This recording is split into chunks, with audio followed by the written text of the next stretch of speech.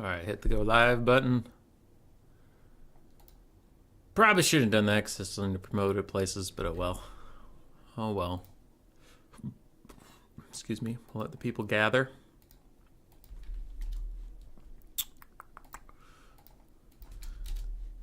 And we'll do an audio feedback once this thing fucking starts. There we go. Live button. Sounds good. How is everybody? How are you all? Doing well, I hope. Hi, Torox. How you doing, buddy? So today, we do have a stream of The Ladies Quest. It's an ODM tournament. Hosted, as far as I know, mostly by Hanadans, though there could be a lot of ODM representation behind the scenes that I don't see. Could be. And the last one, the big one. Hi, Knighthood.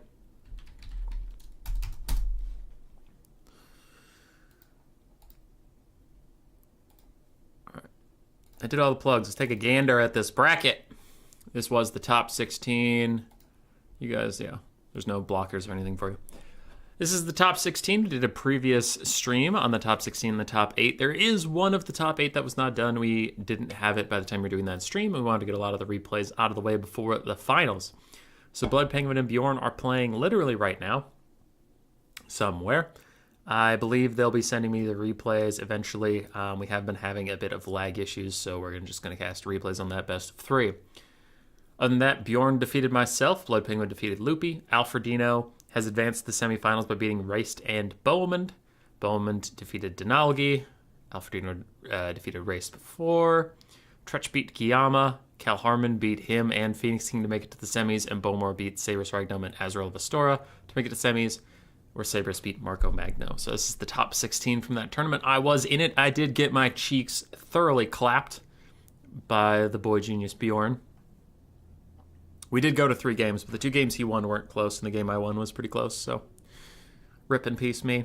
But we'll be casting the top best of 5 here from Bowmore and Cal Harmon, bottom best of 5 from Alfredino and Blank live, and then we'll do the finals best of 5 live. It sounds like the 3rd place match will have to be done another time, but on stream today we'll have 3 live best of 5s and 1 replay best of 3. Should be pretty good. It's going to be, you know, top tier gameplay, so you're probably going to see a lot of Elves, Counts, Warriors of Chaos type factions, you know, Slanesh, Tzeentch, etc. Not a ton of fuckery this far along in such a big tournament. And by big, I mean, yeah, there's only 16 here, but that is the top 16 from a group stage that was played offline, so everybody here going to be super sweaty, super try hard. Hey, Bird. Hey, Knighthood. Hi, Torox.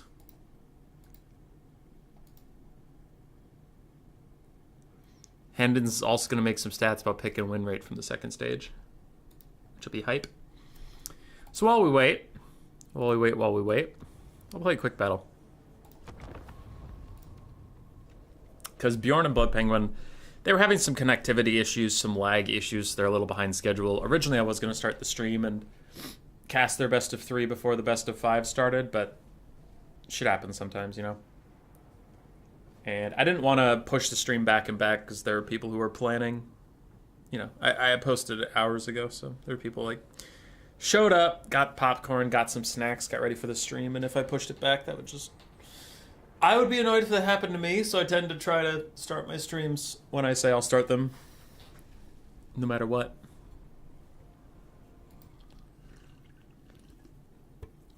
What up, Jazz? Denny said it's Warhammer time, and Warhammer's all over everyone. Dude, channel's been popping recently. We're at 4.3k subs. Last couple videos have gotten like a couple thousand views a piece, which normally my videos get about just under 1k average. This is doing good.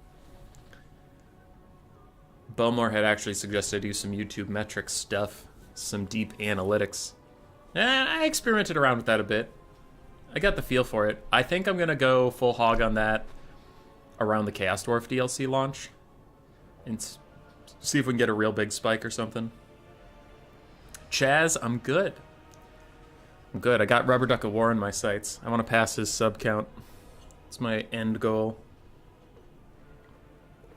Because what's he at these days? Like 11K? I think if I pass him, I'll get thoroughly into the big leagues. Because then it's like Dav, Milk and Cookies, and Ticity all above me. Rubber Duck. And then we bypass Turin. Yeah, he's 11.6. Hummus play Lizards with a Dread Saurian? Sure. I can do that. No one's playing this video game?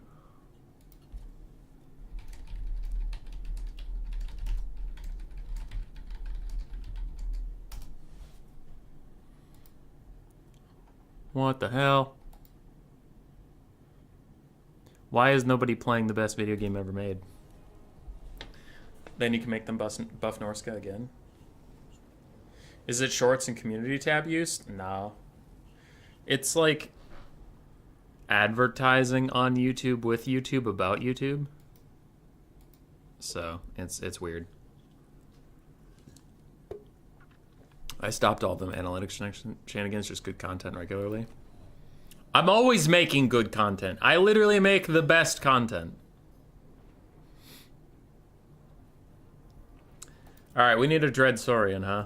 I'll lock in the Lizardmen while I wait and pick my flag, because I always go with the purple flag. Actually, that's not true. I don't always go purple. I go with purple or Tloxlon. Yeah, Tloxlon. But that's mostly because of Toxlon Soothsayer, if I ever feel like paying tribute to him. Alright, we need a Dread Saurian. It's established. A feral Dread Saurian? Wait, did you say feral?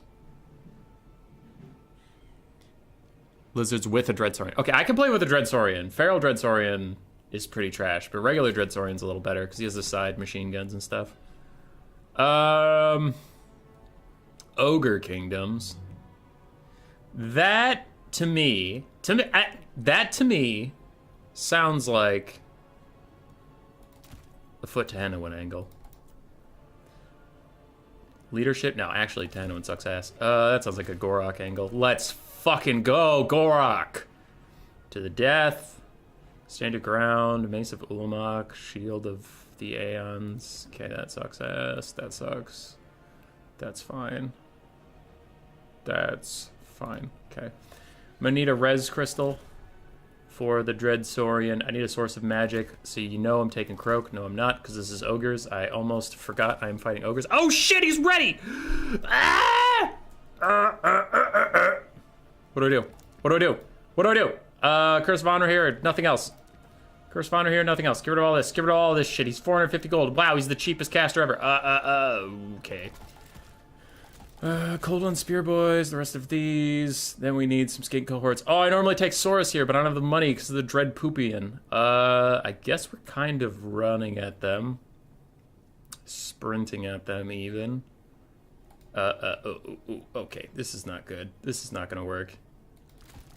Get some skinks with javelins. Get 4 skinks that don't have javelins. Cut 2 of the feral poopadons. Because they're poop, and we don't like them. Let's get a Saurus Spear, 150 gold. I can turn you into a feral poopadon. Yeah, Zergold spend. This isn't gonna work. I'm just... You know what, it's quick battle gaming. We're gonna have a good time. We're gonna have a good time. And no one can make me feel bad. Arwar is probably too expensive. Yeah. The leadership debuff aura might be okay versus the ogres. Might. But I'm worried he's just going to get shot. Which, the feral Dread Saurian, he doesn't have the machine guns on his back. So I do like at least the normal Dread Saurian for that.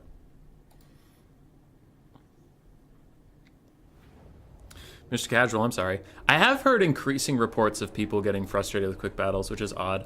Because, like, I've never enjoyed quick battles.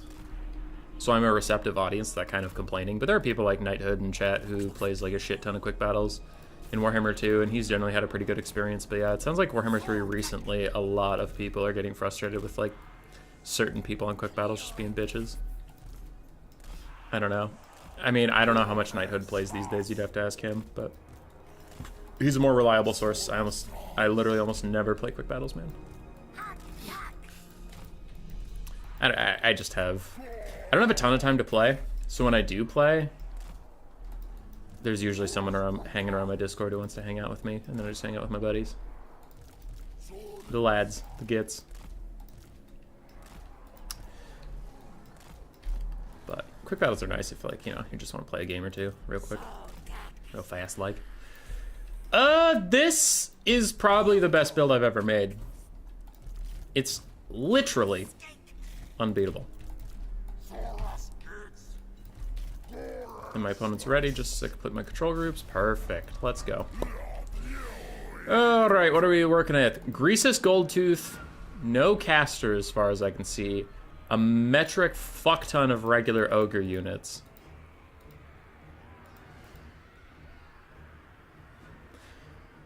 Alright. We take those. Everyone is too good in quick battles. Player get destroyed. Yeah, I will say, I ran into someone in my comment section on the latest Nurgle video where it was like Cool Umbrella versus a random Bretonnian player. And the Bretonnian player didn't even bring a caster. And like, that's fine. You know, some people don't know the meta, which is okay. Metas exist, metas are around. Like, I don't mean people shouldn't play if they're not literally perfect at the game. But it was frustrating that some people in the comment section, actually it's just one guy. There's one guy in the comment section who's just like, I can't believe you would say Nurgle is a weak faction. They're literally unbeatable if you play this unstoppable healing blob that it's just like, they're literally unbeatable. So you're an idiot for thinking that they're even slightly weak. And I'm like, bro, that healing blob isn't even that good. Like, it's very abusive of Game 3 factions specifically because they don't have a lot of archers, but most Game 2 factions are chilling. They don't give a shit. So, yeah, I don't know. It was like, I think that was based off, because one of Turret's like highest viewed videos was that one about, this Nurgle blob is so cancer in quick battles, and it was like a bunch of healing and war shrines and stuff, and it's like, yeah, that's true if your opponent's dog shit. But if they have basic archers or artillery or magic, for a lot of factions, you're gonna have a really bad time. Which, like, I don't know. Stuff can get taken out of context really easily.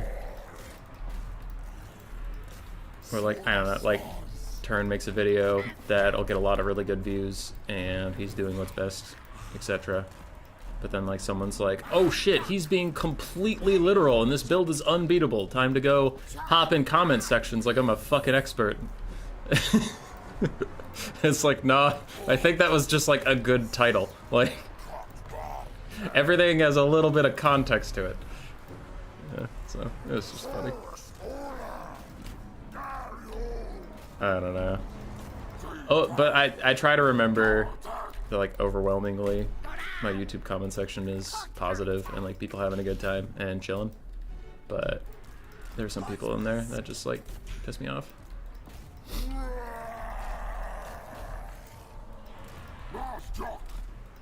Though I suppose the people that piss me off are usually calling me a dumb piece of shit, so I guess I don't really have to. I don't have to play too much to their feelings because I'm never gonna win them, you know.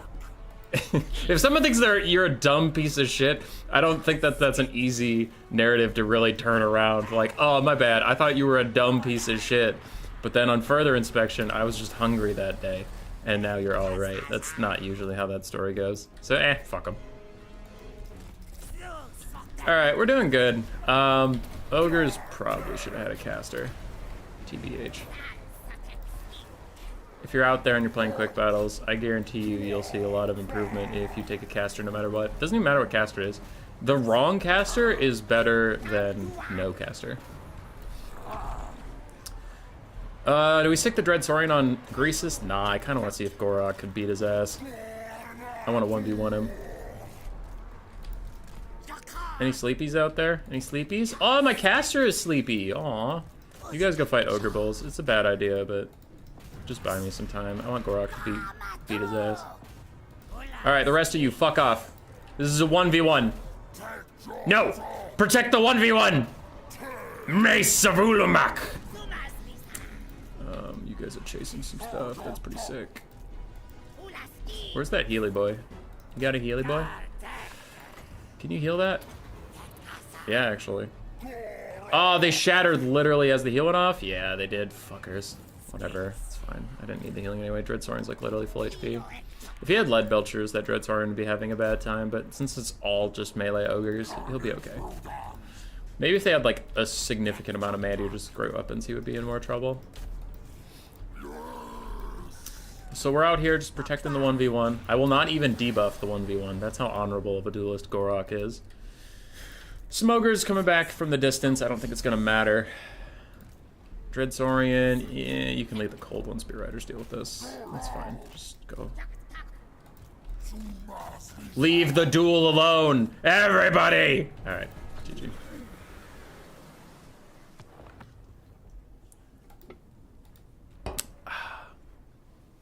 Gorok got 1200 value from fighting Greasus. That's funny. 1200 on the Dreadsaurian. I mean, didn't need it too much. The Cold One Spear Riders and the Feral Cold Ones did a lot. Saurus Spears did great. My usual Lizardman build versus Ogre Kingdoms is a lot more Saurus, because you could see that Saurus are actually pretty wild. Now, they're not OP in this matchup. Like, Lead Belchers try to deal with them. Ogres will generally kite them a bit more and stuff, but, like, you can see their value, right? For the Ogre side, Iron Guts did okay. Regular Ogres, there was just too many of them with too little support. Because Ogres alone aren't that good. It's Ogres on top of Noblars that actually do some pretty decent work. You play up to 50 quick battles a week currently, Knighthood? Yeah, that sounds about right.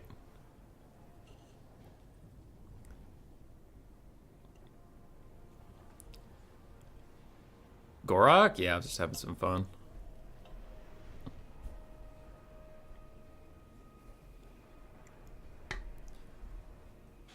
What was Greasus damage? Not very high, unfortunately.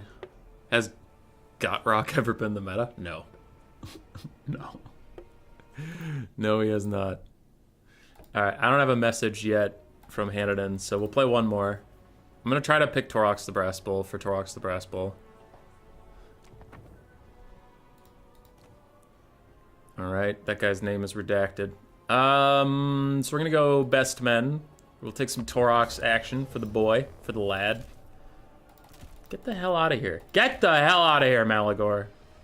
I'm going to take Torox no matter what. The rest of the army, I might have to wait to actually see what my opponent's bringing. 2,000 gold for this guy.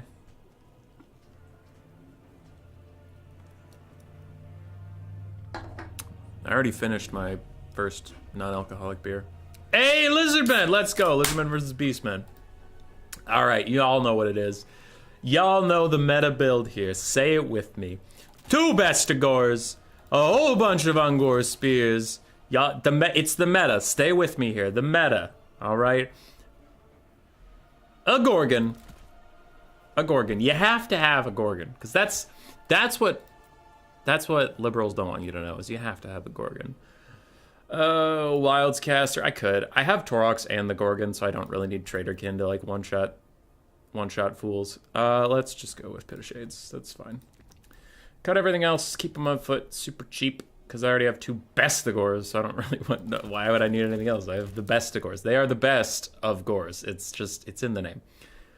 Centigors chase down any kiting benches. What about air cheese? Not cheese, but just air units in general. We'll need some archers. And then with 950 gold, one of these. One of those. This build's bad enough that it might work. First my pistol brace, then my Gorgon. Bring a Jabber Scythe in the Blood Brute? You got it, Chief.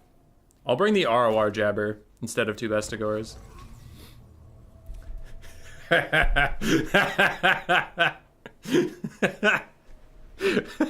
We have my new favorite unit to cast, by the way. The Varga Blarga Blarga Blar.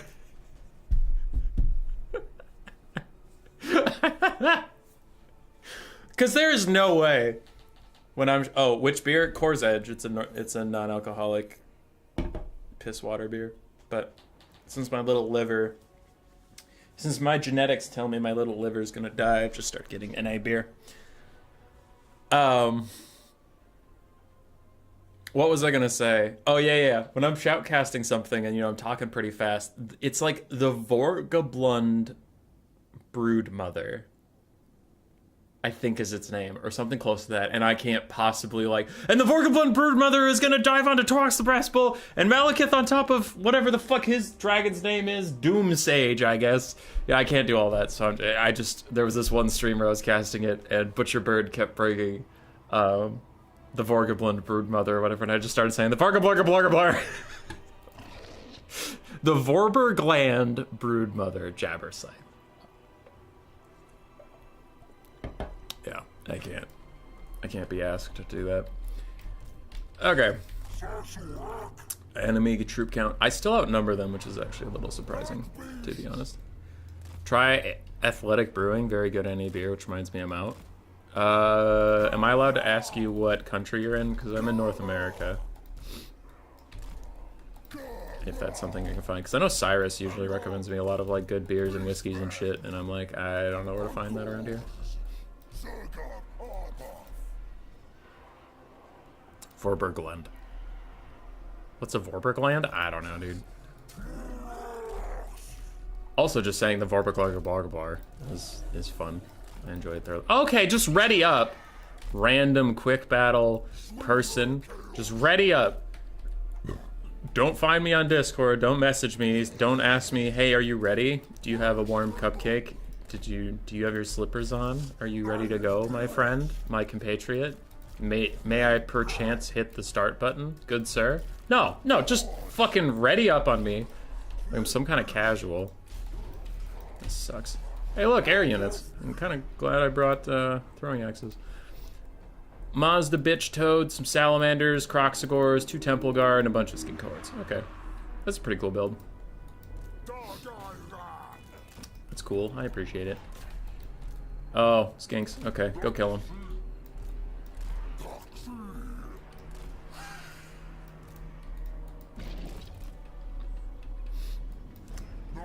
He doesn't have any mobility assets, so I wonder if I can just run down these skinks. No, I'm moving too slow. I'm gonna get in front of his front line, just get shot by salamanders. Okay. In that case, push forward. Onwards, lads, onwards. No big deal, let the Ungors die.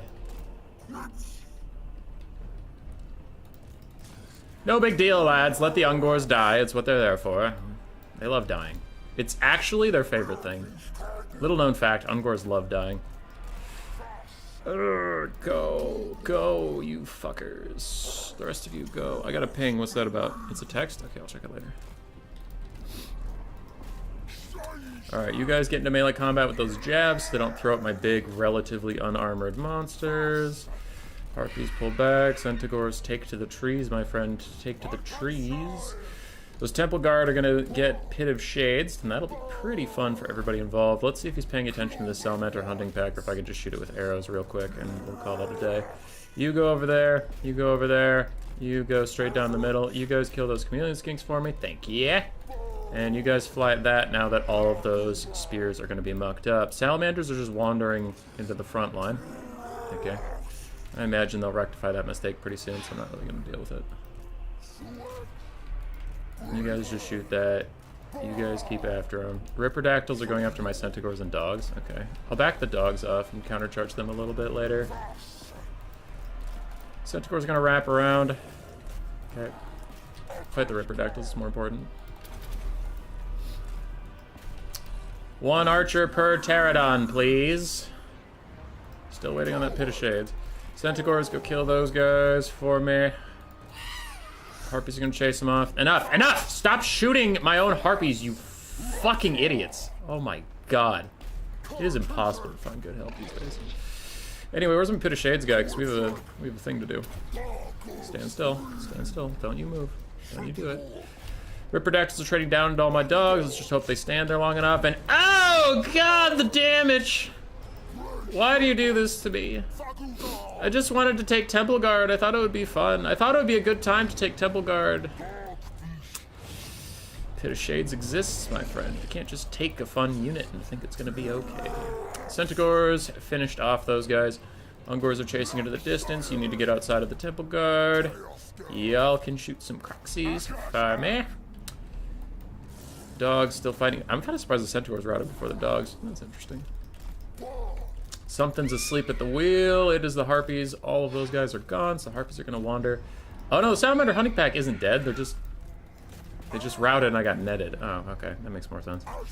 Almost have another Pit of Shades. Dogs. These dogs are fighting forever. This is actually kind of wild how long these dogs are just chilling out. Let's take Torox and send him after Mazda. I'll give him the honors. I'll send the Blood Brute back to fight the Croxigors, but I feel like Torox deserves to go kick Mazda in the dick.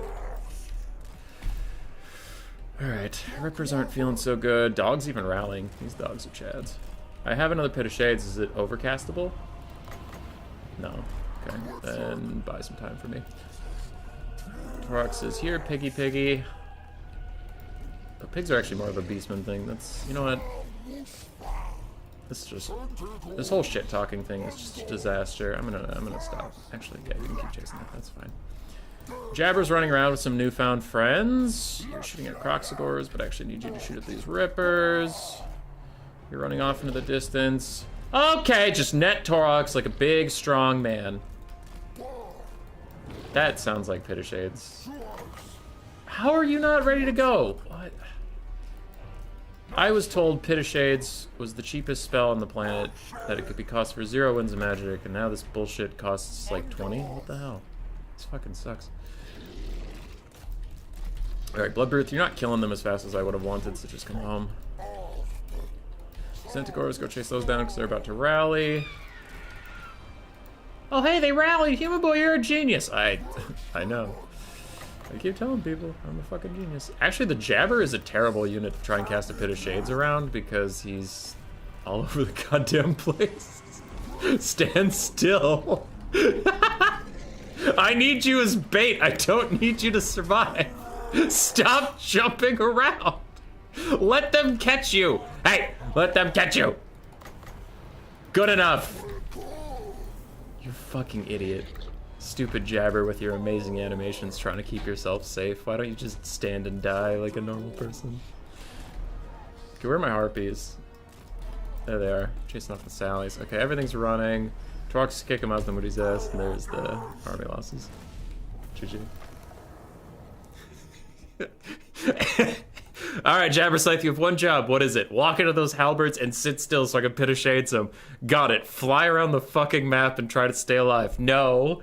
Die for the great cause. Got it. Don't die for the great cause. Not amazing values on my single entities, honestly. Pit of Shade casters did good. But Centaurs, dogs, Harpies did a lot. Archers did a lot. Nungor Spearmen ran around. The inside Mazdamundi didn't do much. Ripperdactyls did okay. Temple Guard honestly did okay. Crocscores did poopy. Skirmish Elements did eh. And Skin Cards Javelins did fine.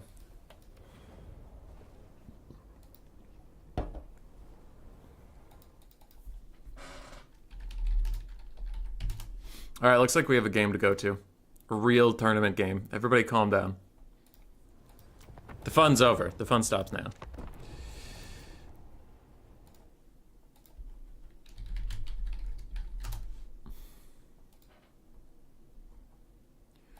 And these degenerates forgot to give me a spectator slot. Makes me mad. Thanks, Torox. I did my best just for you.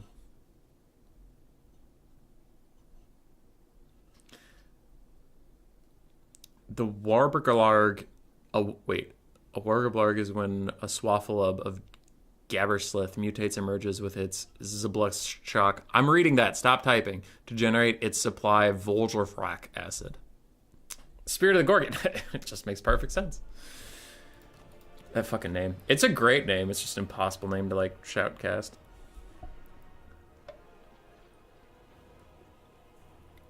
Run Wild is the name of the IPA they make. I actually have been enjoying a good amount of North American beers. I'm sorry. NA beers, so, like, non-alcoholic. Non-alcoholic wines?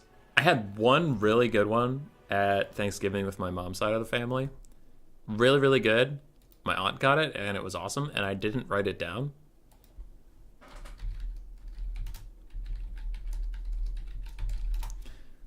So then I've been trying NA wine since then. I've tried like 6 different ones, and they all just taste awful. Grace and I recently picked up 2 NA wines from a shop in the cities, and it tasted... But the best way I can describe it is it tasted like grape juice and rubber put together, but not like wine at all, and it was terrible. I couldn't drink them. Normally, like, I'm the type of person that I don't throw away anything. I'll eat stuff to the very end unless it's, like, moldy. But even if I don't like something, I'll finish it. I could not finish this. I couldn't even finish the glass that I had, so I'd end up dumping the bottle out, and it sucked.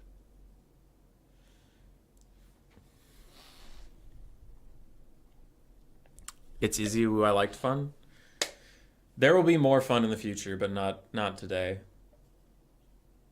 Not this day. Fucking grieving. Yeah, I think ours and Arsenal is more offensive than sucks. Yeah.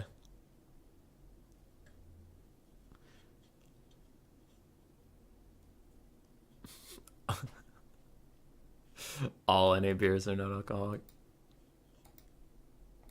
All right. I should update the scorecard. So we are doing the top best of 5. For anybody who wasn't here at the very start, we are here with the Ladies Quest finals. We had a slight delay, which is why I was playing some quick battles. I was going to cast the replays of Blood Penguin and Bjorn best of 3 before the semifinals, and then the semifinals and finals would be live. But they were having some technical issues, some lag problems, some of the replay files were getting corrupted, so they're figuring that out, and we just did quick battles to fill some time. Now, we are at the normal scheduled start time for the semifinals, so we're just going to hop to the top semifinal best of 5 between Bowmore and Cal Harmon. They are doing their picks and bans right now, and Cal Harmon will soon join the lobby, and then it should be pretty quick games after that. Hannadon's likes doing the pick and bans where like they do all 5 pick and bans ahead of time. So then when you actually get going, it's just like game. I mean, they still have to do builds, but at least you skip the pick and ban phase. Alrighty. Cal Harmon is here. I can keep the ODM. I can change the name. ODM Cal Harmon. In our replay stream of the top 16 and top 8, Cal Harmon was taking some pretty off-meta stuff. He was taking Wood Elves and Lizardmen and doing quite well with them. To be fair, Wood Elves were strangely popular in the top 16 and top 8, which was kind of fun to see. But he is the type of guy that takes what he likes and what he's comfortable with over what is per chance meta at the time. He still might take meta stuff from here and there, but I expect this will be probably a spicier best of 5 than the other one. Alfredino plays Demons of Chaos, but other than that, I think he sticks pretty meta. We'll see. Blood Penguin's not meta. Bjorn's meta, so I guess it depends who wins that bottom best of 3.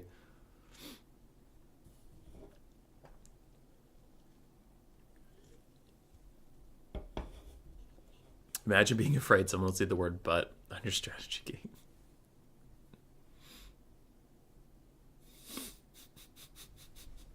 Doomsage, that feels like a copy pasta.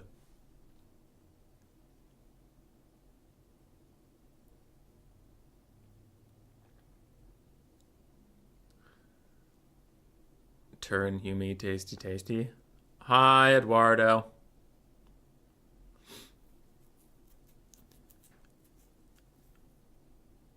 There was a really good copy pasta that someone posted in my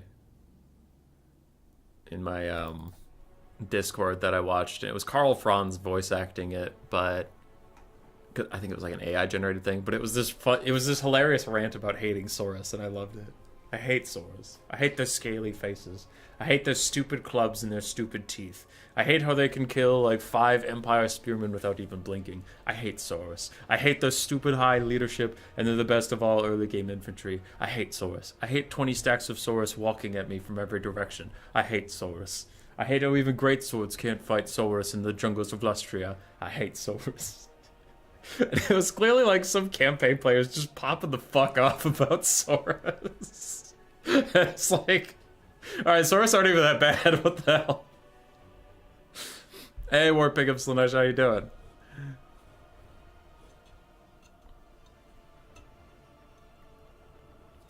We have chat censorship, but the CA gave Vampire Coast characters names like Dick Half-Master, Cat Cox. Some of the coast names are pretty great.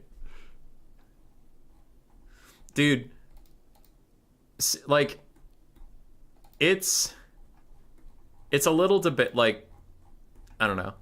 There are decent reasons to be mad about Warhammer 3, like the state it's been released in and all that stuff. There's also reasons to be excited for it, like it's just a broad, sweeping fantasy game. And if you don't look at Warhammer 2, like if Warhammer 2 never existed, Warhammer 3 would have a really positive reception because it's like a really cool, expansive game. You can play a lot of hours of, like the campaign is great, like all those things. Like yes, it has flaws, but it's objectively a good game. Like in the global ecosystem of video games, it's a good video game. And one of the best things about this game series that I think is underappreciated is the voice acting. The voice acting for this game did not have to go as hard as it did, but man, it went hard. Luther Harkon has some of the best voice acting I've ever heard. I fucking love Luther. He's so great. It's honestly hard to find bad examples, but like Icaclaw is fantastic. All the Skaven characters are pretty fantastic. Carl Franz, whoever they got to do his voice acting, is just incredible. I will say Boris Todbringer is pretty meh. Like, there's nothing wrong with it, but I'm just not inspired. I love Todbringer's character, and I love taking him in multiplayer battles, but I don't love his voice acting that much. I don't love his voice acting that much.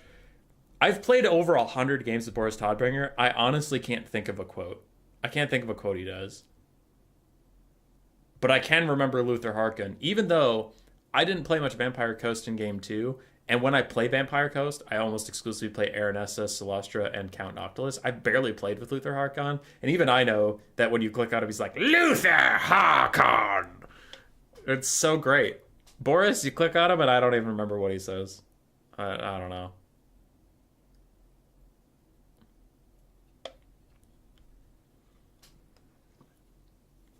All right, Cal Harmon, join the lobby. Picked Wood Elves, readied up.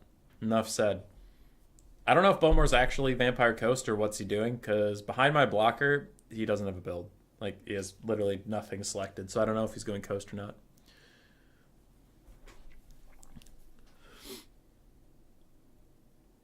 Bruno, how are you today? Did I miss something or just started? It just started. I played some quick battles to buy time till we started, but the real tournament just started. This is game 1 of the semifinals.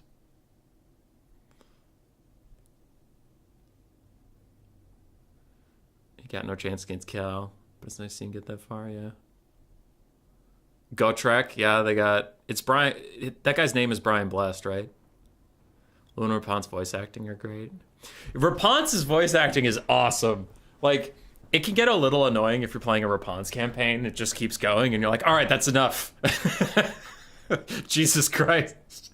But they just go so hard. Like, they could have phoned in the voice acting, but they didn't. Rakarth is the one guy from Game of Thrones and Misfits. I thought that was a weird choice for Rakarth's name, but not a bad choice, just not what I would have expected.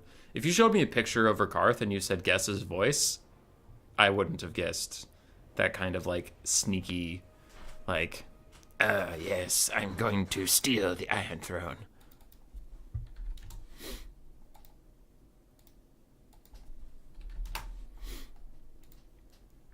Malice. Darkblade actor was in Postman Fat. Shut up, demon! If near the Darude autism storm, that would happen if he didn't clarify he loves Todbringer. Boris Todbringer with the Alex Jones memes? Yeah, those videos are really good. Tariff does a great job with those. Come over here, coward!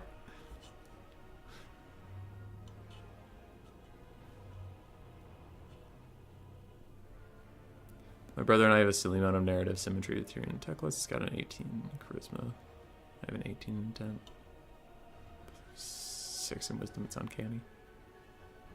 Damn. Scrag the Slaughter's voice acting. I haven't listened to that too much because I don't take him very often in multiplayer. All right, game 1 is Vampire Coast versus Wood Elves. Game 2 is going to be Dwarves versus Lizardmen. Game 3 will be Skaven versus Nurgle. Game 4 will be Lizardmen versus Empire. And game 5 will be Dark Elves versus Dwarves. Huh. Yeah, those are some off-meta picks. Excuse me. What do you think, Brackish? Shall we give him to the wolves? Yeah, the voice acting is incredible.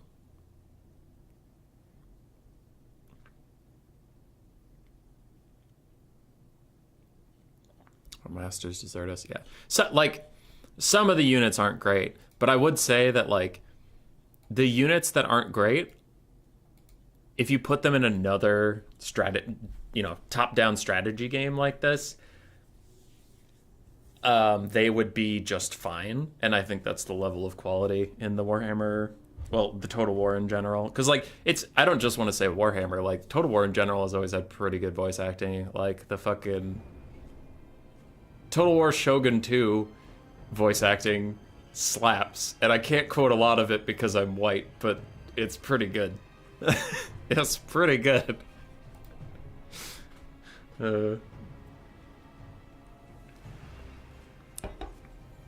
I blame the non-NA beer. I was explaining to Warhammer once in a pub, and I started trying to do a Rapon's voice. Eventually ended up yelling, "Fuzzy lady!" My best French accent. The Bretonnian voice acting also goes super hard. It's really good. I love how one of the Men-at-Arms, I think it's either, because the Men-at-Arms have very similar voice lines, but I love how one of the Men-at-Arms voice lines, when you click on them sometimes, is just... And you're like, what the fuck? You just gurgled at me. What does it mean? Are you okay? Do you need to go home? Like, you don't have to be here. We're just defending Bretonia. It's not like it matters. Click on a guy and his response, instead of like, "Yes, sir. How are you doing, sir?" Or like, "I'm good today," or "Ready to fight." Just ah!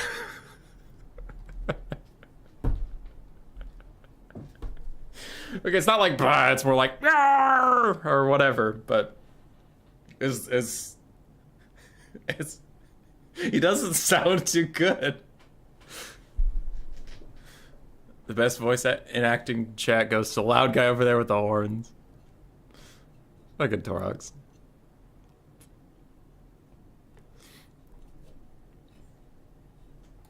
The Shogun guy was great, yeah.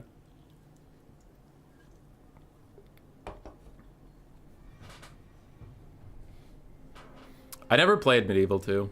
I got it when it was on sale, but I entered the series with Shogun 2, and then I got Medieval 2, like, literally never opened it, and then I played Warhammer 1 and Warhammer 2 and Warhammer 3.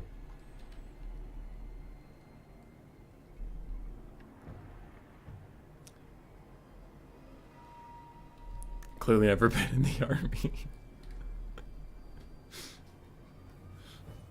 That they not be French, the moon people watch us. I wish moon people watched me. I could use some tips. Alright, all peasants need some extensive therapy. Yeah. Okay. Alright, builds are mostly set up. We're going to start casting this stuff. We're going to start focusing up, being professional, as always. For the Wood Elves of Cal Harmon, we do have two Glade Riders of Spears, the Wild Hunters of Kurnos, Wild Riders ROR, another Wild Rider in the trees, and a third Glade Rider with Spears. In the back, we have a Deepwood Scout with Shiver Shards. Drycha in the front line with her summon, Melkoth's Mystifying Miasma, Pit of Shades. Then we have Glade Guard, Glade Guard, Glade Guard, Glade Guard. Some of them have Starfire Shafts, some of them don't, so 5 total. A front line of Dryads. And that's about that. Yeah, it looks like the whole build. The other side for the coast, Bowmore is bringing Celestra. I also like Celestra, though he seems to like Celestra more than even I do. A front line of 5 pistols, back line of 4 animated hulks. We do have 2 Morgul Haunters, 2 Scurvy Dogs, triple bats, all 3 of which have bombs. Yes, all 3 of which have bombs, and then 2 melee bats, making a total of 5.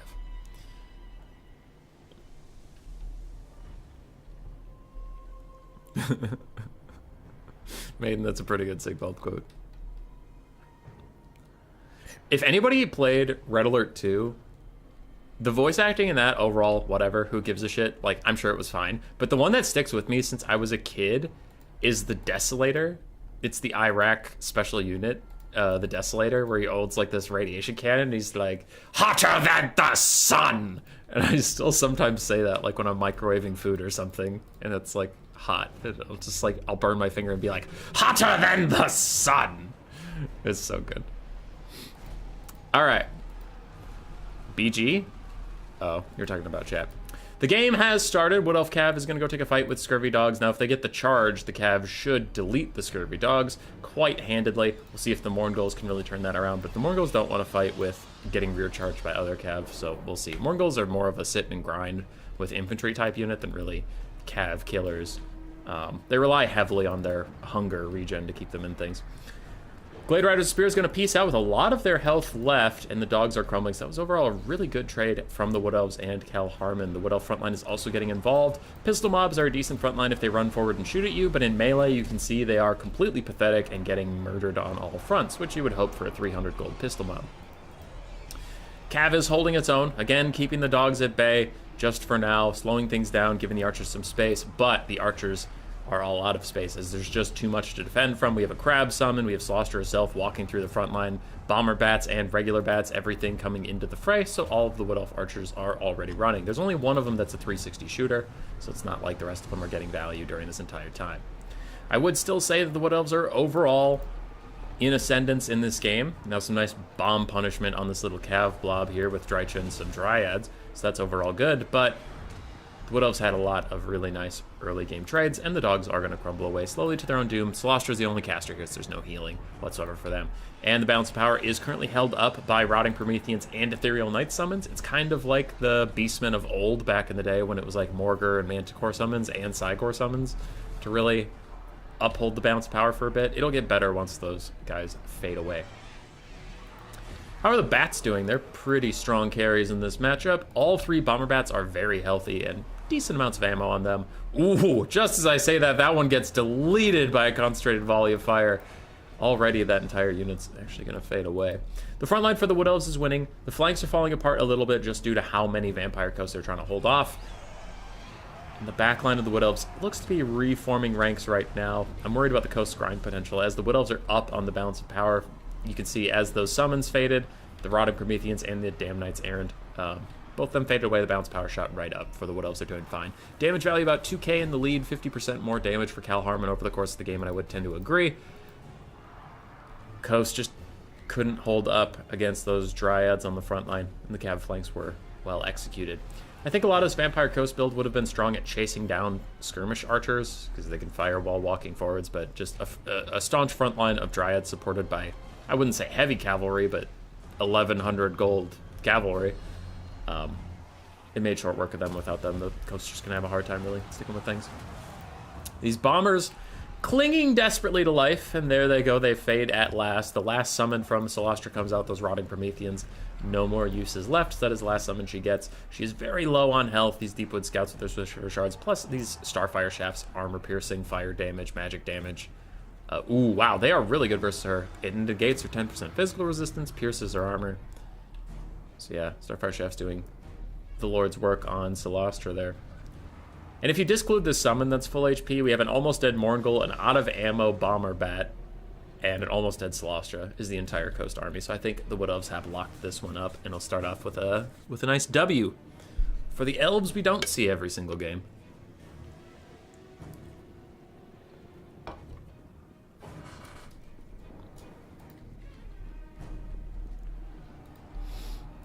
Once that summon fades, I wouldn't be surprised if army losses hit. Hey, let's go! Let's go. Hummus Boy, did you predict army losses as soon as the summon faded and then the summon faded and army losses happened? It's because I'm a goddamn genius. Anyway, nice job from Cal Harmon. It was a good build. Drycha did fine. She's kind of a supporting character in this fight, unfortunately for her. The cavalry overall did very well value-wise. Archers, mixed, but overall paying for themselves, so good for them.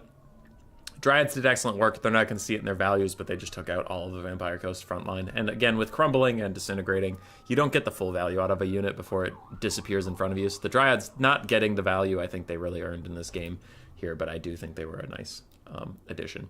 Slostra and her summons were really the only thing that was working for the Vampire Coast. I guess the Bomber Bats too. I'll give them their credit. But dogs, Scurvy Dogs have been really underwhelming in Warhammer 3. I think they're necessary, but they're not the world beaters they used to be in Warhammer 2.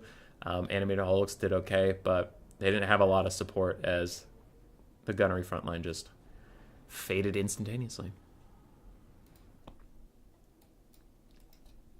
Would Elves OP please nerf? I mean, I was going to say it. I was just going to let it be implied. Lizardmen versus Dwarf. Second matchup. And again, they did all their picks and bans ahead of time, so after the picks and bans are done, we should be rocketing through these army building phases. Desolator ready. Find a hot spot. Red Alert 2 voice acting was pretty dope. Except for Tanya. Dude, Tanya is so annoying in Red Alert 1 and 2. Every time you click on her, she's just super loud. And she has like 3 voice lines that they play over and over again. Alarials. Oh, Alarials. Yeah, from Warhammer 2 and 3. Yeah. Job's done. Work referee villager.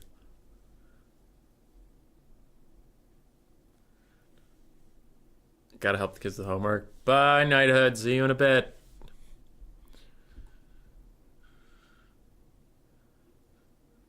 Come on, Wrath of the Righteous was fun too, because their voice lines are amazing. I have never heard of Wrath of the Righteous. Hiya! Dude, Link's a good meme. Will we get Cathay this series? So the pick and bans were VP versus Wood Elves, Dwarves versus Lizardmen, Skaven versus Nurgle, Lizardmen versus Empire, and Dark Elves versus Dwarves. So if it goes to Game 5, you'll get 2 Dwarf games. How do you feel about the Red Alert 3 cutscenes? They were hilarious. They were terrible, but they were hilarious. Red Alert 3 overall was like a fine game. Red Alert 2 is definitely better, but 3 was fine. The series really started to go downhill like around that time though, because Red Alert 3 was fine, and then Command & Conquer 4 was a fucking travesty. And then they did that like mobile game that no one gave a shit about, and the series died.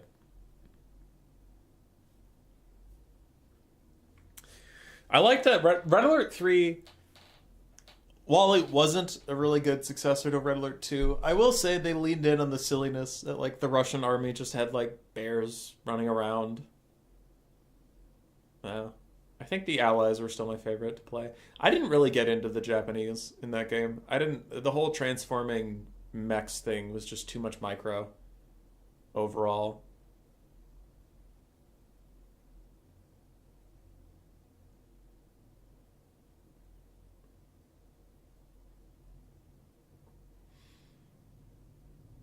Can we get accounts mirror? I don't know. Ask the players. That ain't my problem. You're not my dad.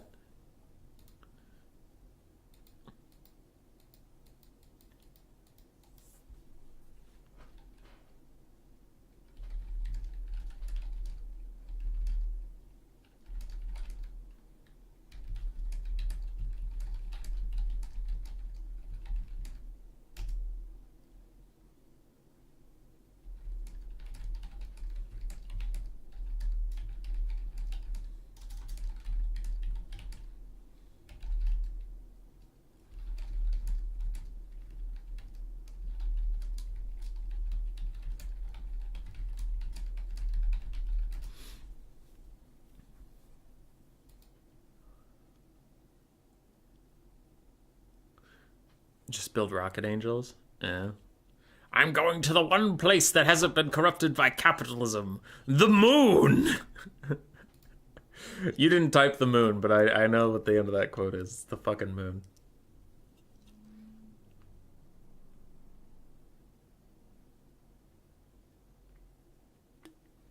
Have you heard of the Wojtek?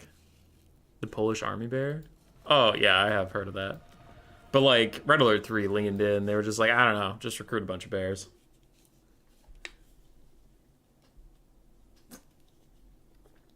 Both my NAVers are gone. Now I am sad.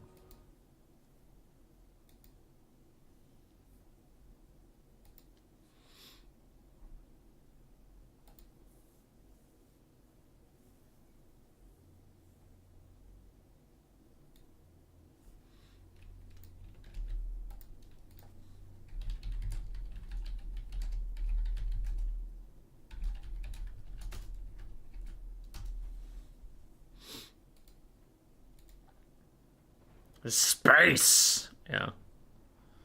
Alright. Alright, everybody besides me wins. Hold on. Bowmore's taking 35 years, so let's listen. Let's all just take a listen. Escaping to the one place that hasn't been corrupted by capitalism. Space! The way he fucking says space. Space! Oh, that's so good, dude. It's Washtek, yeah. He just sits there breathing heavily for a second, then space! Oh, so good. Washtek. Now Cal Harmon unreadied when Bowmore readied. What the hell? Oh, the blocker is one level too high. Boom. There you go. Now you can see Cal Harmon's glorious one.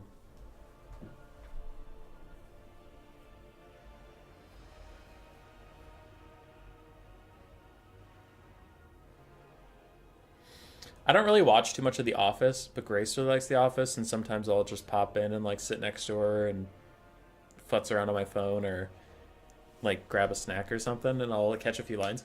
The Office is pretty funny, and it has a lot of that stuff where you can see people trying not to laugh at their own lines. Especially the background characters are having a pretty hard time. Office outtakes are also quite top notch. I saw the best fucking video. If I'm reminded of it, on the next army build phase, we'll take a peek at it. It's like 4 minutes long, so I'm not gonna watch the whole thing on stream.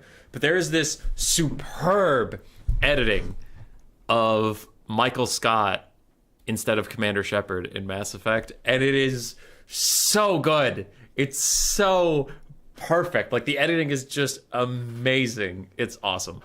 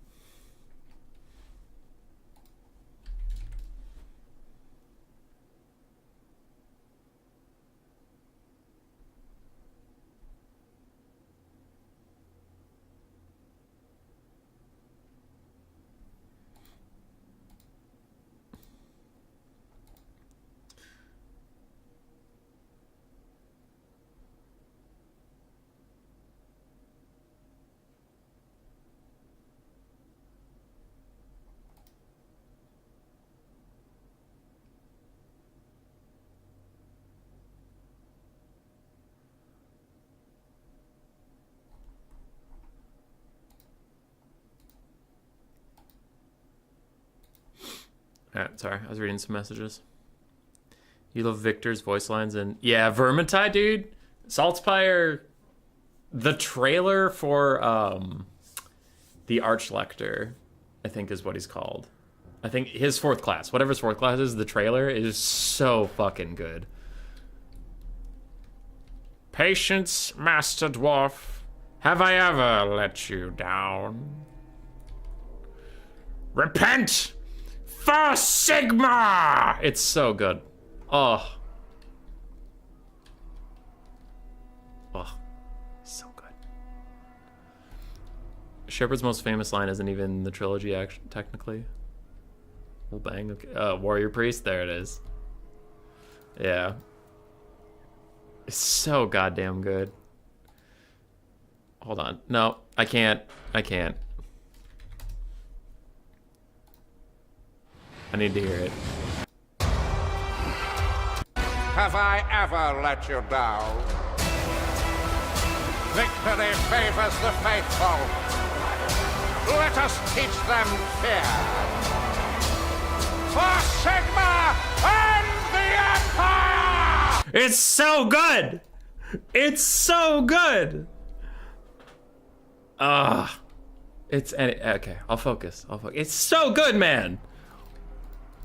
Oh, it makes me want to just go play Vermintide now. Should we go play Vermintide? Let's go play Vermintide. No, okay, wait, I'm gonna focus. But like, Vermintide could be pretty good. Okay, all right, I'm listening. Alrighty, Bowmore and his dwarves. We have dwarf warriors as a front line, minus blast charges as a secondary, some longbeards on the far flanks. Quarrelers in the middle, Althars, raiders. Rangers are great weapons with the marked by Althar debuff. Reduces armor, missile block chance, missile resistance, all that stuff. Quarrelers, longbeards in the back, 2 slayers, and Thoric Ironbrow. A video just came out from a very reliable news channel. I think it's called Hummus Boy Yum Yum or something. I don't know. No affiliation about Thoric today. And that if you cast any abilities near him that have a cast time, even if it is not a spell, you will still take the overcast damage because he's a piece of shit and he's stupid and he's dumb. I mean, what? Nothing. On the other side, for Cal Harmon, he has 2 Ripperdactyl Riders, a front line of Skink Skirmishers, secondary line of Skink Cohorts and Skink Cohorts Javelins, some Red Crested Skinks mixed in, 1 Razordon Hunting Pack to do some late game kiting with their armor-piercing missiles. We have Croxagors, the only matchup where they are maybe possibly any good. There are 2 of them. I still think they're trash, but maybe he can make them work. 1 Feral Bastodon for cheap armor-piercing terror, a Croxagor Ancient. This is a matchup you actually see him a good amount. You also see him into the Skaven matchup because of his anti-infantry, generally being pretty good versus dwarves. He does have nice melee buff stats with the Horn of Kygor. I usually don't take the Amulet of Itzel because 60% ward save is nice, but it's only one-time use. We also have a Skink Priest or Beast with a Manticore summon, do a little bit of disruption. I generally, in Warhammer 3, think you need more than just a Manticore summon, though, because you have 80 Winds of Magic total to get through, and 2 Manticore summons cost 40, so you're only using half your Winds of Magic. The only reason you would take just a Manticore is if you think this game is going to be over one way or the other within, like, the first, 4 minutes of the game, so there's no chance you would ever use all the Winds of Magic. Sugmar. You know what? Y'all are jerks. I think he's perfect the way he is.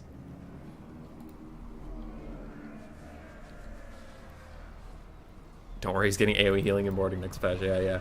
Alright, so Ripperdactyls for the Lizardmen are diving in. Croxagor suffering mightily at the hands of all these Quarrelers and even the Althar's Raiders. They're already down to missing 1/3 HP. But the Rippers are in. Slayers should be able to deal with the Ripperdactyls very quickly, so it is up to Cal to get them out of danger, get them out of harm's way. And the Rippers on the other side are pulling away from the Slayers, so you have to imagine that these will as well. They are starting to get out, but they're very squishy units. They even take a decent amount of damage on their way forward. Still be okay overall. Rune of Doom already popped, giving the whole Dwarven army plus 24 melee attack and cause fear. Blast and charges are out for some of the miners. You can see Skinks are not enjoying that whatsoever. These Croxagors in the center piece just got beneath half HP. First Manticore summon is out. Thoric is rolling dirty through the Feral Bastodon, some Skink cohorts, Althar's Raiders, trying to help him out a bit. So currently throwing their armor-piercing axes into random Skink cohorts is definitely not an efficient use of their time. Cal's doing very nicely with these Ripperdactyls, keeping them moving, keeping them agile away from the Slayers, disrupting as many Quarrelers as possible. And the Manticore is also just going to go back there for disruption. So it's all about using these flying units to stop any shenanigans from the archers. Razordon Hunting Pack down in the pit, not going to have the best firing angle from down there, but they have almost killed a whole minus a blasting charge unit. So, I mean, it's something. Good for you. Dwarves out here on the hustle, on the grind. Slayers currently a little AFK from Bowmore, need to be put back onto these Croxagors who are almost dead. Where are the other Croxagors? They're just not even in the fight. Croxagors, you're poop. I hate you. The only Croxagor that isn't dead is one that's not fighting. Razordon still kiting around with these Longbeards, doing some decent damage. They are down to half ammo capacity, and the balance of power is just about even, slightly in favor of Cal Harmon. And it felt like it was going really well for the Lizards, but if you look at the damage value, actually Bowmore is keeping right in lockstep And Lizards aren't a necessarily high leadership faction. They're not a low leadership faction, but they're not a high leadership faction, so their damage value actually counts a lot worse. Like, if you and the Dwarves in the late game both have 10,000 damage value on you, the Dwarves are going to fight to the end, and the Lizards are probably going to fuck off. Ripper is getting involved in the fight. Now, this fight does have Slayers in it, so they're probably overcommitted, and you can see they are getting slapped down. I think this full health Ripper is going to just have to opt out and leave behind his very damaged friend as a bit of a peace offering. Dwarf Warriors fighting Crocscores. That will be a good fight for the Crocscores, if you could ever call any fight at all on the face of the planet good for Crocscores. Razordawn's running up, trying to kill some more Dwarves. Dwarf Warriors, Slayers, just a metric fuck ton of Dwarves running around with Feral Bastildon, who's at half HP. Bounce power still dead even. Damage value also right there with it. One of the Rippers is about to rout. The other one's staying in this fight with Longbeards and Slayers. I'm not sure what they're trying to achieve here, because there's no Quarrelers. It's not like there's anything they're compromising here. It looks like they're just taking a fight with a bunch of Dwarves and regretting it. Now they're starting to leave, but it did cost an entire Ripper before they did so. They'll probably be used as flying dog units at this point, just chase off anything that's already routing. All good stuff. Crocscore Ancient avoiding Thoric for now. He was fighting him a bit earlier. It looks like he didn't enjoy it. Thoric and some of his Dwarf Warrior pals fighting this Feral Bastildon.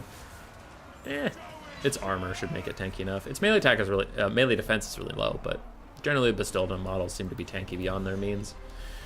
Razordawn's trying to fight Thoric, trying to shoot at him. Unfortunately, that doesn't do as much damage as you would hope, but maybe at that close of range he'll get something done. Nope, they're just going to opt into melee combat because of reasons. Across the board, Crocscore is still fighting. Without Quarrelers, now they could maybe do well, because everything's going to be purely down to melee, if they avoid Slayers, that is. But they'll maybe do alright. Thoric compromising the Razordawn hunting pack, they are going to run away. Lizardmen still about dead even on the balance of power, maybe slightly in their favor. Things will get better as they start chasing all this stuff off. Oh, there's a third Ripper, I didn't notice that. At the start I thought I just saw two, maybe one was in Vanguard. Don't know, but we have 3 Rippers. All of them have seen better days, but 2 of them are actually healthy enough to still have pretty meaningful impact on this game. Lizards taking command, I would think. Looking at their battlefield presence, looking at everything, I think the Lizards are generally more happy than the Dwarves with their state in this game. Razordawn's unfortunately opting into a melee fight with Dwarf Warriors. I think it's because the flag was all the way over here. It can be hard for Cal to tell that most of the unit's actually in melee right now, and he is going to start to run away. But yeah, Lizards chasing off a ton of routing stuff. Gives them buku agency. And the Dwarves just having slow melee infantry left could leave them prone to kiting and cycle charging and etc. Generally the reasons that infantry blobs aren't the way to win games. I'm not saying this Dwarven army was relying on the infantry blob. It clearly had Quarrelers and Ulthar's Raiders and stuff, but Cal Harmon prioritized them quickly, took them out quickly, and now the Dwarves lost all their tools of agency, so they're just going to hope that they have enough stats and bodies left in the fight to win it out. Slayer's taking a fight with Crocscores. That is a great trade for them value-wise. I mean, they're probably going to die, but they'll trade up against the Croxies, who were half health a second ago and now are almost dead. Thoric trying to juke, but with 7 volleys left, this Razor on a hunting pack should be able to get out a meaningful amount of damage. Though I wonder, because you are seeing what I was talking about, it doesn't do as much damage as you would hope against Thoric. I wonder if that ammo would be better spent on like the full health Dwarf Warriors and like Longbeards around the map. Maybe dealing with them is a little more important. Because Crocscores can maybe do okay versus Thoric. Though as I said that out loud, they can't, so I don't know. Meh. Rune of Doom pops out on the field. Razordawn's down to 5 volleys, still trying to kill Thoric off. Bastildon not looking so hot. Ripper's not looking so hot. I still think the Lizardmen got it.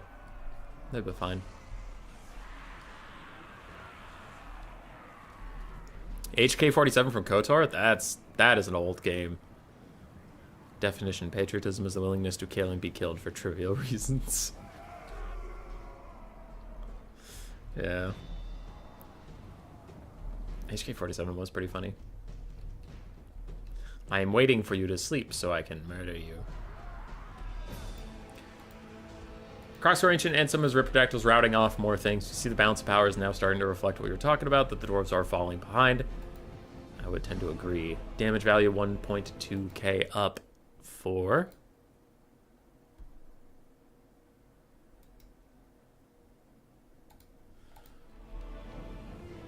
Sorry. Yeah, 1.2k up for the Lizardmen.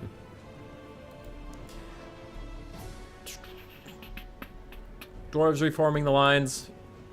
They have some Slayers. I guess maybe that's what they're hanging their hat on, but the rest of this doesn't look too good for them. There's just there's too many lizards. There's too many.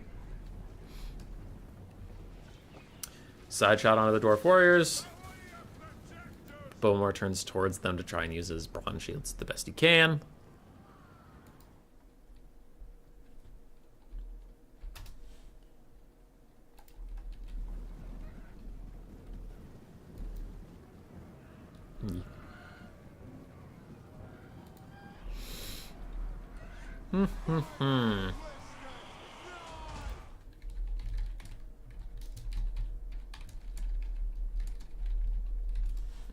Are you winning at casting? Of course I am. Always am. Longbeard's getting rear charged by Ripperdactyls. Slayers and Thoric trying to find a home. Thoric's throwing out a spell. Quick little rune of speed, giving everybody more melee attack and more speed. Trying to keep his Longbeards in the fight. They are fresh as a daisy, but they will eventually rout. Nope, they're gonna hold on. They're gonna hang in there. Slayer's tearing apart some Ripperdactyls there. The Longbeards start to rout. And Thoric is trying to snipe out the Croxor Ancient, who has 60% damage resistance right now. And it just faded. So now he actually will probably start losing this duel. But I think that's the only hope for the Dwarves is a clutch Lord snipe. And then maybe everything cycle routes, but it's not going to be enough.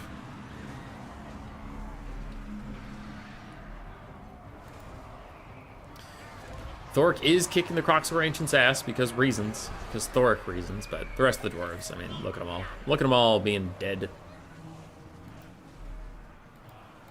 Thoric can't do it alone. He can't do it alone. Army losses hits at last for the Dwarves. Bowmore will concede, and that is 2-0 to Cal Harmon. Croxy Ancient, only 400 value.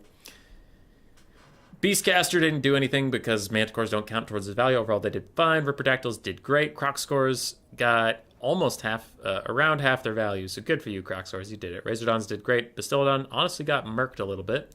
Red Crested Skinks did okay. Skink Skirmishers did fine. Skink Cohorts all did what they needed to.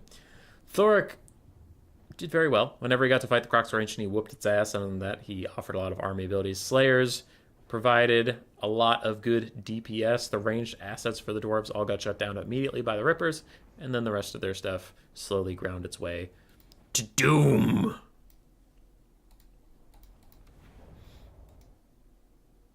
And that's how you spell GG. All right, why do I have 6 messages? What's this about?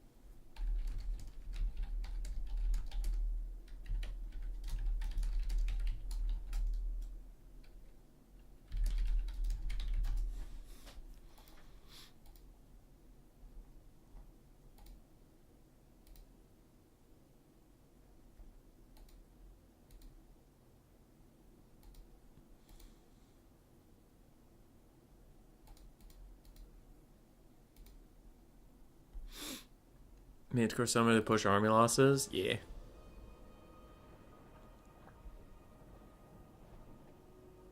Show this 4M video? Oh, the Mass Effect. Yeah. Hold on. Michael Scott. There it is. So I can't show the whole thing because I get worried about like the stream getting shut down.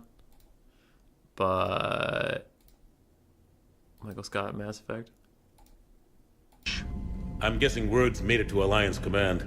Something big's headed our way. That's what she said. God help us all. You get the best out of us. I think that pretty much. Oh, this is sums it the up. best part. Best part. Oh my God! Okay, it's happening. Everybody stay calm. What's the procedure, everyone? What's the procedure? Stay calm!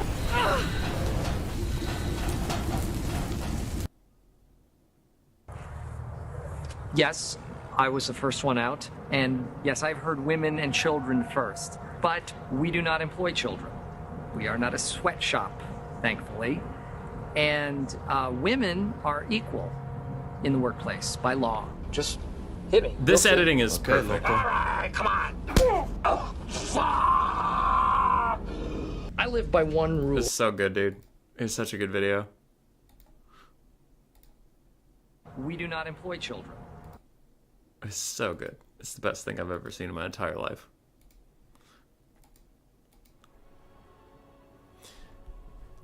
Babylonian cyberpunk magical dwarves with monsters and earthquake. Maybe sounds pretty cool indeed. Oh, chaos dwarves. Yeah.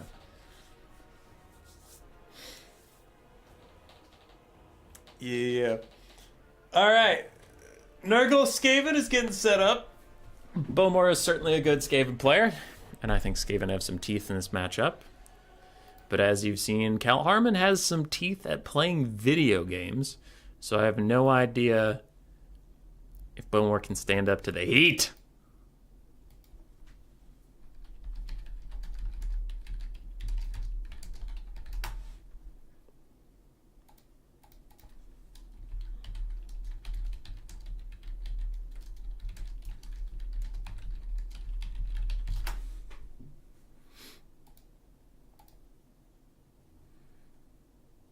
Best thing I've ever seen is your face.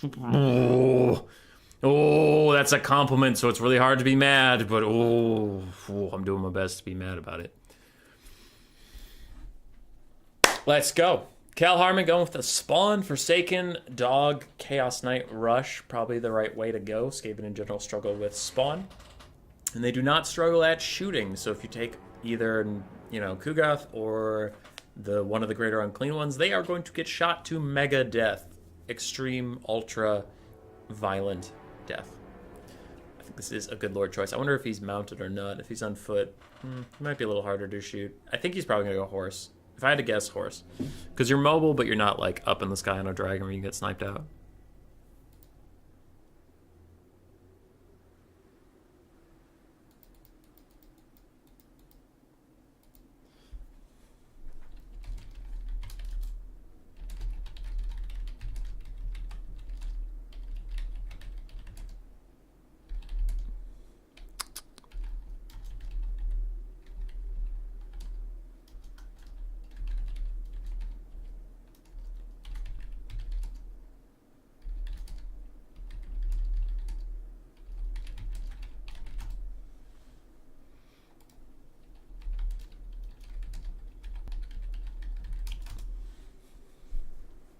Okay.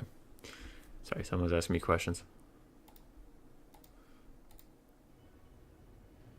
Nurgle, huh? Nurgle isn't that boring. Like, Nurgle has the potential to be boring if he just, like, blobs up on a big healing thing, but that's so weak to basic archers and cannons and shit that, like, no one does that. I honestly don't think Nurgle's that bad to watch these days. It's kind of like vampire counts, where vampire counts can be really dumb to watch if they blob or if they spell cheese or, like, send in one zombie at a time so they can spear leech you to death. But, like, I don't know. Blood Knight gameplay is actually usually pretty good. That's really the only gameplay I enjoy from the counts. So yeah, maybe counts still suck dick, but I don't think Nurgle's nearly that bad.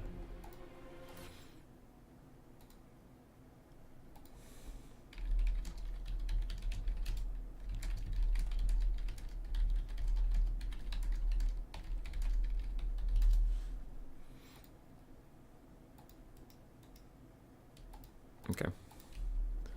Your last Iron Rat stream lasted 9 hours? Yeah, it did. There's 23 factions I gotta win on. There's 23 factions, Maiden.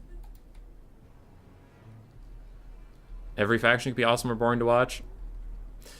Generally, yeah. Yeah. I mean, yeah. Anything can be great or anything can suck. You enjoyed your last stream? No, you didn't. Nobody did. For the Skaven, they're mostly set up. We have 3 Warplock Jezzails, one of which is the Natty Boo Boo Sharpshooters. We have 2 Globes, 2 Ashen Triads, and then a mix of Skaven Slaves and Clan Rat Spears. 4 Rat Ogres in the back. A Gracier of Plague with both summons, and we also have the Warpstone Scroll for a little bit of air punishment. Yada yada. Who dares continue typing to me? Do not type to me, ever! On the other side, for Nurgle, we have a Chaos Knight and 2 Warhounds on both flanks. We have 3 Chaos Spawn, 3 Forsaken, and a Chaos Sorcerer Lord of Nurgle of Death with Face of Buna, Spirit Leech, and the Filth Base. The only fan stick. There's also a Vanguarded Nurgling. The viewership was banger throughout the entire stream. The Iron Rat stream? Hell yeah, dude. It was 9 hours of non-stop action. Skaven are just going to want to shoot with the Jezzails. Honestly, shooting either Chaos Knights or Forsaken. The Spawn aren't a great target for Jezzails. Generally just too much health pool to really get a lot out of it. And then Globes can deal with the rest. Maybe. I think this Nurgle build is really good versus what Bowmore brought, though. Ugh. Ugh. Quick little Spirit Leech onto the Gracier of Plague, though the Chaos Sorcerer Lord Nurgle is taking more damage than this is worth, probably. He does have his crown, the Crown of Everlasting Conquest, so I guess he is healing up. He's fine. He's chilling. Gracier throws out a quick Clan Rat, stops some of the Forsaken and Chaos Spawn in their tracks. Meanwhile, Jezzails are deleting this unit of Chaos Knights that Cal Harmon has decided, you know what, fuck it, they're just gonna die. They're just gonna die. Dogs charging into Rat Ogres and Ashen Triads. Not going to work out, so they will back off. The Ashen Triads were, to be fair, hidden until that moment. They even popped the concealment bombs to be extra sneaky. Games will be casted? Oh, okay. Globes now firing into Spawn without any Forsaken support. So Forsaken got a little off-centered, meaning the Spears should do really good damage value, and the Globes are also doing nicely. Jezzail's still firing in as well. So Nurgle taking a lot of damage. Cal Harmon almost at 1,000 value, while Bowmore is at 3,000 already. Balance of power is significantly favoring the Skaven. Wow. That is brutal. That is brutal. Forsaken front line is getting melted. Chaos Spawn really don't have the standing power they need, and the Chaos Knights also heavy in the melee defense department and not so much in the offensive area, and that's a big problem versus Skaven because like they don't really care about your melee defense that much. They're just going to shoot you or bomb you to death, so it's more about dealing damage quickly, and Nurgle's just not about that life. Not about it.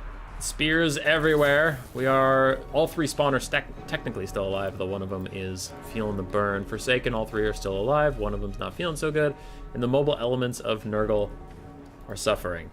Most of their dogs are wounded enough that they'll rout at a slight breeze.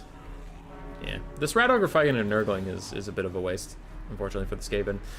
Could be a big moment for Cal to get back in this game. Spawn have stopped 1 Warplock Jezzail.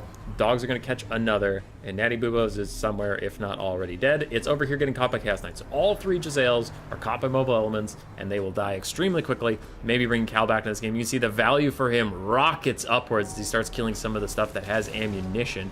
It looks like both Globes also were pushed. Yeah, both Globes are pushed off, Skaven down to just a melee grind. That balance of power is probably going to swing wildly back towards the middle as these Warplock Jezzails are pushed off. 2 of them are already routing. Natty Boobos is barely hanging on as these Chaos Knights of Nurgle are just inundated with Triads and Rat Ogres. Gracier's chilling, Gracier's vibing. Frontline for the Skaven, mixed as is usual with their ilk. And these Chaos Knights who are clinging to life are going to try and chase the Globes. So those Globes are going to rally, and if they get orders right away from Bowmore to just turn and fire, they will kill the last of those Chaos Knights and come back to the field. Could be something concerning there. Nurgle clinging to life in this game. Natty Boobos still the only Warplock Jezzail team that is alive. Globes turn, Globes fire, and they'll be okay. There's no way the Chaos Knights keep fighting. Yeah, they shatter, and the Globes are fine. There we go. There we go! What is that? Shattered Poison Globe. About dead. Jezzail. Where's the third Jezzail? Must be entirely dead, because I don't see it anywhere. Globe is back. Globe gets attack orders onto the dogs, but I don't think it's going to be enough. No, actually, they don't have attack orders onto the dogs. Now they do. Now they don't. What the fuck is going on? The dogs broke their attack orders just to get bombed a bit by the globes. I think those dogs should still be healthy enough to push the globes off the map, so that'll be pretty nice. Fuck. Nurgle, but I don't know how much it matters anymore. There's not a lot left for the globes to even throw at. They've done their damage. They've done what they needed to. It's down to just a single entity. If this Chaos Sorcerer Lord of Nurgle can pull something out of his ass and kill the Grace here, maybe he can win this entire game, but currently surrounded by 2 units of Rat Ogres. He's so thoroughly penned in that he can't get out if he wanted to. His horse doesn't have nearly enough mass to get through the Rat Ogres, so he's about to rout, and army losses will hit if he goes. Might hit even before he goes. It's hitting right now, and loving it. No, it's not hitting yet, but it's soon. All the Forsaken are routed off. The spawn of the last things left here. Chaos Sorcerer Lord of Death is going to rout. That'll be GG to the Skaven.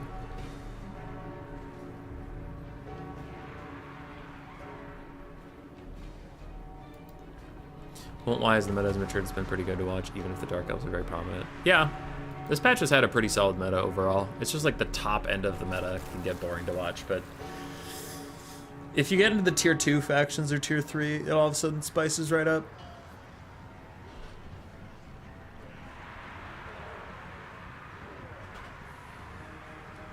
Seems like an oof matchup for Nurgle. It's not that one that I like personally. I know some Nurgle players think it's good for Nurgle, but I think the Chaos Knights were a bit of a whoops.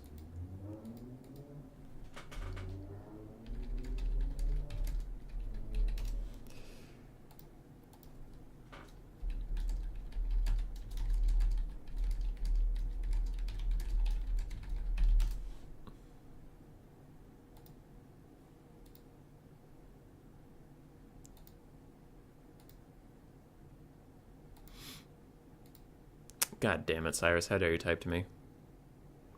How does Slaanesh perform in land battles opinions? Is it as OP as domination mode? No. They're strong, but it's not domination levels, because I've heard that they're just unbeatable in Dom. In land, they're strong, but not even oppressive.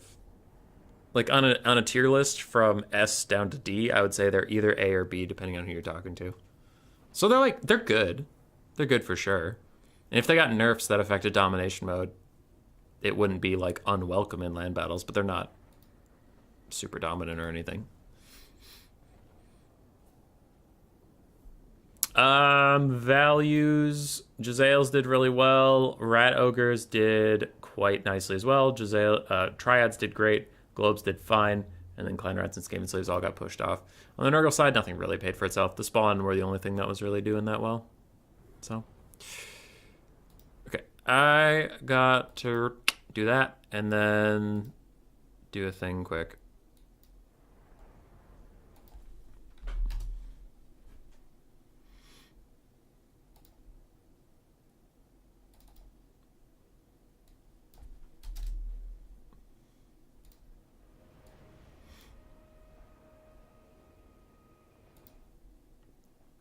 Bowmore goes up 1, and they'll proceed to game 4.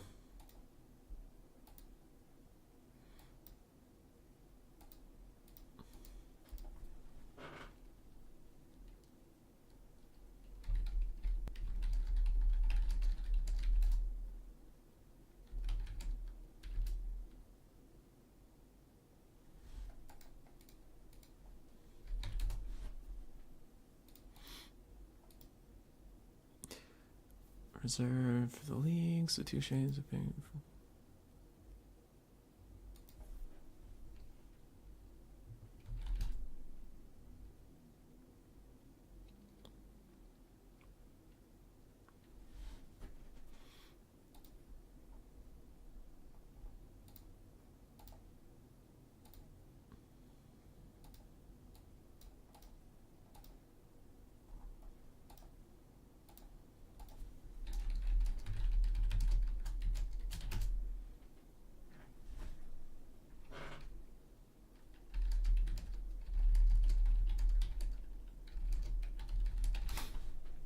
All right, just typing a cue about some new player league stuff. These guys are setting up Lizardmen Empire. And I need to take a leak.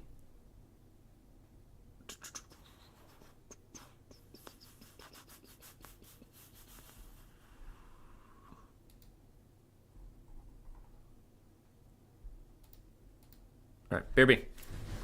Burp.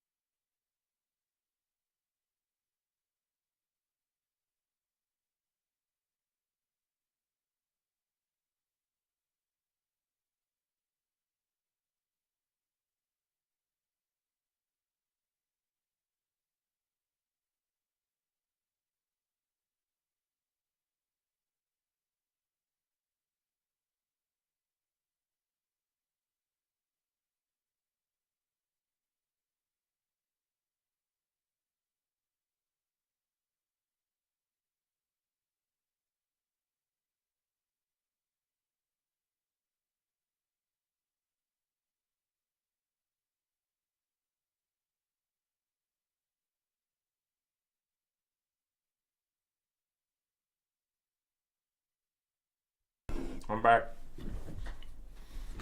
I'm back. Calm down. We got a LaCroix. Got some gummy bears. We're good.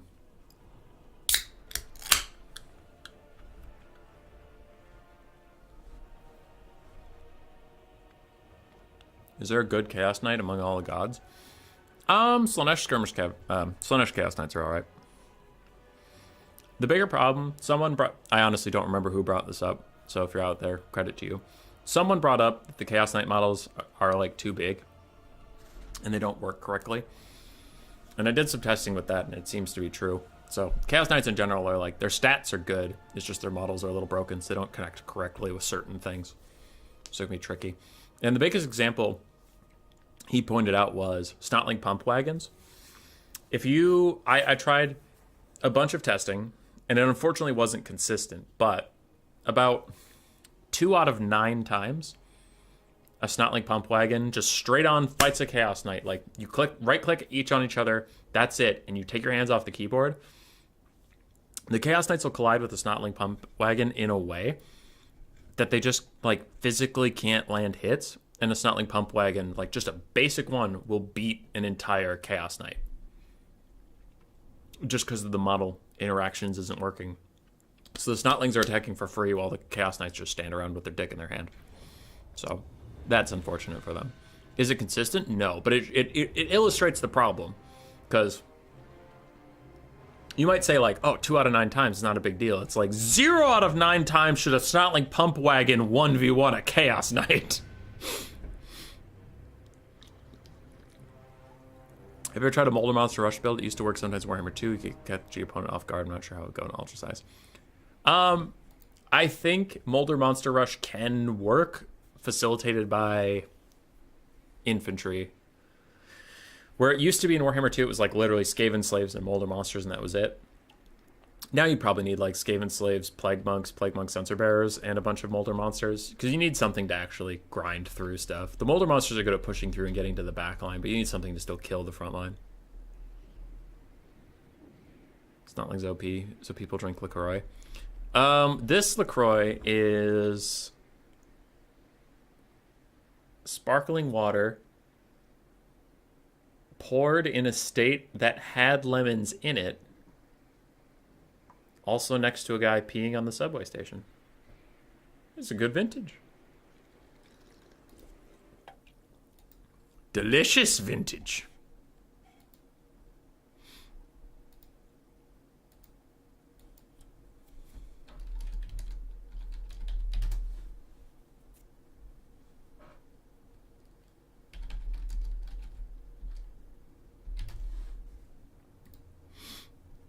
Alright, Cuden's mad at me for Cuden reasons. Do people wear LaCroix? No. Oh, yeah, what are we doing here? Empire versus Lizardmen? What game is this? Game number 4? What game is this? Warhammer 3? Wow, that sounds like it sucks. Why are we playing Warhammer 3 when we could be playing Marvel's Avengers, pay to win?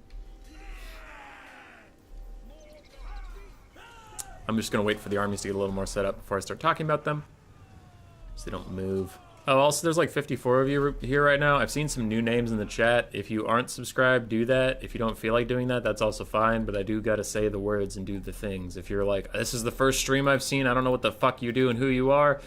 Every day there's a video at 8 o'clock in the morning my time. It switches off between memes and land battle replays. If you saw a land battle replay, tomorrow's going to be a meme. If you saw a meme, tomorrow's going to be a land battle replay, yada yada. We also do live streams, usually tournament coverage of land battles type things, or me playing land battles. If none of that sounds appealing to you, sounds good. If any of that sounds like a fun time, please subscribe. Cool? Cool. Alright, I did my due diligence, and the armies are more set up. For Bowmore's turn on the Lizardmen, this is more Lizardmen than we have seen ever in this best of 5. We see 2 games of them, and the rest of Warhammer 3 we have seen maybe 1 game. Maybe 1. That is humor. Front line of Saurus mixed with Skink cohorts, back line of Skink cohorts with Javelins. We even have 1 Saurus Spear in the tertiary area. 4 Feral Cold Ones, 1 Cold One Spear Rider. No, 2 Cold One Spear Riders, my bad. We do have a Slann Mage Priest of Fire with Burning Head as his only spell. And then we have a Revivification Crystal to offer some support to the Cav fight. Don't forget the Bug Watch. I kind of slot that in with memes, because normally I do kind of a funny bit, rather than just be like, this is a bug, and then turn off the video. Sometimes I do that, but usually, yeah. For Cal Harmon and the Empire, we have 2 Outriders Grenade Launchers to clear out a bunch of infantry, the Hellblaster Volley Gun, Boris Toddbringer, a Jade Wizard with Flesh to Stone and Earthblood, and then it looks like we have Demigryph Knights with Halberds. I'll get back to that. 2 Reiksguard? Normally he does everything in symmetry. Yeah, 2 Reiksguard, 2 Empire Knights, a front line of basic swordsmen. A very small front line, to be honest. But anyway, we do have the Demigryph Knights with Halberds. I would go focus on them, but for now I have to watch if he properly executes the Outrider Kite, because if he lets them get in range of these Javelin throwers, they are going to lose so many models so fast your head will spin. So it is a very key component of how skilled the player is with Outriders if he can avoid getting into the range of these Javelins. They are in range now, but do the throws hit? Yes. Though for some reason only like half the unit through. Now the rest are throwing, but he's already moving, he's already dodging, so he will get out of there. But even dodging, you can see how much damage he took, is really the hard part about Outrider Kite, is you have to be super on point with running around. Is this a final? The stream is the final stream. But yeah, semis and finals are best of 5 because this tournament has been running over like the course of a month, so this is like the grand finale. The Outriders are doing a lot of damage to the Skinks, and they're overall dodging the Javelins pretty well, overall. Empire Knights are going to start charging Lizardmen frontline. This is bold. I mean, you might have to do it, but that leaves your backline entirely open to these Feral Cold Ones and Golden Spear Riders. But with a front line of like 4 swordsmen, I think Cal just realizes he can't hold the front line with infantry alone, so he's going to need some cavalry support. Boris diving in, providing leadership debuffs, does rout off some Skinks, even with Cold-Blooded on top of them. And the Empire Knights do okay damage to the Saurus, but now they need to come back and fight Cold and Spear Riders. Cold and Spear Riders will win that trade, but not when surrounded by swordsmen like that. They are going to regret that quite a bit. Demigryph Knights with Halberds fighting Cold and Spear Riders. Good for them. Meanwhile, with Outrider Grenade Launcher support firing at the Saurus, they should be okay, as Demigryph Knights don't want to get bogged down in Saurus. Skaven mains deserve the worst. Burning Head tickles a little bit of the swordsman, and then it's actually going to friendly fire the lizards more than it hurts the Empire. Pairing with the Outriders Grenade Launchers and getting shot from behind those Javelins, maybe they'll take a little bit more damage, so that end up being worth it. But a sketch Burning Head, I'm going to say it out loud. It was a sketch Burning Head. Feral Cold Ones eating the Hellblaster crew alive. Meanwhile, a rear charge for more Feral Cold Ones. Their nice armor-piercing values are going to tear apart the Demigryph Knights. So I think Cal Harmon is in a bit of trouble here overall. The Lizard Tide is just swarming over his front line, and the Cav was not enough to hold back all the infantry that are soaring in. Haha, soaring. Saurus. Heh. Boris is trying to snipe out the Fire Slann, though Slans are much tankier than you might suppose. And he's even getting rear charged by a Bastilla with the Purification Crystal, so he'll need some help here pretty soon. Outrider's Grenade Launcher is still a lot of ammunition, not a lot of HP. But they are here, they are present, they are trying to clear out some things. Demigryph Knights, Flesh to Stone, giving him 60% physical resistance. They're trying to stay in this fight, they're trying to hang in there as the rest of the Empire starts to fall apart. How are we doing on normal Knights? Half-health Empire Knight, half-health Reiksguard. That's about it. The other Empire Knights aren't feeling so good. Boris is hunting down the Fire Salon, which is turning the balance of power in the favor of Cal Harmon. Currently, a bit of ass-kickery is unfolding in front of our very eyes as the Fire Salon starts to get away. Now, a beautiful charge here from the Cold One Spear Riders, but a terror route onto the Salon. I didn't even notice, but Salons are not IDP. Okay. I don't think they should be, but my brain assumed they were. So the Feral Cold One Spear Riders pushing off the Empire Knights. They are now going to be able to surround Boris a little bit, but with his leadership debuffs, he'll probably actually push them off relatively easily. Most of this was just to facilitate the Fire Salon escaping, though, so it's all fine. Cal Harmon enjoying the bump and grind for now is... What the hell is going on with that? Okay, anyway, a weird blob of state troops are there. Where are most of the Demigryph Knights? They're over here! We have invisible Demigryph Knights! That flag isn't real! Nothing's real! Everything is a lie! And the Salon Mage Priest is currently getting healed up by the Revivification Crystal, but he's surrounded by Demigryph Knights he doesn't even know are there! He has no idea he's in danger!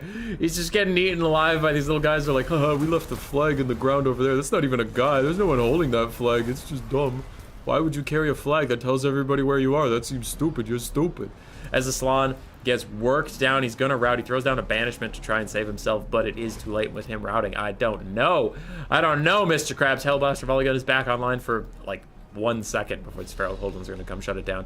But I don't know if the Saurus that are left are gonna be enough to grind through, especially with these Outriders grenade launchers.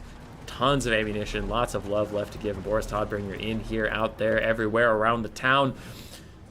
Gonna make sure that Salon Mage Priest Fire doesn't come back. Jade was just chilling on the side saying, you need me, boss? Nope. Okay, sounds good. This Demigryph Knight, the one holding the flag, is trying to regroup with the rest of the unit that is here, but the Salon is shattered entirely. And this little bitch holding his flag super far away from the rest of the unit is probably the MVP in this game, because for sure Bowmore didn't know that those fucking Demigryphs were right on top of his lord. That is wild.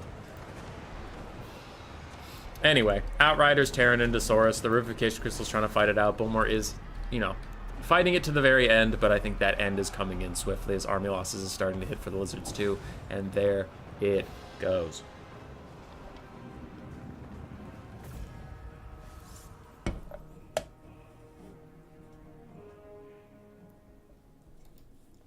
The green one saying I'm a piece of shit. All right, green one. Okay. All right. That's inappropriate behavior, and someone needs to boot his ass out of here. No, I'm just kidding. He's a friend. Manuel Romero. ODM's the green one. Boris, fine value. Demigryph Knights with Halberds did very, very nicely. Reichsguard and Empire Knights did okay. They just tried to block stuff in and get good value. Hellblaster Volleygun almost paid for itself in the short time it had on this earth. Outriders Grenade Launchers did great. For the other side, Fire Salon was doing fine. One of his burning heads kind of did as much friendly fire as enemy damage, and then he got caught by stealth halberds, so he didn't really know he was in danger. Hard to judge him off of that. Saurus did very well, grinding through the Empire front line. Overall, I think the Lizardman build was quite good. I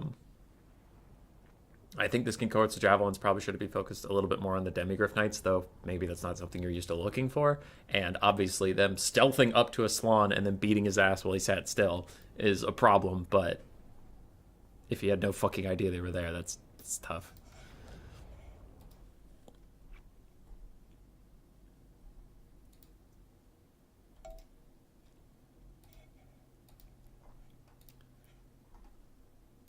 Okay, looking at these messages I have, making sure none of them are important. One's in the ODM server, so is it about this?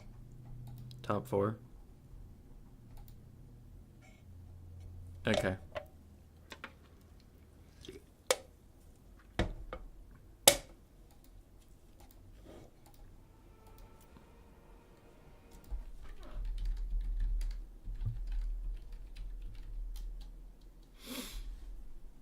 Alrighty, do we have...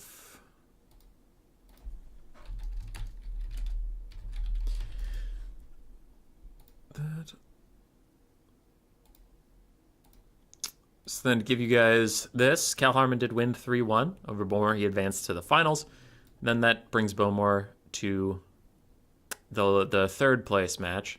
I am looking for replays. I'm talking to the tournament host right now. Apparently Blood Penguin and Bjorn are done, and there are 2 replays for me to watch. But I haven't been sent them yet.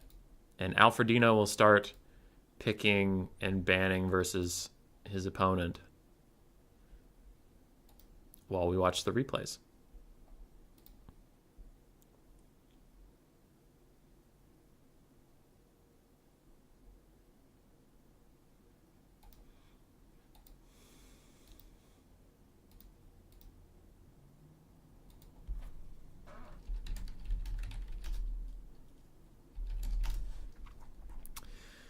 Okay. I need to save these replays, but they were sent to me. We will cast the quick best of 3 between Bjorn and Blood Penguin.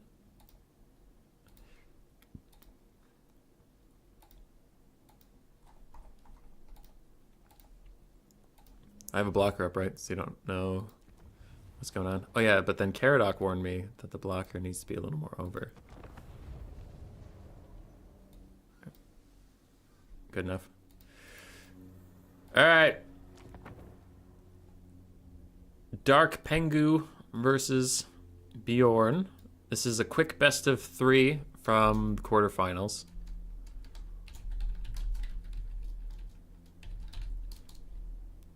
And whoever wins this is currently sitting in a lobby with Alfredino doing their picks and bans for the best of 5.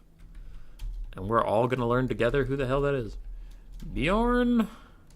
See. 0. All right, what did they end up playing? Somehow Empire Dwarves ended up being a thing. You like my little Grom dance? Sure, Mr. Casual, sure. Hi, Grace. Grace is back. I'm shutting the door, so she doesn't have to listen to me shout at things. Or she does, but it has to be muffled. Okay, so for Bjorn, this looks like a Sabrus Regnum classic. We have Felix, Gotrek, Thoric Ironbrow, 1 cannon. What the fuck? 5 miners with blasting charges. Quarrelers, Rangers, Dwarves. Sorry, I hear through the door Grace is talking to the dog, and I'm like, what the hell happened? Anyway, sorry, the what the fuck was how many ranged units there are. 1, 2, 3, 4, 5, 6, 7, 8, 9, 10, 11, 12. Yeah, 12 ranged units, damn. Anyway, it's a lot of ranged dwarves. Park map man dwarves became even more annoying in Warhammer 3. Yeah. Being unbreakable and not taking a lot of damage from cavalry charges and having a annoying 3-man hero core that heals a bunch and includes Thoric Ironbrow, who gives perfect vigor, and yeah, it's not a great time. For Dark Pengu, we do have 1 Outrider with grenade launchers, a Grey Wizard with Pit of Shades, a couple Empire Knights, looks like a bunch of handgunners, the Sunmaker, Hellstorm, Rocket Battery, some Great Swords, looks like 3 Great Swords and Swordsman frontline, Marcus Wolfheart, and that's it. It actually feels like a pretty small Empire build.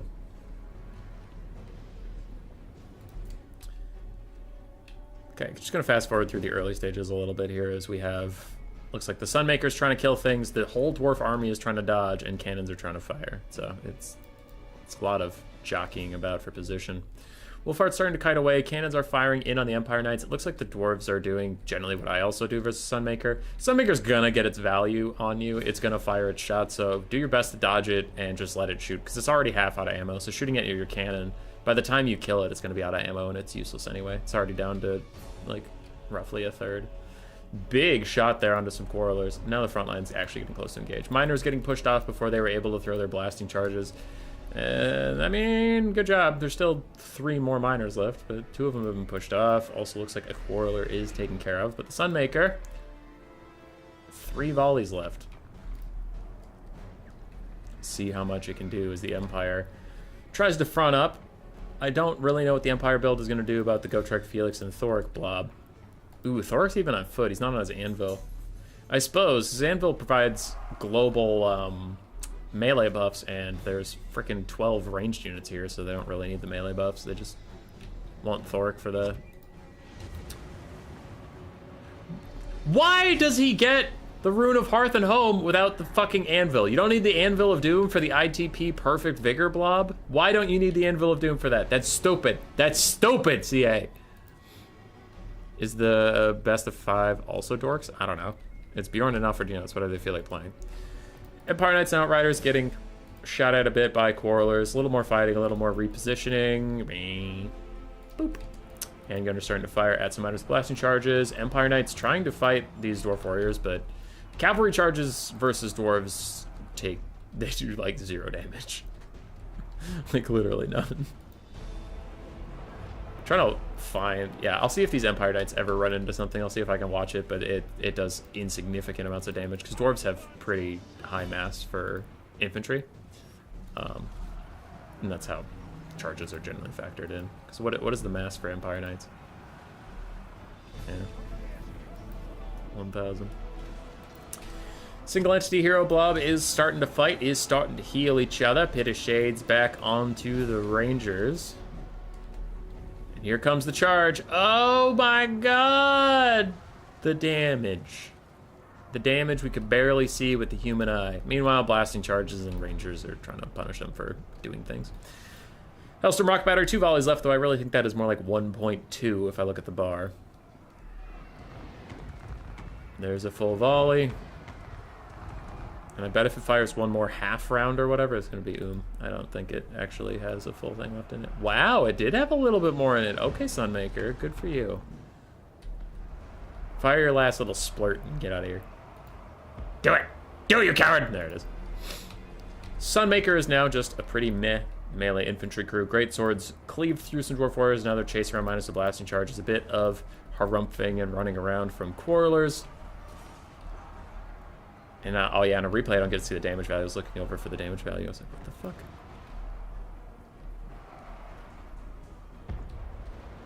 And we'll see. Cannon is teeing off, and the Outriders grenade launchers realizing they're a decent threat, I guess. It's mostly the single entity squad you have to worry about, and the grenades aren't going to do anything to them. That'll have to be the handgunner's job. More Empire Swordsmen chasing around things. Another Pit of Shades onto these Rangers. It looks like it's going to be undercast, judging by how much damage it's doing. So yeah, that's an undercast. The Empire's, you know, routing stuff. That's cool. I don't know if that's going to be enough, but that's cool. Balance of power will go much back towards their favor if they can kill that cannon, but I mean, I don't know if it's going to be enough. Marcus Wolfhart and Silver Bullets firing into Thoric a bit while he's running away. Ooh, actually, they're aiming at Felix. That's pretty smart. Take out the healing. Take out the guy that's breakable, but he's not that breakable. With Thoric giving him ITP and Perfect Vigor, Felix is actually kind of a sticky lad. And yeah, I said it. You heard it. Thoric and the boys protecting the cannon for now. Falling back. Defending their troops. Gonna play this on ×2 unless any of you have any opposition to watching dwarves run around. Shadow Mage is gonna run away. He is on horseback, so he should be able to get away, but he gets stuck in his own troops and yeeted. And then he shatters. So that's pretty cool. He gets stuck in his own troops, can't get out of there. Feels good. He also got stuck in like a little bit of dwarves, but it was mostly his own guys. Marcus still firing it on a Felix, who is trying to heal cap. Cannons almost out of ammunition. We are going on minute 11 of chasing dwarves around the map. Marcus still trying to shoot at Felix and Gotrek, but I really don't think there is enough left to kill them even if they wanted to. Cannon has 2 volleys left. Not even sure if they're worth shutting down at this juncture. Ekron's Miners is actually a better target for the handgunners, so I do like that target prioritization from Blood Penguin. Gonna try and kill him. Felix separated from Gotrek. He's actually pretty vulnerable. There's not a lot that can punish him. Army losses is getting awful close for the Empires. They try with their Silver Bullets and handgunners just to kite around, but they're really not able to do too much. Rune of Wrath and Ruin almost kills the Silver Bullets. They do manage to dodge it. They are firing in on Thoric Ironbrow, getting honestly pretty good damage. There are some great swords that can clean up these last little vestiges of Dwarven resistance, but I don't know what can kill Gotrek. I don't know what can end up killing Thoric. And Felix himself actually might also be rather difficult to deal with. Thoric's chasing, he's chasing, he's chasing. Route some handgunners. Nope, he doesn't actually manage to route the... Gotrek's off in the distance. Oh god, is he gonna have to run all the way back here? Handgunners ending up in melee with Thoric. And a big Rune of Wrath and Ruin does kill 3 handgunners.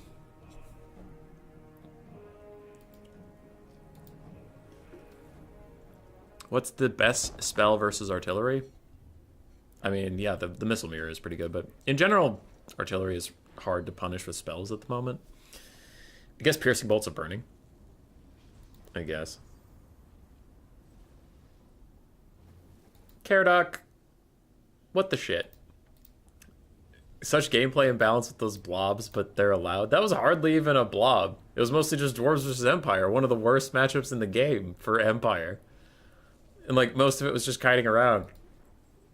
Gotrek, Felix, and Thoric got 2,000 value. That's less than Malekith gets on an average game. What are you talking about, dude? Just coming in here to shit on Land Battle saying they're a blob when most of that game was spread out across the entire map. It took 20 minutes. Like, was it a great game? No, but was it a blob? Also, no. Three heroes next to each other in an otherwise very spread out kitey style game does not a blob make.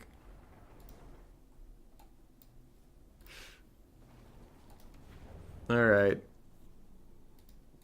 Bjorn goes up 1. We delete that game so I don't actually accidentally cast it again. We have game 2. More epic blob gameplay. As we have Warriors of Chaos versus Dark Elves.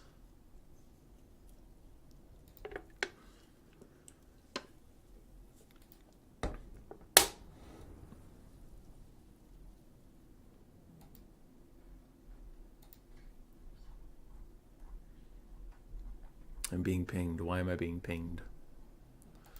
I'll deal with it later. Just bass pistolers with runes. Yeah. I mean, he was doing really good damage to Thoric with the handgunners, and Felix was almost dead. He just couldn't kill Gotrek. Like, it is a strong hero blob, but saying, like, why are hero blobs like this allowed? I don't know. I've beaten that blob plenty of times. Traderkin does a lot. Final Transmutation does a lot. Spirit Leech does a lot. Archers around. Yeah. Alrighty. Archaon is on the side of Chaos for Blood Penguin. He has Searing Doom, Spirit Leech, and that's it. For spells, then he has all of his combat buffs. We do have 4 Forsaken, 2 Chosen of Khorne with dual weapons, and then 4 Marauder Horsemen. All of them are just Horsemen, no Horse Masters. 2 Hellstriders of Slaanesh. Then we have Malekith up in the sky, Soul Stealer, Power of Darkness, and his Breath Attack. Dark Riders, Dark Rider Peter Crossbows, 2 Scourge Runner Chariots, Black Arc Corsair Handbows, Dread Spears, Bleak Swords, Bleak Swords, Bleak Swords, more Bleak Swords and Dread Spears. And we have 1 Golden Dread Knight in the back and 2 more Dark Riders. Blob equals biblically long ordnance battles. Spirit, that's a really clever thing to come up with in the moment. I like that a lot. Oh, there's also 1 Witch Elf for their Madness of Cain debuff. Rampage, minus melee defense and speed. I've been seeing a lot of high-level Dark Elf players include like 1 or 2 Witch Elves just for some debuffs.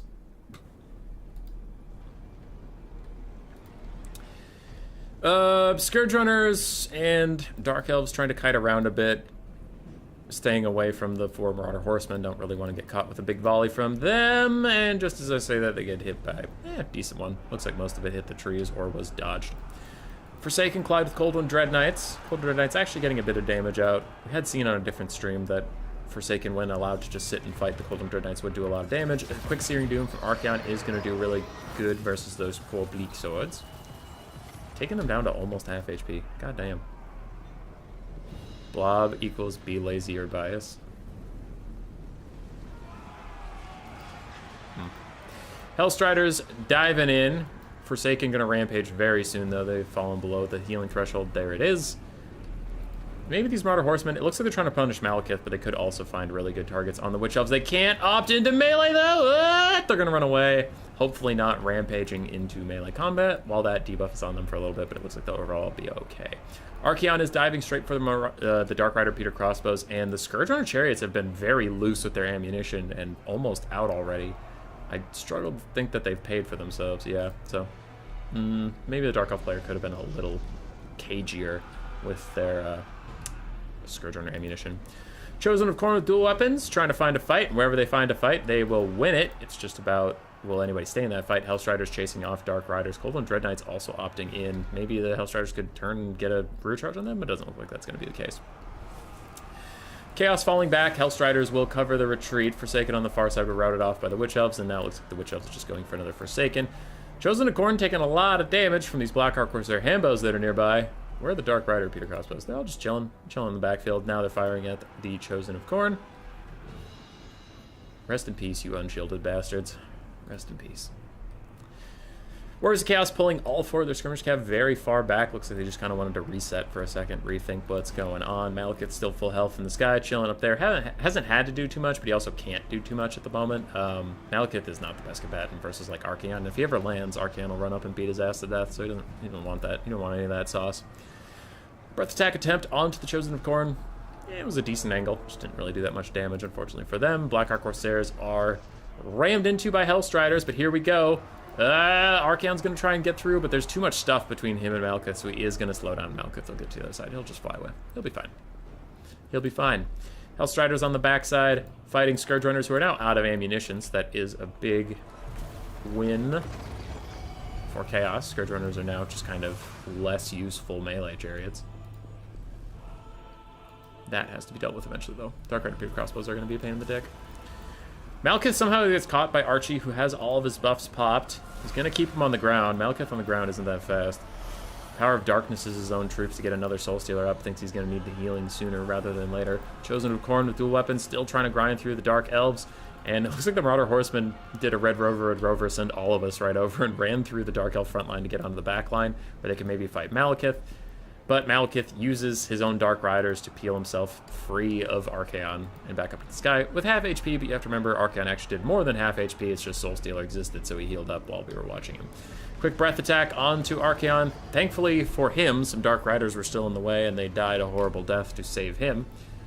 And Hellstriders plus Marauder Horsemen might want to just turn around into melee here and deal with these Dark Riders rather than constantly getting rear charged. Things looking all right for the Warriors of Chaos. The balance of power thinks it's about even. They still have 4 skirmish cap with a lot of ammunition left. They have some Chosen of Khorne grinding away. Archaon's like full HP. And the Dark Elves are down to just the repeater crossbows for real ranged presence. I don't know. The balance of power is being a little silly. I suppose, oh, there are full health Cold and Dread Knight off in the distance. Didn't really notice them. Another Power of Darkness, draining some units that are already routing, so Malekith can get more Winds of Magic for more Soul Stealers and more healing. The Hellstriders of Slaanesh still trying to chase off both those Dark Riders, though they might end up splitting themselves a little too far, so one will probably rally. Another Spirit Leech onto Malekith. Archaon just trying to keep him honest while up in the sky. I do worry at this point with both Chosen of Khorne getting pushed off, there's not going to be enough left on the ground to really sit and fight through the Dark Elves. Now, they could cycle route them. We've seen that before if Malekith dies. But if Malekith's still alive, they should have enough leadership to just sit and fight. The only real melee presence left is, like, this almost dead Forsaken. Because Marauder Horsemen are meh melee combatants. With skirmish caps, it's not like they can pile into Dread Spears and just be fine. Oh, and those Cold and Dread Knights are going to be a bit of a problem. So Malekith fighting with some Witch Elves. Skirmish Cap tries to get away, but Dark Riders do collapse on it. Looks like they did manage to rally. Scourge Chariot's also going to catch them, and they're awfully close to the edge of the map. They will all get pushed off, and ooh, that is brutal. A lot of ammunition and pretty good amount of health from those guys getting pushed off by lesser Dark Riders. Balance power shifts against the Warriors of Chaos, and I would tend to agree at this point. More Hellstriders going to rout. We are down to just Archaon and 2 Skirmish Cav versus the world. Soul Stealer plus Repeater Crossbow Bolts all slamming into Archie. He is going to fight those Dark Riders for a bit. I think he can keep up with them. He's faster on Morgar, right? Yeah, he's faster, but... Skirmish Cav teeing off on Malekith. I think the Cold One Dread Knights that are full HP and just chilling on the sidelines are kind of the unspoken elephant in the room. Like, I don't know how Archaon's really going to deal with them. Maybe if they just sit in a Searing Doom and get yeeted, maybe they would die, but otherwise they should be able to finish them off. Spirit Leeching Malekith quite nicely, cycle routing off other things. So Penguin's playing his best here, but... Bjorn's just keeping these Cold and Dread Knights really far away until all the ammunition's used, till Archaon's used all of his Spirit Leeches on Malekith, which he uses another one. Malekith's probably got a Soul Stealer in the back pocket about now that he wants to throw down for some healing. Yep, there it is. He just didn't want to take too much skirmish fire while he did so. Him healing right back up. And Archie now officially stands alone as he tries to Spirit Leech Malekith down. Just not going to be enough. Malekith honestly might even have another Soul Stealer because he's not heal capped and he can normally heal cap himself on his dragon with just Soul Stealers. He was throwing them out mighty aggressively earlier, so he might not have enough to literally heal cap himself, but he should have enough Winds of Magic for one more, which is enough. Cold and Dread Knights just chilling. Archaon fighting a bunch of Bleak Swords of Dread Spears. There's the other Soul Stealer, and that's GG.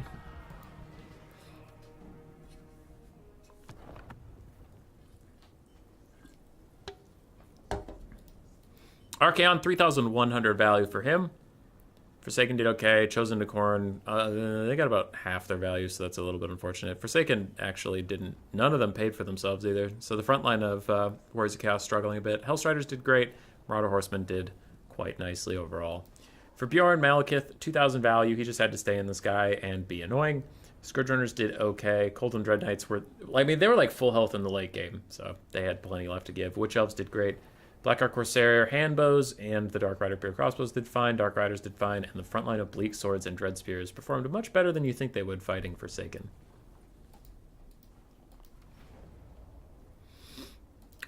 Boop. That is that. So we will go spectate Bjorn versus Alfredino.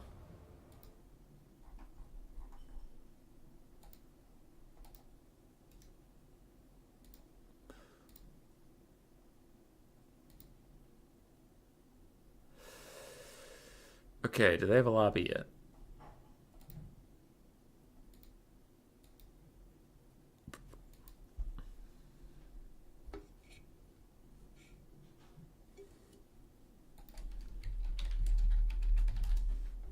Oh, there it is.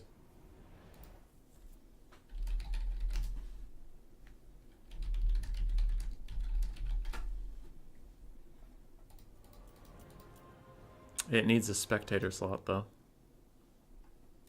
See, it's darkened out.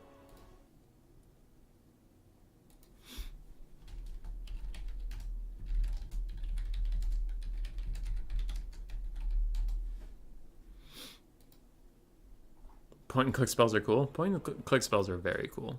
They're the coolest. Alright, I am going to put this back where it should be for a live battle. Update that, and I don't know what side these guys are going to end up on, so I can't update that just yet.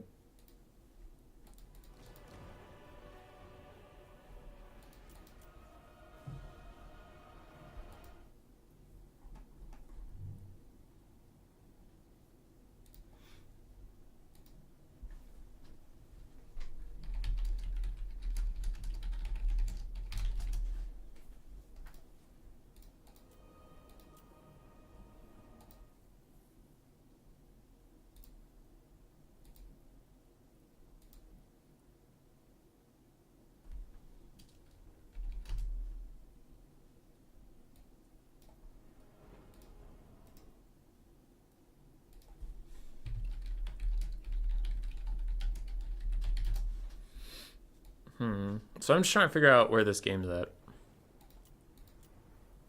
I found a lobby that's Bjorn for Alfredino, but it only has one person in it and no spectator slot. So I don't know if that's the right one.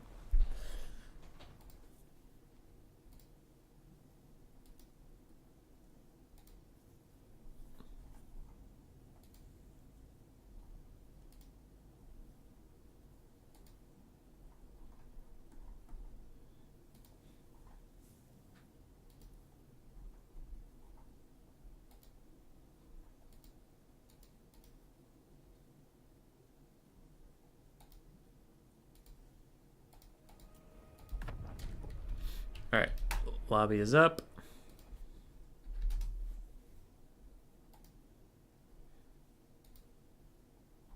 And I am in.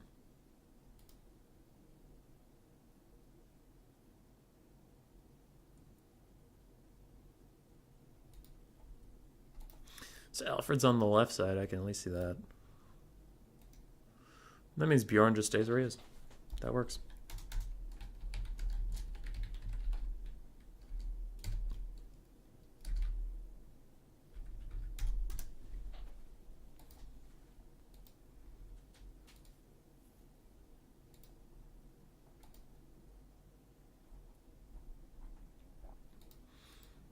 I was cleaning my bathroom today, and now my hands smell like bleach. That's annoying.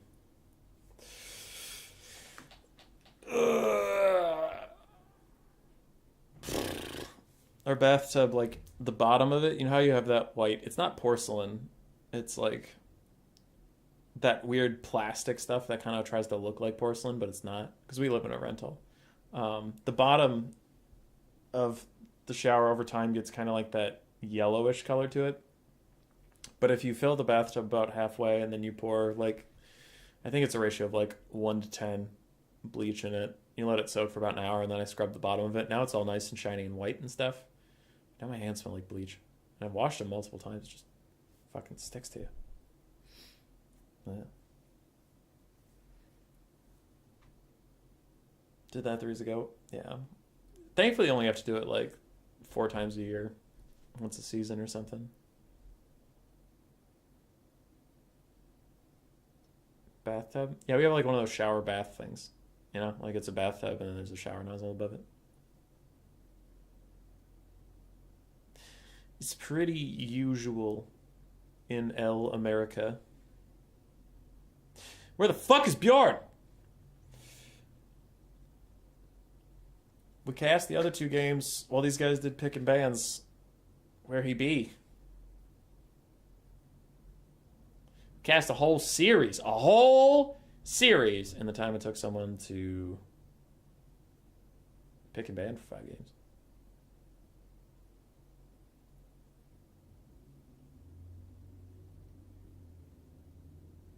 You just got the shower. Fair. In one of my other apartments, 1 bedroom had like a private bathroom with just a toilet, a sink, and a shower.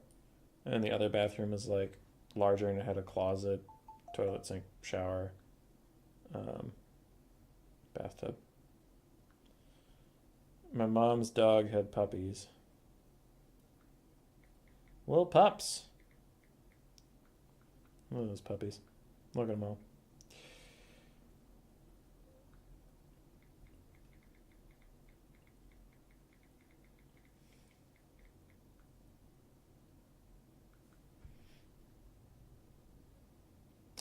All right. 60 viewers, 30 likes. Yeah, it's a travesty, Black Knight, but I was just going to let it go for my fragile ego.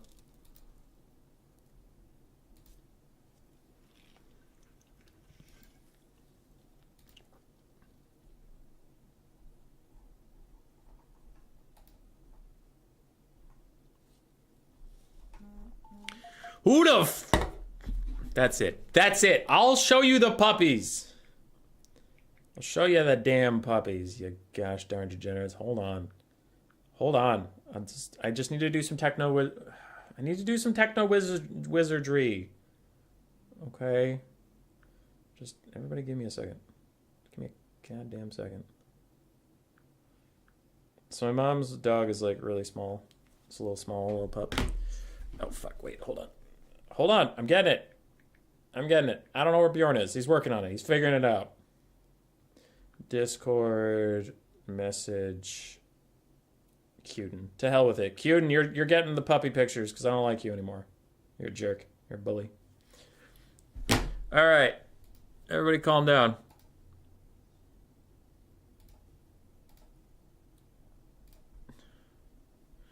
There are the puppies. Puppy 1. Oh, that's a lot of puppies. Look at the little puppers. They're all sleeping. Hello, little pups. Sleepy. Very sleepy puppies. And then there's my mom's dog with the puppies.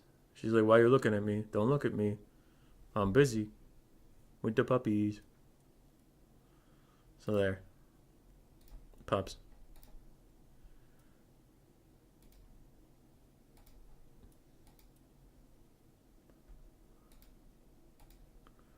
That's the easiest way to transfer stuff from my phone to the computer is just message someone on Discord.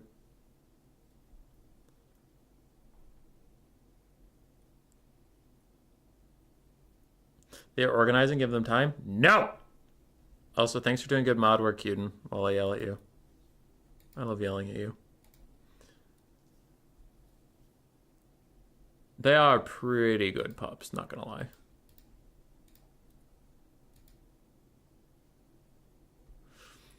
Lived in a house built in the 50s and only had two only shower bathrooms. It was great. Why wouldn't you want the bath option? I'm confused. I'm not in love with the bath option. I'm not like, wow, I love the bath option. Ugh, baths. But like, why wouldn't you want it? What's great about not having something? I'm confused. Aside from the clap, I think I want most things in the entire world.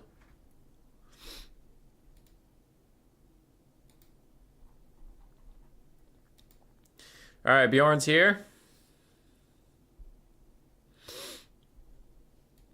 Hopefully they are done with their 5 picks. Probably are.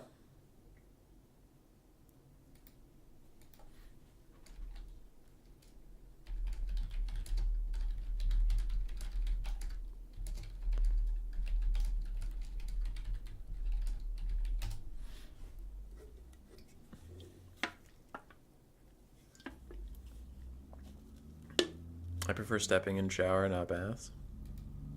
That's fine. I used to have this little like bath mat that had like suction cups on it that you put on the bottom of your shower so you don't slip or anything.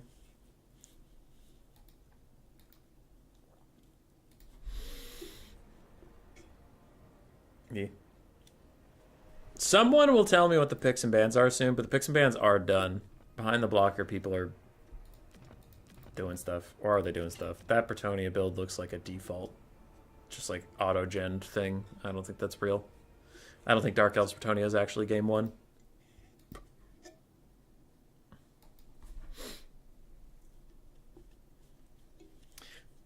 With 23 factions, I know pick and bans can take a while, but counterpoint.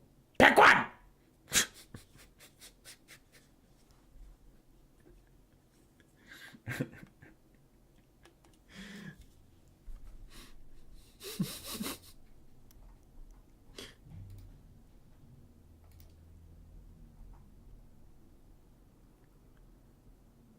Yeah, because these pick and bans started 30 minutes ago.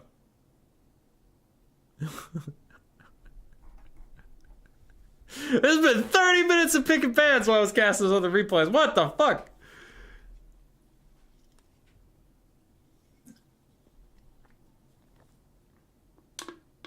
Showers are only necessary if people start complaining. Boo. I take a shower every day. I sit in my shower. That is the thing. I just like sitting. Because I used to do that a lot. I used to sit in... Because I did swimming in high school. It was cold, man.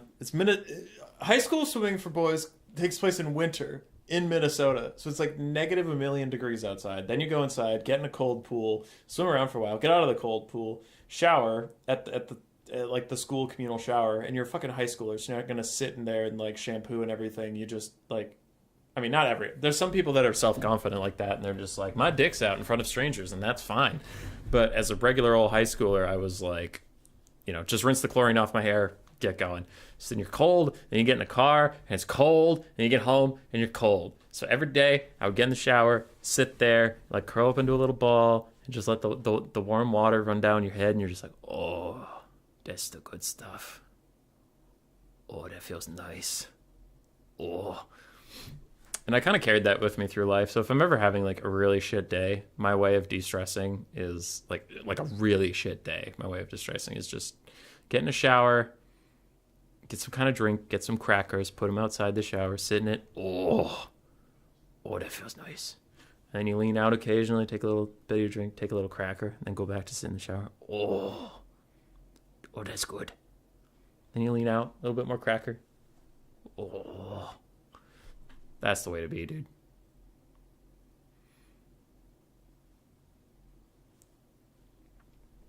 Bad for your skin to take it daily. They don't warm up your pools? I mean, it's not that warm. It's still pretty cold. It's pretty cold. You go faster if it's cold. That was a real thing. Like, you'd go faster because Owatonna... It's a small city in Minnesota. Owatonna had a warm pool, and it was really nice as a lazy piece of shit. When you got in the pool, you're just like, oh, this is warm, this is good. Oh, but actually, all of my times were slower in that pool. Like, that pool actually sucked if you were trying to make state times, because like you qualified for the big tournaments if you were under a certain time at any point during the year. So when it got towards the end of the season and you were close to the time, but you weren't quite there, and you had like one of your last 2 meets at Owatonna's pool, you're like, fuck shit, I'm never going to get the time at their pool. Their pool sucks ass. It's too warm.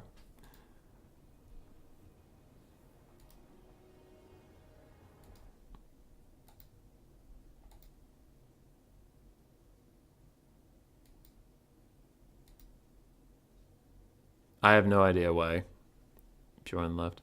Our pools are like 85 degrees Fahrenheit. Was that like a racing pool or like a for fun haha splash around pool?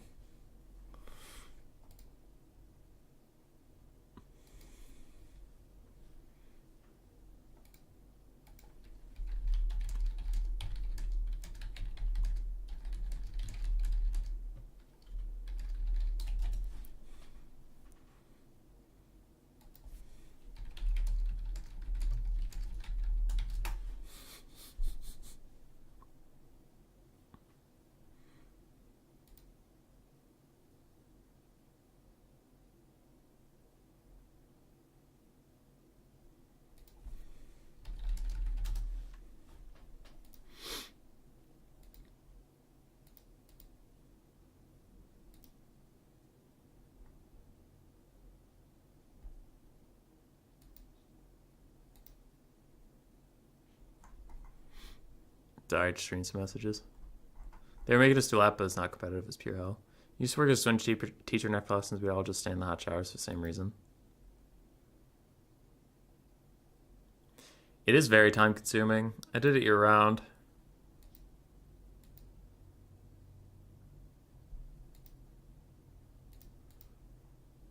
Because I did hours in a body of water saps your heat like nothing else. Yeah.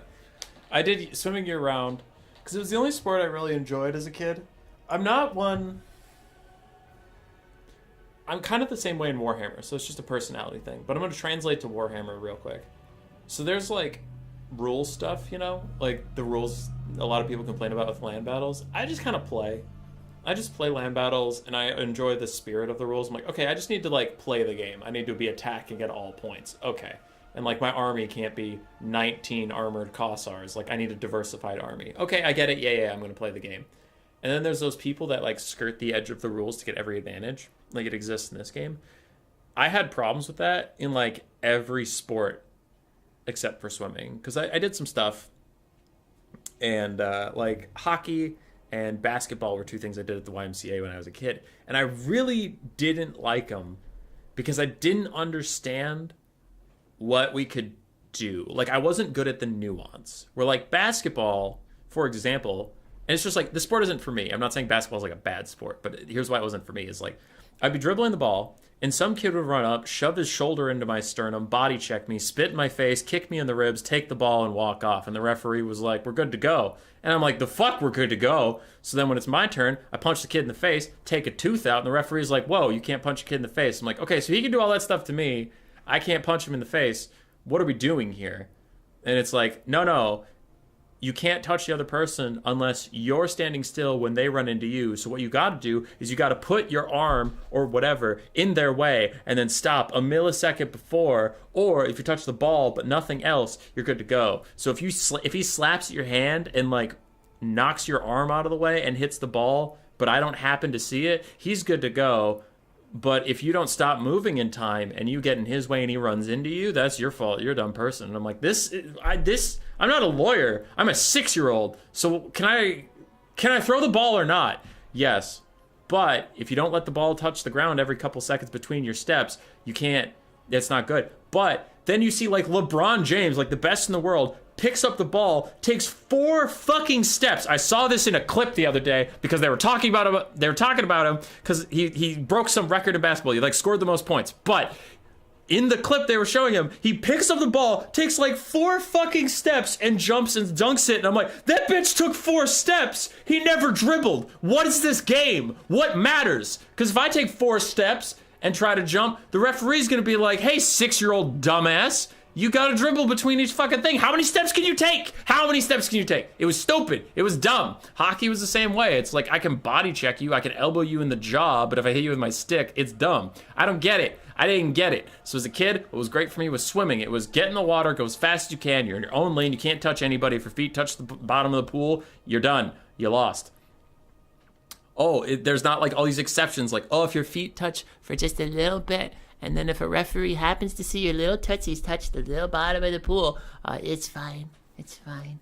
Or if you go into the other guy's lane a little bit, if you just go over there and you just hit him a little bit, if you just drown him, if you just drown your opponent, it's fine. It's fine as long as it's a little bit of drowning, and you're good to go. It's bullshit. It's bullshit. So that's why I like swimming. It was just very clear. This is your lane, that's his lane. Be faster than that guy. Done. Track and field similar.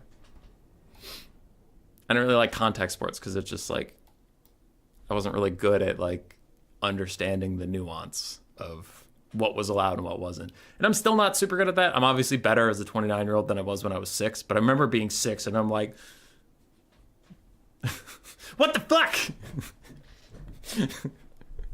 I said what the fuck. I was a bad kid.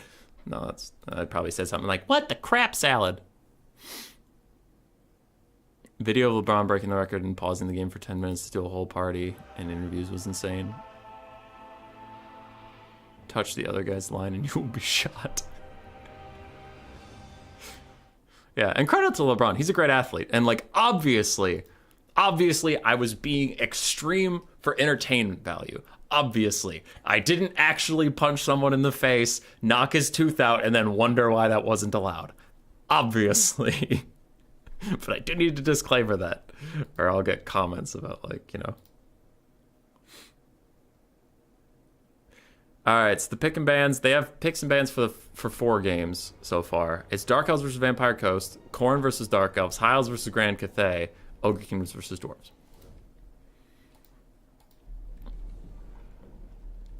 You're 29? Yeah, I'm 29. Or am I? I'll be 29 in... Why is this so hard? Okay, there's 17 days left of February 4th. I'll be 29 in 21 days. I'm 28 for now. Haven't you written 3,900 books, already designed the next chest and all that stuff? I have done a lot of things. Yeah. Water polo is so tiring. Water polo is fun. It stings when you wee. Me too, buddy. Me too. Me too. But mine's from this crazy time called the 80s. Alright, what are we doing here? Looks like we're lagging an army setup. Harpies, Crows of Cain, RR Harpies. So it looks like for Alfredino and the Dark Elves, we have 4 Harpies, one of which is the RR Triple Shades, 2 Dark Riders with shields, 1 Cold One Night, 4 Bleak Swords, Malice Darkblade, and a Sorceress of Death up on her Dark Pegasus, Fate Abuna Spirit Leech, and the Dark Star Cloak. What's the point of designing another chest? People don't play variants of chess, really. I designed the best chess. It is where if you have pawns at the start of the game, you win. So, easy clap. For Bjorn and the side of the Vampire Coast, we have Lamprey's Revenge, ROR, Rotting Prometheans, 4 Scared of Ye Dogs, 1 Mortar, 1 Depth Guard, 4 Bombers, 2 Animated Hulks, 4 Pistol Mobs, and 2 regular Sword and Sword mobs. I used to call them Sword and Board mobs, but they don't actually have a board. They just have Sword and Sword. See? 2 swords. Also, they ugly as hell. Oh, and Noctilus. Pit of Shades, Invocation to Heck, Summon, Wraithstorm. I prefer chest bombers. Yeah. What's going on with the grass texture? Hold on, I can see raindrops, but like there is no height to this grass. That's weird. Also, those shades look kind of shitty. What the fuck? Do I have my settings turned down? Why is this so bad? Oh, I can't change my settings right now? What the hell? Okay. I don't know why my models look so bad. I must have turned the volume, not the volume, the, yes, the graphic volume. I turned it down. It was too loud. Anyway. Me misspeaking aside, I must have turned my graphics down for something at some point and then forgot to turn them back up. Don't know. Noctilus got that Sigma male stance. Where is he? Show me him again. Yeah, Noctilus is my favorite aesthetic VP Lord. It sucks that he's also like the most meta, but he was my first Vampire Coast campaign because just look at him. Look at that guy.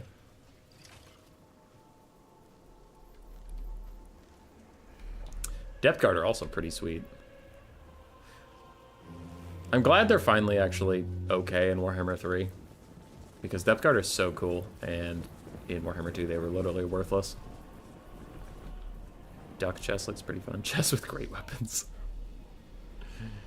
Armor-piercing chests.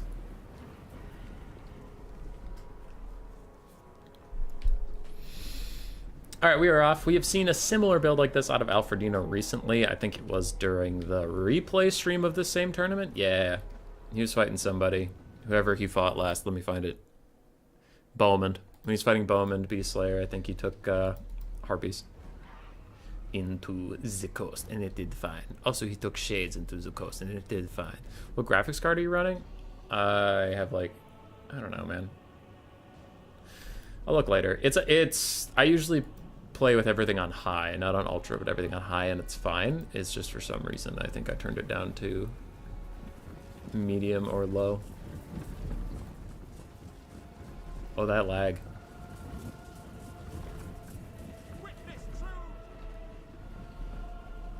Bughouse, Crazy House are also fun variants. I don't know what you guys are talking about.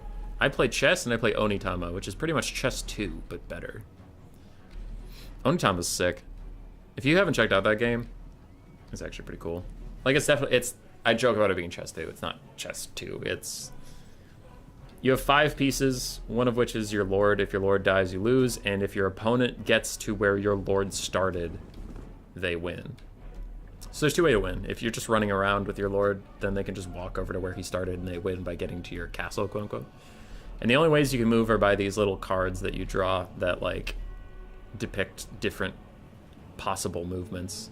So you never really know, like, what someone's pawn is going to do. I'm not explaining it very well, but it's fun. I enjoy it. Chess 3, Immortal Empires. Yeah. I want Bjorn to win 3-2 and then beat Cal 3-2 so that the stream never ends. Why would you wish that upon me? I have to go to work today. Whenever this is over, I have to go in and run some validations, and then Monday I gotta hope that it looks good. Why would you do this? Shades have closed in. One nice volley from 2 of them almost kills a pistol mob outright. Well, and volley from 3 of them is going to do it, but there we go. Pistol mob is down. Malice and his cohort of nefarious ilk are going to move in, and pistol mob will start crumbling. Now, thankfully, due to crumbling nerfs, they'll be dead very, very soon. Very. And definitely, if all of these units leave them alone, they won't be here 45 minutes later. Alright, Harpies flying over them. Do get rid of them. Nice. On the far side, Dark Riders are kicking the shit out of Scurvy Dogs. It looks like Harpies are also going to opt into the fight with the Scurvy Dogs, try and take them out, and these other Harpies will go fight Pistol Mobs unencumbered. Pistol Mobs counterfiring along with the Mortar against these Shades, and the Shades are a little blobbed up, taking some collateral damage amongst themselves, but the Shades overall are trading pretty well into the Pistol Mobs. Looks like Harpies are even going to dive the Mortar and just YOLO it, even if they have to die for such a sin. Fighting in front of the Pistol Mobs did not work out for this Harpy, and they will get pushed off the Scurvy Dogs. Dark Riders also pushed away by the animated Hulks and Dogs. One dog crumbles away, but overall a bad trade for the Dark Elves in the end. Mortars get swamped by Harpies. Shades continuing firing on Bombers and other various chaff. Alfredino is grinding, but Bjorn is currently ahead on damage value. As Noctilus, ooh, this is a big trade for Alfredino. Noctilus loses to Malice 1v1, and Malice has a second life. So he'll take that any day of the week. Dark Riders are back. They're going to countercharge these dogs. We're trying to chase the Harpies off. Still think that flank is overall a bit of a disaster for the Dark Elves. Mortar is gone, giving the Shades a lot more freedom, and Coldwell Knights are coming up to play. Malice making his way around some Bombers to get back onto Noctilus, running towards his Lamprey's Revenge. If Lamprey's Revenge surround Malice, they'll actually do a pretty good amount of damage, but that charge was a bit of an oof. Malice really didn't get too much done there. Dogs are gone, so are the Dark Riders. So 1-for-1 trade there. I'm sure the coast is honestly happy with that. Cavalry is your worst enemy. Why no Pit of Shades? I don't know. Maybe Noctilus wasn't in range. Bombers get swamped by the Dark Riders. Dark Riders should be able to take them down. As I was saying, Cavalry is the worst enemy of the Vampire Coast. They really, really suffer in the current meta where people just tend to take a ton of ranged units as the coast. Even the Light Cav can do pretty amazing damage. Like this Bomber mob costs more than that Dark Rider. Or is it the same? I forget if they're 450 or 500, but that Dark Rider has shields. I thought it was a basic Dark Rider. Anyway, they cost about the same, but the Dark Riders can delete them on the charge. Coldland Knights and stuff run around fighting dogs, fighting various things, but the Dark Elves just want to allow Malice to beat up Count Noctilus is mostly what they're going after. They don't really want to commit anywhere else. The Depth Guard are really out of position. This entire flank is out of position, so it's more about just letting Malice punish Noctilus till all that stuff comes back into the fold, and picking off some chaff, some zombies, wherever you can, just for fun. Damage value is about even. Now that being said, Coast has a lot more healing access than the Dark Elves do. So damage value, you'd kind of want the Dark Elves to be ahead. I wish Luther was meta alongside Noct. Yeah. I'm generally for more things being meta than less. The Black Tower of Aachen.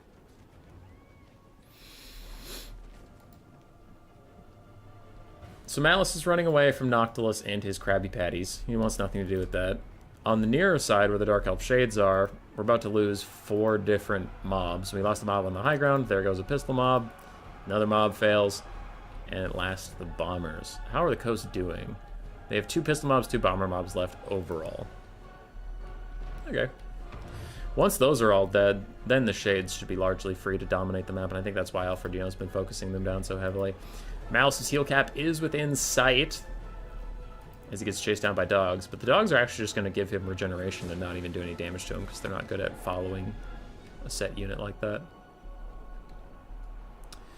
Noctilus has also got his heal cap's got to be right around the corner because he took a lot of damage as well. Harpy's going to dive in onto Malice and really try to kill off these dogs. That seems bold. Won't they just get shot?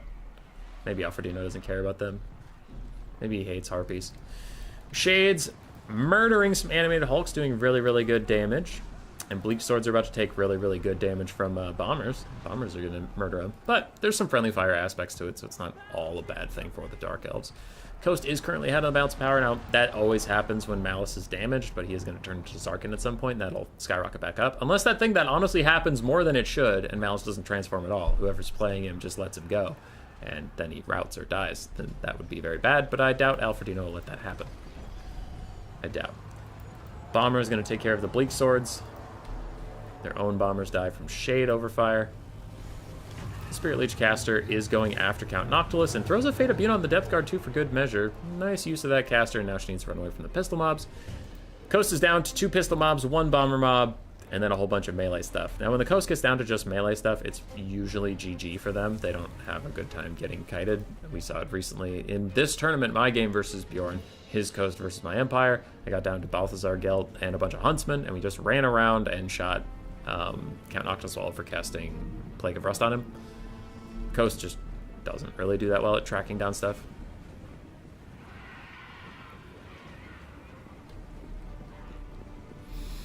Alfredino, mostly relying on the Shades at this point, feels confident enough that they can outpace the Bombers. They don't need to sacrifice any more units in melee to take out the Bombers. They could just walk away for the time they need. We do have a pistol mob crumbling. We've animated Hulk crumbling. These dogs are clinging to life for now, but they were crumbling. As soon as they get away from Noctilus, they'll probably crumble once again. There we go.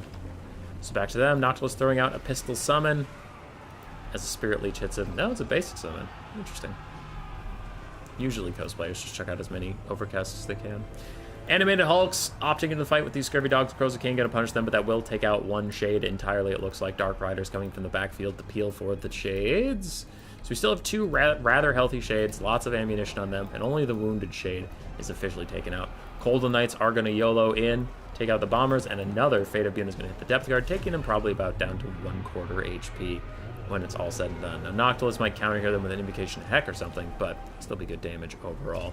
Cold Knight's getting bombarded by a Wraith Storm, does a lot of damage, and the Lamper's Avenger here, but it looks like Alfredino's just sick of those Bombers existing in any capacity whatsoever.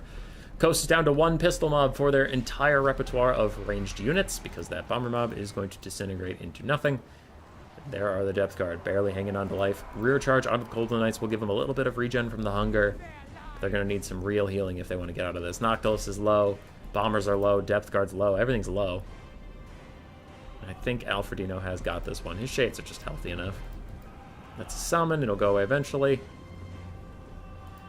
Probably all the Winds of Magic left on the Dark Elves is going to go into Spirit Leeching Noctilus or the Lamper's Revenge. I don't imagine they'll use any more on the Depth Guard who are already crumbling. They'll probably rally in a second, but I don't know. Your Shades can deal with them. Shades can also deal with the Lamper's. Yeah, probably just Spirit Leech Noctilus from this point. Probably. Shades on the high ground. Anakining it up, because Anakin had the high ground. You just watched it wrong. You watched it wrong! He had the high ground the whole time. None of the units on the map right now are summons. As for summons, Noctilus has 1 on his dial, 3 on his Winds of Magic. Bombers, just not crumbling fast enough for Alfredino, so he throws some Harpies into them to get rid of them for real. Another Spirit Leech on Noctilus, another Shade Volley into the pistol mob will take them out, most likely.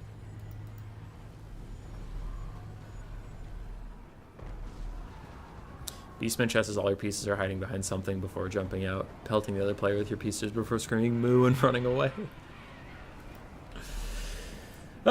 Crumbling still on the Bombers. Somehow still alive. Somehow still alive. Somehow still... There we go. They are gone. Depth Guard are crumbling. Gunnery Mob is crumbling. That's an actual mob. Thought it was a summon, to be honest. And Shades getting pummeled. Ooh, and then a big Pit of Shades. Could this Pit of Shades on the Shades? Haha! Good naming convention, Warhammer. Anyway, this maybe could turn around if that's Overcast. Because if it just deletes an entire unit of Shades, then maybe Noctilus can grind this out. There's still Tazarkin, though. Yeah, there's no hope. Coaster doomed. Coaster big doomed. Pistols crumbling as the Crows of Cain are getting pushed away. Dark Riders are going to yeet themselves into those guys to take care of them. Shades firing in on Lion Pierce Revenge, doing just a million damage onto that unit. It's tanky because it could grind in all of its armor, but when Shades just burst you down with arm-piercing damage, it's just not even close. Noctilus gets dove on by the Spirit Leech Caster and Malice. And somehow Army Losses isn't even here yet, even though everything's dead for the coast. Like, Army Losses sometimes triggers way too early, but in this one it's like, well, maybe we just let them all fight it out entirely. Maybe we just let them fight it out entirely.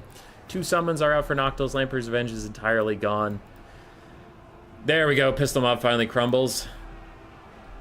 Animated Hulks are crumbling. Noctilus is getting shot in the face by Shades, and that will cause army losses for... Seriously? Seriously, Warhammer? Just transform to Tazarkan to army loss this shit. Do it. There we go.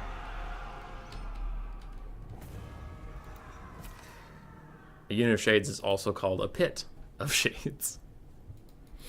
So Malice did fine. Spirit Leech Caster, 3,300 value on the Spirit Buna Caster.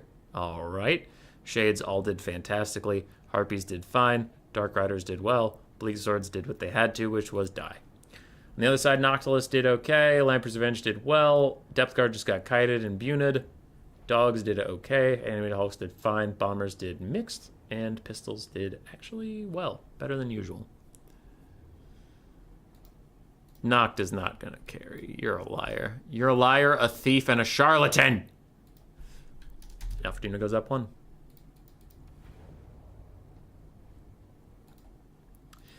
Game 2 is Khorne versus Dark Elves.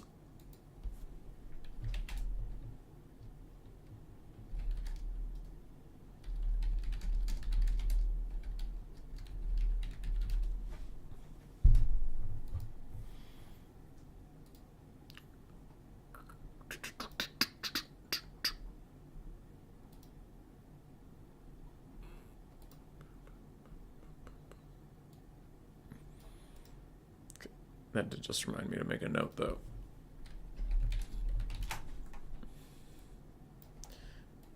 Alright, Khorne versus Dark Elves. Khorne is ready.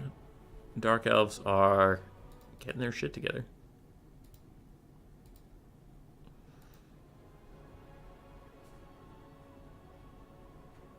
What the hell are these emotes? Whoa. When did YouTube add emotes? That's kind of weird. Body green covering eyes. That is a labeling convention, YouTube. You did it. You doof.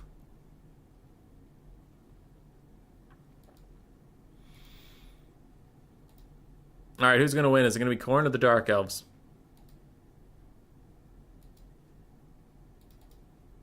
Who is it?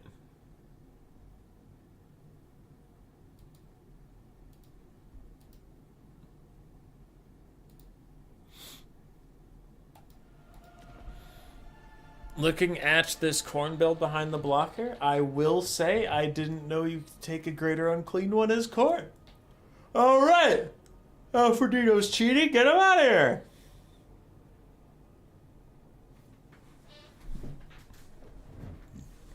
Dark Khornes. No.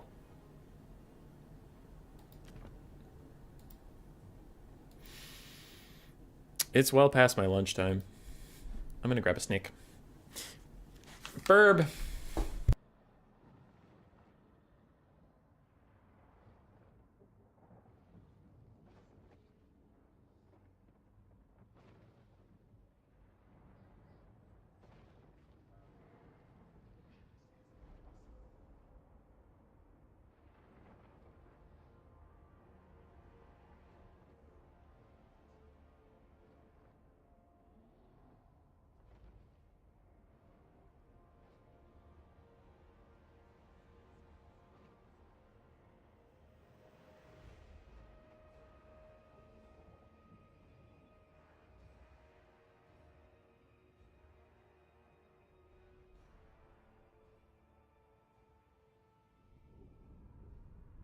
Uh-oh, we're going into the game and I don't have a snack yet. BRB.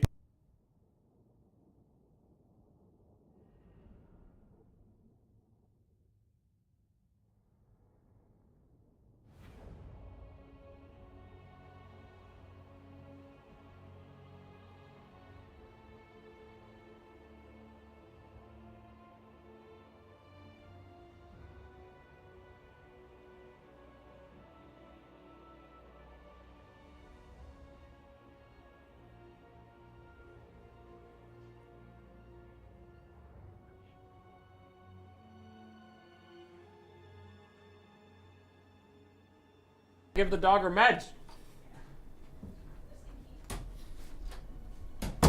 Grace fed the dog lunch, but she forgot to give her medicine. All right. All right.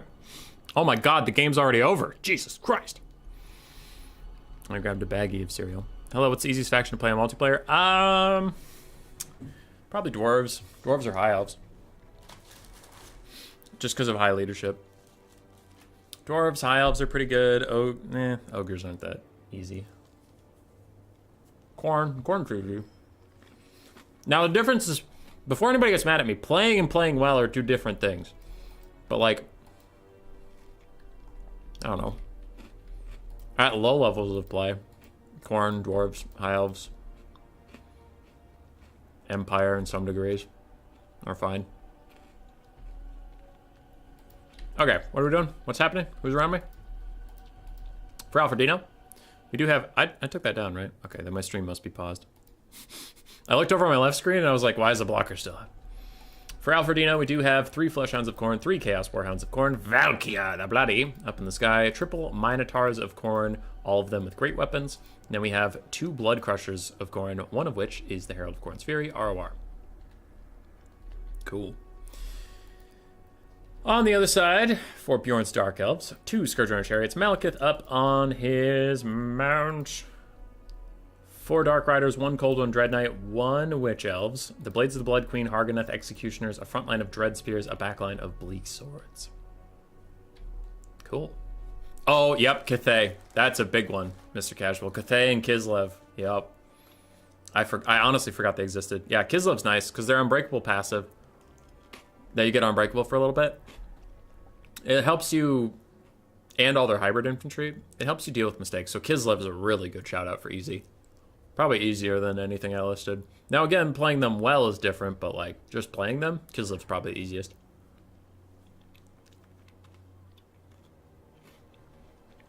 Yeah. I stay away from the demon factions. I know Khorne isn't a demon faction. I mean, they are a demon faction, and I said them. They're okay. But the other demon factions, like, demonic instability is just so fucking punishing.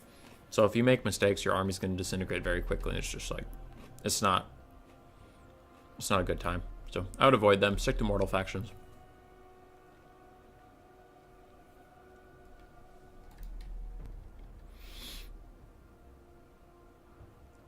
Mr. Casual? Yeah, you said it, not Hank.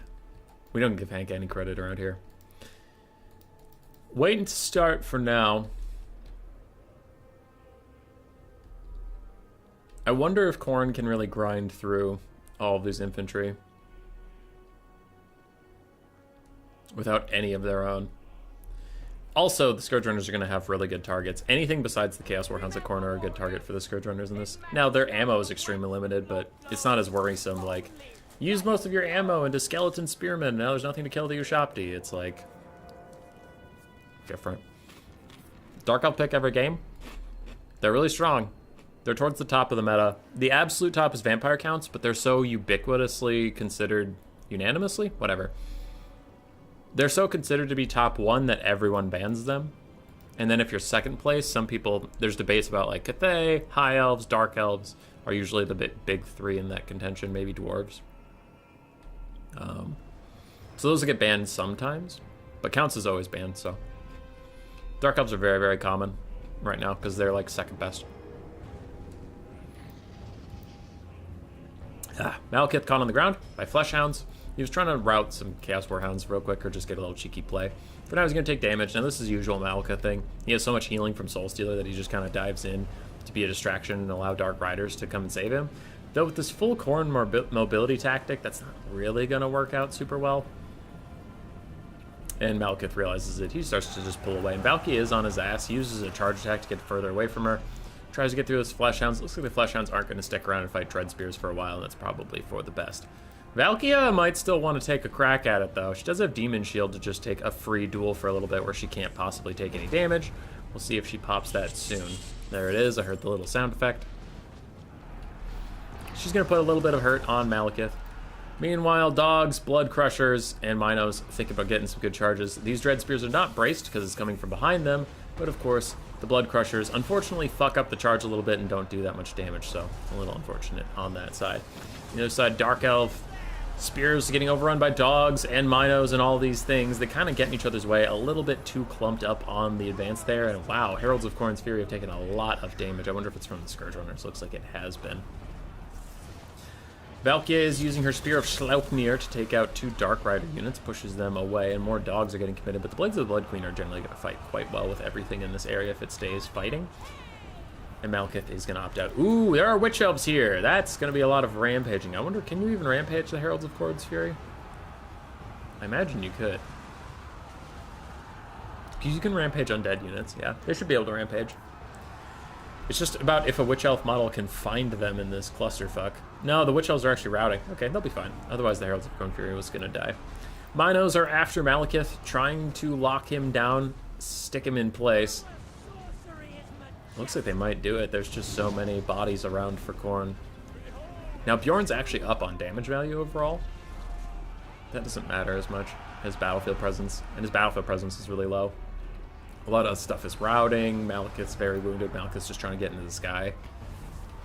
The Murderous Prowess, Murderous Mastery popping now. Blades of the Blood Queen with an impressive 73 melee attack and pretty high weapon strength. They'll bump and grind with the best of them, so Alfredino's not going to want to stay and fight with them. Looks like he's not going to. He's just going to walk away, and that's fine. If you can cycle charge them in the late game, that'll take them out, especially with Minotaurs. Minotaurs do a ton of damage on proper charges. Now, proper being the key word because you can't always control it, but like we saw with those Blood Crushers, 1 or 2 got a charge in, and then the rest just kind of T-posed for a bit. On the far side, we didn't even see this happening. Cauldron Dread Knights getting absolutely murdered by the Minotaurs of Khorne. Now there are some Dread Spears to support, so the Minotaurs will start losing this, but I'm not sure Alfredino really cares if that one Mino gets killed. He's definitely, I don't think his focus is over here. With Malekith joining the fight, those Minos are going to die, unfortunately. Scourge Run Chariot's running exceptionally low on ammunition. Valkia still healthy. Some of our Minotaurs are still healthy. Blood Crushers are too, and this could be a big problem for Bjorn. He has a ton of infantry far away from any other assets, and now Khorne's just going to walk away from them and take every other fight that doesn't involve those infantry. Somehow, Witch Elves will rally in front of the Chaos Warhounds and are going to kill them off, but Khorne can isolate everything on this side of the battlefield, take it down, and get some pretty big battlefield advantages from there. Khorne is up on the Balance of Power, which, if you know anything about Khorne, is super rare because they don't have a caster, and the Balance of Power tends to hate them.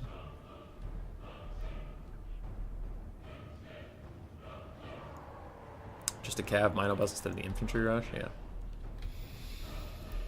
Dogs trying to catch Scourge Runners. Cauldron Dread Knights fighting to the last man, to the last model, and some Dark Riders are going to rear charge. It probably means this Fleshhound will start demonic instability soon. We'll see what Alfredino does about that. Meanwhile, he's just trying to cycle charge the infantry blob rather than go after any of the mobile elements.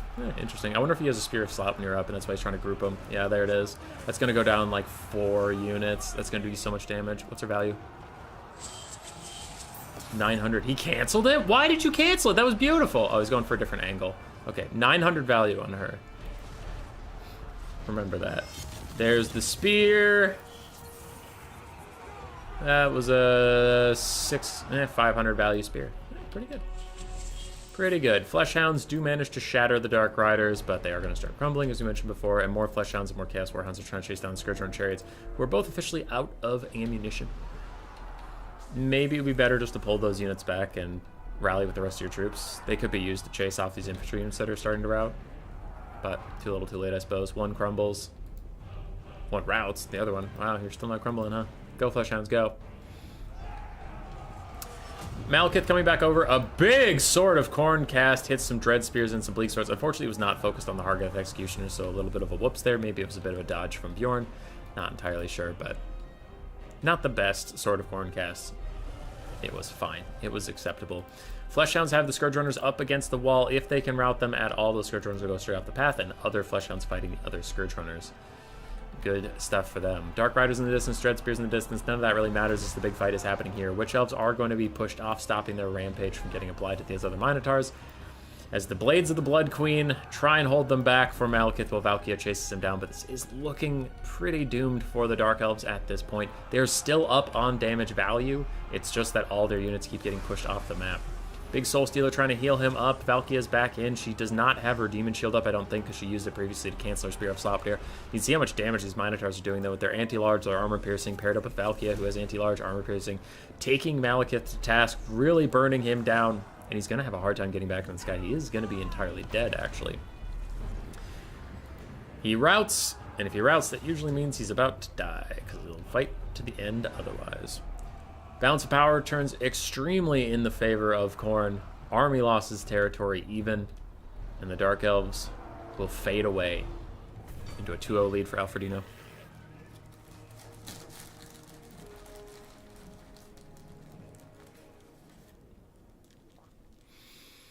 All right, before I take a bite of this delicious, delicious dry cereal to get me through the day, I will tell you about the values. Blood Crusher's really underwhelmed. I don't know why they were taken here, but Valkia did great.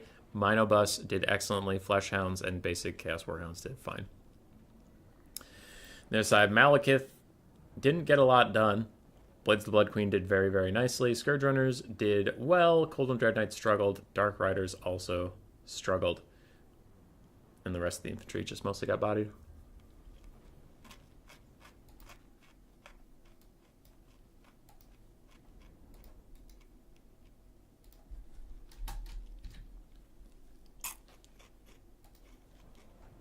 Oh.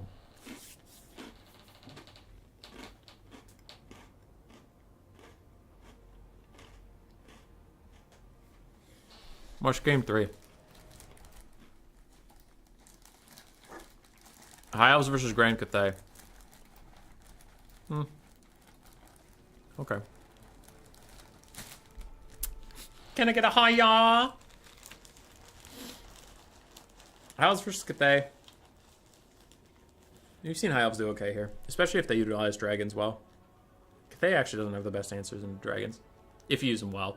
If you use them poorly, then you're going to sit still in front of a bunch of archers and get your shit kicked in.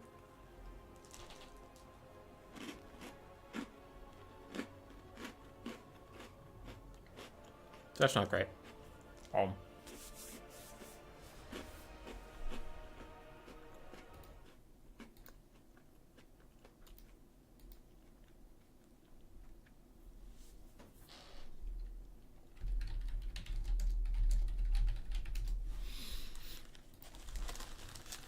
Snack. Oh, yes. Good snack.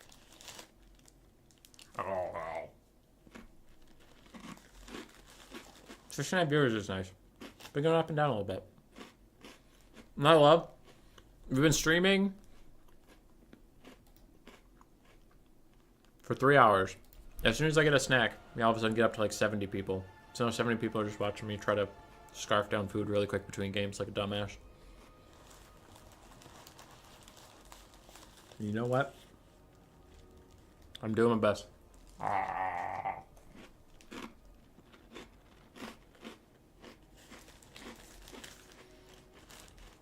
Elves versus Grand Cathay is usually the typical Grand Cathay box.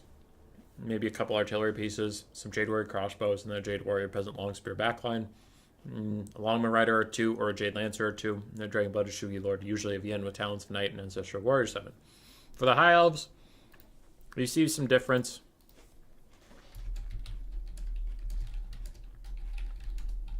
Sorry. Someone asked me something.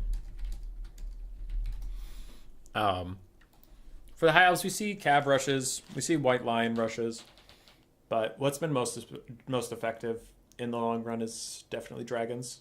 Dragon breath attacks on the Cathay front line. Dragon cycle charging when not a lot of Cathay single entities can really stop you from doing what you want to do. That sort of thing. So High Elves have some teeth here.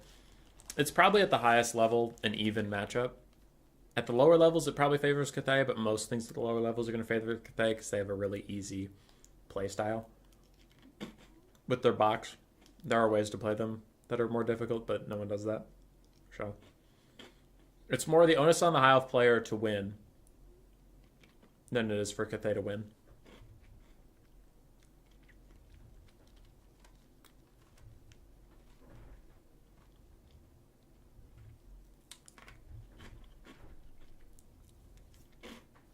God damn it, Butcher Bird.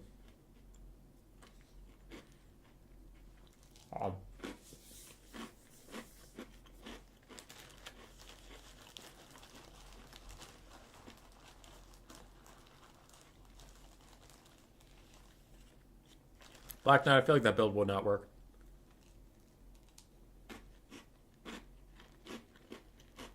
Lion and Seaguard do not trade well with Jadeware Crossman.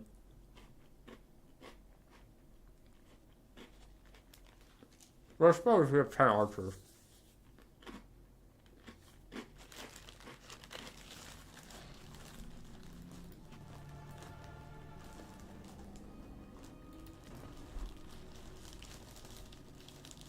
Alright, blocker's going well. No! No! I dropped some cereal. I guess Hazel will find it later. The High Elves have a weird build. I don't like it. It sucks. So behind the blocker, the High Elves went for 4 Sword Masters of Hoeth, 4 White Lions of Krace. Sorry, War Lions. 3 Phoenixes, a Lord on a Phoenix, a Hero on a Phoenix, and 37 Bolt Throwers. It's just not good.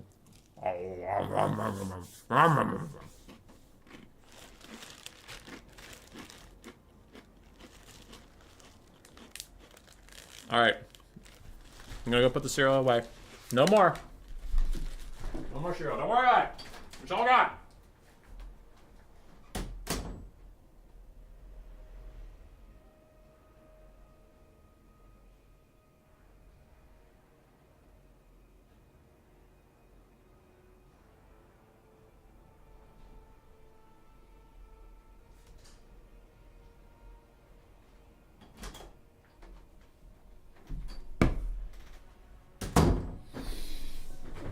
Alright.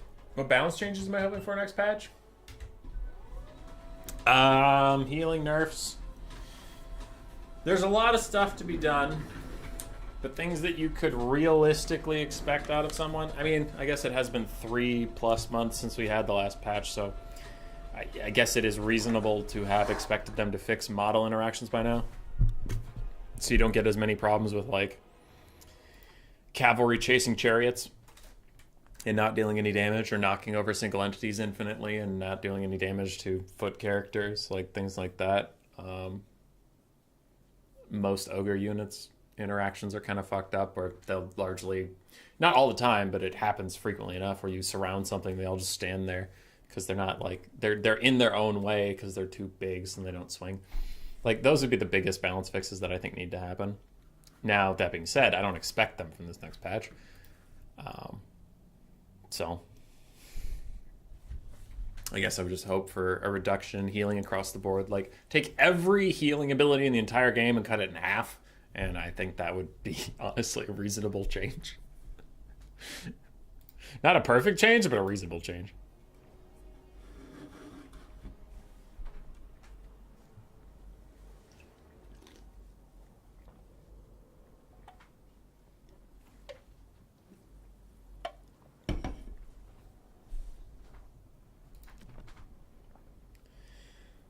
Alrighty.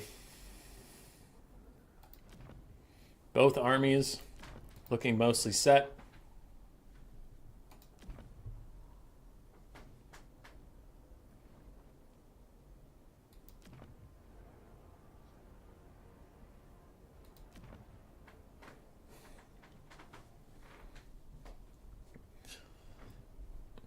The lower number stats, but some rate. What? It's lower number stats, but win rates compared to pick rates are interesting. Yeah. I think that's always true with this type of game, though. Like, there's specialists who play factions better than the large majority of people. So then the large majority of people aren't going to pick them. But when they get picked by someone who knows what they're doing. For example, Cal Harmon playing Wood Elves and Lizardmen. I mean, he's far better at Wood Elves and Lizardmen than the average player. So when most people pick Wood Elves or Lizardmen, they don't do that well. Or like Hanniden's, you or Alfredino picking Demons of Chaos, when most people pick Demons of Chaos and just suck and die.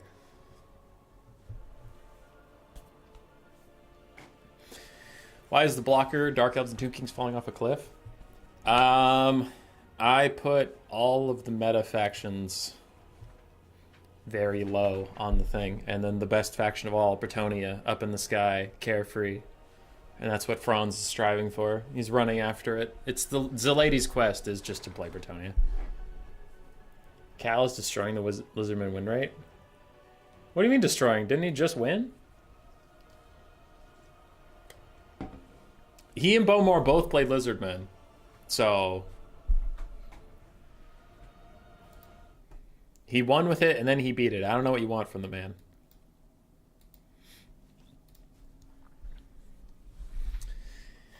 Here we go. High Elves going with a White Lion, Lothern Seaguard, Archer, Silverhelm Rush, which is interesting. Don't usually see the Silverhelm. It's funny that people think I mainly play Demons of Chaos. No, but when you play them well. You play them differently than a lot of people. You know, fucking Skull Cannon. Thinking that Skull Cannons are any good.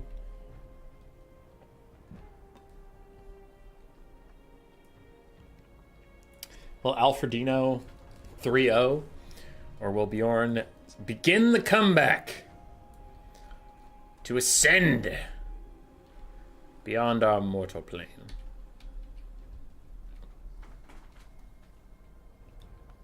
So I go Demons Cast and Faction War.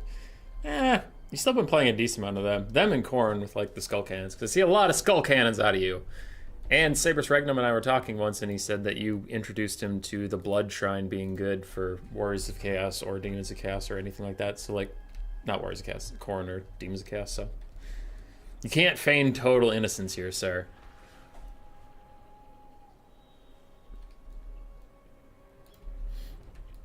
Anyway.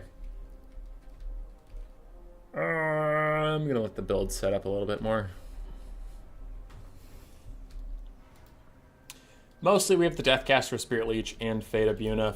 5 White Lions of Krace, 4 Lothern Seaguard, 2 Archers, and 3 Silverhelms for the High Elves. God, I hope Fate of Yuna and Spirit Leech get nerfs. But I think I was talking to Bowmore about this, but like, I have two minds about Spirit Leech, because it's super prevalent, it's super common, it's very good, I get that. But also, without it, so many like disgusting foot character blobs or like, I don't know, just like foot character cheeses in general would be way too good. So I guess like you can't nerf Spirit Leech into the dirt. I was thinking that I kind of wish Spirit Leech was like really good against single entities and then trash against anything else, like absolute garbage. If you cast it on like a cavalry unit, it would do almost nothing. Because I don't know, Spirit Leech is just too generically good, where it should be a little more specialized. Fate of Yuna can just eat my balls. I fucking hate that spell. I see you took an elite unit of any kind. Allow me to point and click and get rid of it. Fuck you, fight me. God, I hate that spell. It's not like super OP because it is very expensive. Like it's OP, but it's not super OP. It's just not fun. That's my biggest problem with it. Is like, it is the anti-fun spell. I see you took a fun unit. Allow me to not. And that sucks. Mr. Casual, I can't afford the Patreon to take this bribe. Thanks, buddy. I appreciate the tip. You're the nicest person I know. On the other side, for Cathay, we do have Peasant Long Spearmen, Jade Warriors, Peasant Long Spearmen, Jade Warriors, a backline of Peasant Archers mixed with Jade Warrior Crossmen, unshielded, might I point out. 4 Jade Lancers, or Righteous Lancers of Weijin, R.R. Longbow Rider. We do have a Dragon-Blooded Shugi Lord of Yin with Talents of Night and Storm of Shadows. And 1 Iron Hail Gunner? Yeah, just looks like 1 Iron Hail Gunner. Not a Cathay blob box thing.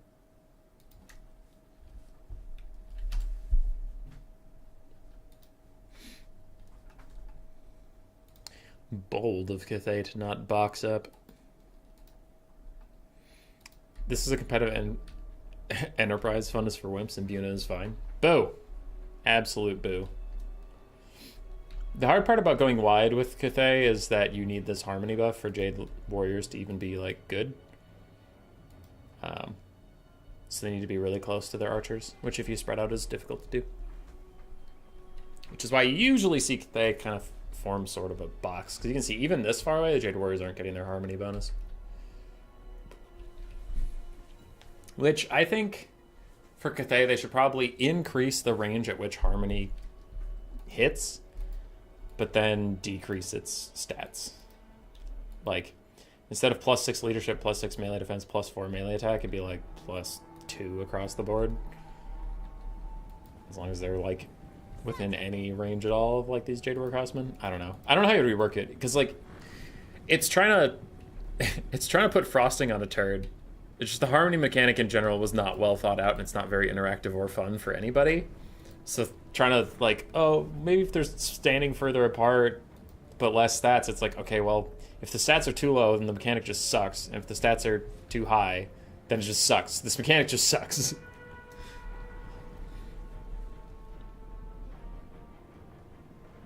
Spirit of the Gorg, I agree 100%. Yeah, that's the hard part about Spirit Leech is like, it's unfun, but it's very necessary with the way the game mechanics work. So unless the game mechanics get fundamentally changed, without Spirit Leech or Final Transmutation or Flensing Ruin or Traitorkin, like how the fuck do you kill foot characters? Because charging them is just not the way to do it. Sigvald, Count Noctilus, cackling away. This is kind of a weird deployment from Cathay, having some very far extended melee infantry, but then most of the ranged is all put together in the same area. That just leaves these Peasant Long Spearmen as 20 melee attack, 24 melee defense, like pretty meh infantry units. And the High Elves are going to tear them apart. Cathay might have cav superiority with a flying cav and then 4 Jade Lancers versus just 3 Silver Helms, but still, I think the High Elves are going to be very happy about this deployment. I am extremely concerned for Bjorn's chances with the way this is being set up. Alfredino flying around. I think he wants to get a Fate Abuna onto the Righteous Lances. I think that's what he's trying to angle for, but he wants to avoid the Iron Hail Gunners. Silverhelm's going to take a straight-on charge with the Jade Lancers. They have very, very high stats when they are in their Martial Prowess form. But they can't afford to get flanked by these Peasant Long Spears, so I do wonder what Alfredino's going to do. Meanwhile, he tries to rear charge those Jade Lancers with his other Silver Helms. He just wants to rout them as fast as he can so he can get out of here rather than run away from the Peasant Long Spears, I guess.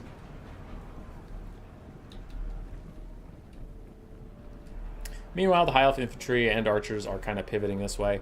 Most of the High Elf Cav is also over here. Now, this is what sucks for Cathay, is their Righteous Lances just can't get involved anywhere near the Fate Abuna caster, or they're going to get Edis Elitist. And speaking of Edis Elitist, we might have a Talons of Night. Can the Silver Helms get out of there? Yes, they can. Overall, pretty good dodge. A couple models are going to get caught, but that's not bad at all. Very nice stuff from Alfredino. That would have been brutal if both of them had been caught in that Talons of Night. Talon's even friendly firing a bit on the Peasant Long Spearmen. Damn.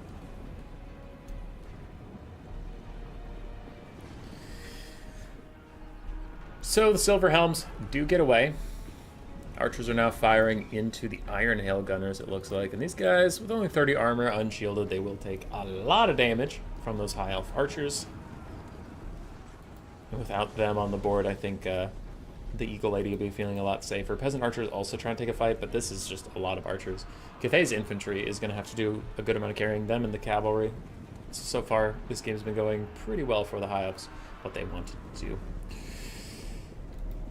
Jade Lancers looking to maybe pick a fight with the Silver Helms, and they are going to try to retreat. We have some lagging units that might get caught by the Jade Lancers, but they overall maybe should be able to get out of there. Righteous Lance is still being zoned by the Deathcaster, who now flies over there and is like, "What you gonna do? What the fuck are you gonna do about it? Get out of here!" And the Righteous Lance is like, "Yep, we're super sorry. We thought we could maybe play the video game today, but that's my bad." He has 4? No, he only has 3 Silver Helms. What are you talking about? Oh, why does nobody bring Peasant Shorts? Okay, it's a meme. It's a meme, Maiden. They're short spears, not long spears.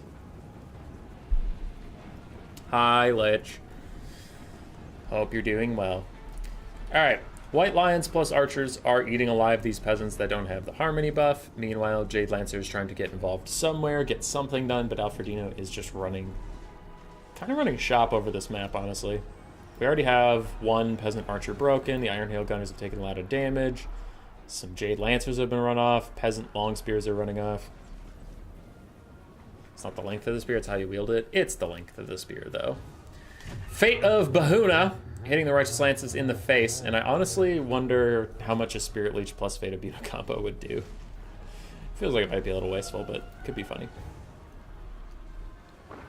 Storm of Shadows is actually going to slow the Archmage to death enough that maybe these guys could catch up to her, but it looks like she goes into stock from her Armor of the Stars for just a moment, dropping their attack orders.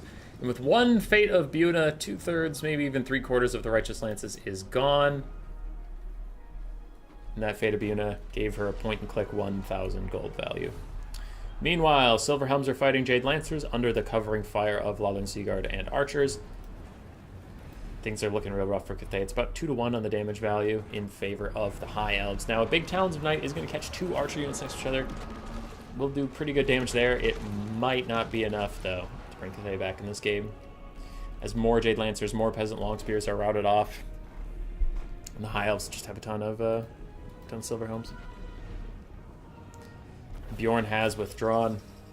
It's a 3-0 for Alfredino, going towards the finals with Cal Harmon. Maiden, you are getting memed. That one Fate of Bahuna, almost 1,000 value. Anyway, the game ended rather short, so there's not going to be high values on anything but Alfredino just running around the map. And without a cannon or a fire rain rocket to really force the High Elves to hurry up and get involved in the melee fight, the Cathay units were just stuck waddling after them for a while, kind of like Dwarves.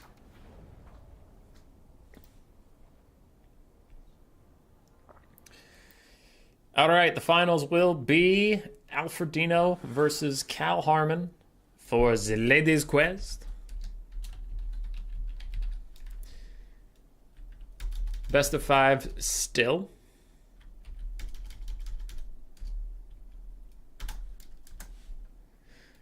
And hopefully we will get Cal in here pretty quickly and get this all moving forward.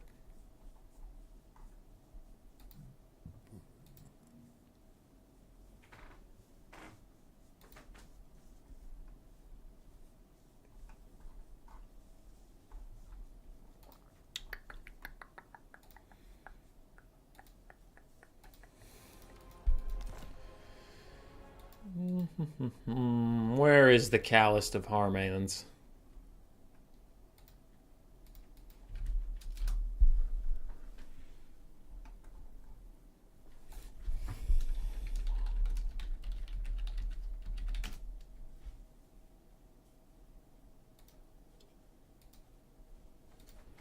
The Ladies' Quest win with Nurgle? No!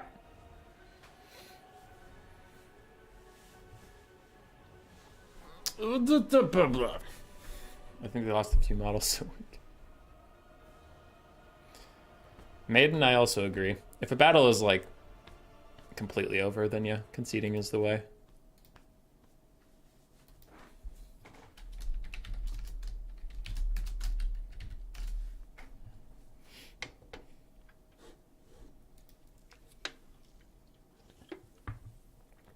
I'm hyping up Cal Harmon. I'm DMing him saying kick Alfredino's ass.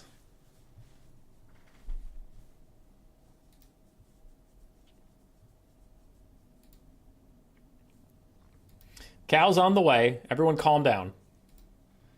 Just be calm. Just be calm.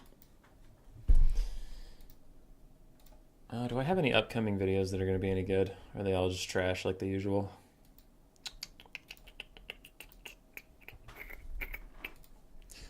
Content. Oh, I'm actually running out of content. I might have to make some more soon-ish. I have content that goes through February. I didn't want to record too far ahead of time because I thought there'd be a patch. Honestly, here's how shitty and stupid and dumb I am. Here's how shitty and dumb and a butt face I am. I was worried that having videos scheduled out till February 26th. I was like, God, I have all these videos and I recorded them and edited them, but that's so many, and they were all good games and all this stuff, but like, I don't want to have too many that are past the patch. So then, like, if I talk about, like, man, Imric is so overpowered in the video, like this one that says Imric Gaming, Imric's so overpowered, and if, like, patch 2.4 comes out and just, like, hits him straight in the testicles and he sucks now, then that video won't make any sense. Just getting all nervous. And here we are in February 11th, and we still have no word of a patch coming. Not even, like, the patch is out. We have no idea when it's coming. I was like, oh God, I might actually have to make more videos on this patch. And I was like actually worried about having to delete videos if they didn't make sense anymore. It's just not a thing. So I have plenty of content that I can make. It's just I've been extra picky with which replays I turn into games because I'm waiting for the new patch and just had too many videos.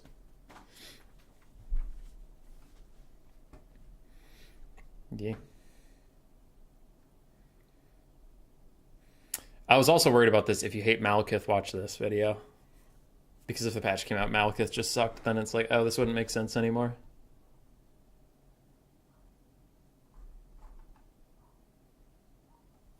I don't know. That's all the stalling for time I have. I'm all out of time to stall. They mentioned the next update would be April. I didn't think they mentioned the next update. I thought they said the DLC would be April.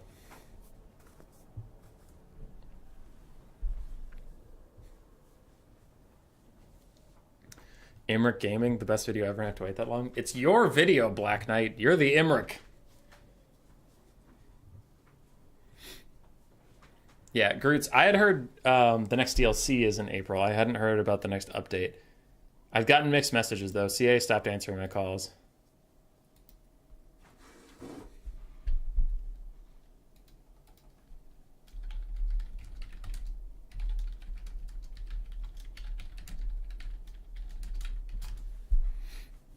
You see the replay I sent you? If it's in my replays for human, then yeah.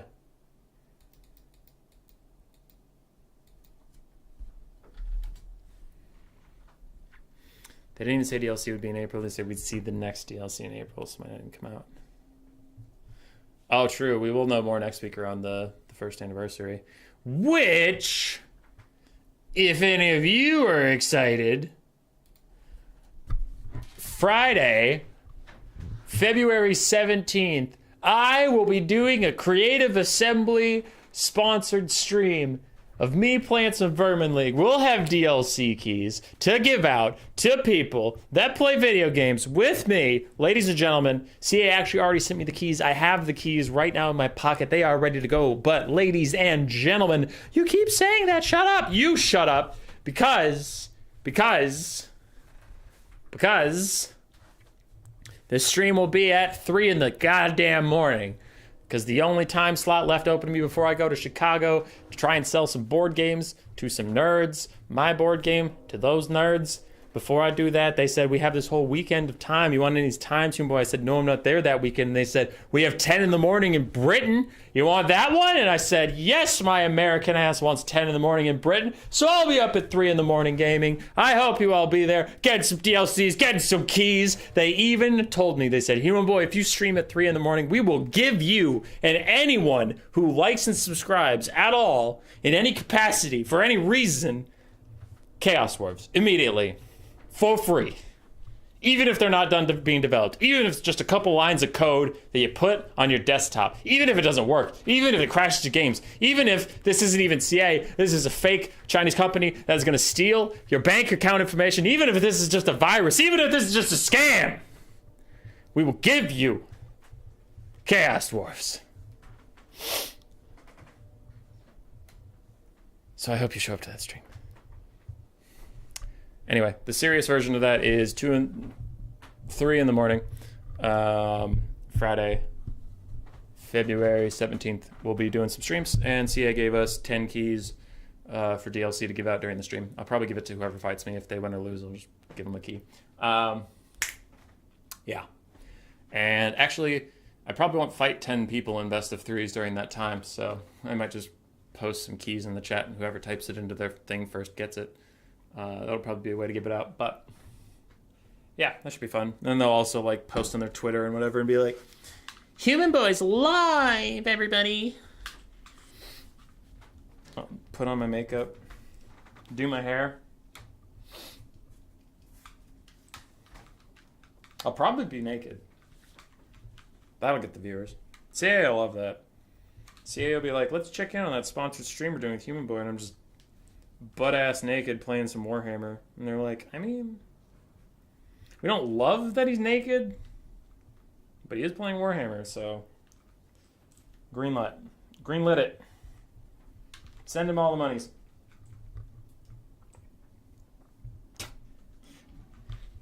You know, the worst version of that would be, we don't love that he's playing Warhammer, but we do like that he's naked, so we'll let it go. Fight me IRL for a key? No. All right, I'm going to check chat in a second. I'm untangling my headphones. So Alfredino and Cal Harmon are doing their picks and bans for all 5 games. Also, Alfred wanted to get a snack quick, which I can sympathize with, because I also had to do that. Now I've forgotten which is left and which is right here. Is there any way you've labeled that? Because I've turned it around too many fucking times. Whatever. To hell with it.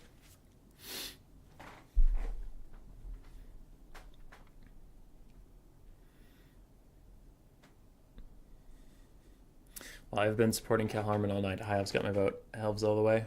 They're still doing picks bands. We don't know who's playing High Elves yet. 10 a.m. in England is 4 a.m. here. Oh, it's after Daylight Savings Time, isn't it? Maybe. No, it's not after Daylight Savings Time. It depends on which England, because England's in 2 time zones, isn't it? You better have a Queek cosplay. Yeah. So again, because I am a bit of a chuckle fuck. The serious version of that is 10 a.m. British time. They're going to post my stream thing, and I'm going to play Vermin League for like 4 or 5 hours before heading off to Chicago. During that 4 or 5 hours, I'll post a couple DLC keys they gave me. I have the keys right now. They sent it to me last week. Let's see. What do we have? What do we have for keys? Let's figure out. Where the hell is my CA contact? Was it that long ago? Where the... I'm just going to use the search function. I'm not scrolling anymore. Too many people typed to me, man. Okay, here's all your codes to use for next week's Steam giveaways. Warhammer 3, Warhammer 2, Warhammer 1, and Champions of Chaos. I have 3 Warhammer 1 keys, I have 2 Warhammer 2 keys, I have a Warhammer 3 key, and I have 3 Champions of Chaos keys.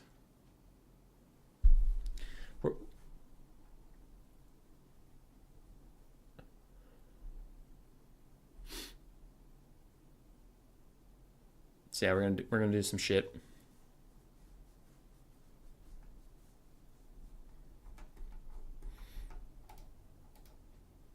So, I mean, if you entered the game with Warhammer 3 and you don't have Warhammer 1 or 2 yet, for whatever reason, seems like a good time. Is my back... Oh, God. My left screen is watching the stream, so I can see all of your chats, and it was behind. So I saw myself walking around raving. I'm like, that's not that far away. Maiden, I know you have all of that already, but not everybody has that already. There is no key. Yeah. It is a CA-sponsored stream. Okay, what was I going to show you? I feel like that would... I was going to show you a meme, but it might confuse some people. So, meh. Steam key? Yeah, Steam keys. El Stimo Kio. So that'll be fun. We have some first anniversary stuff going around.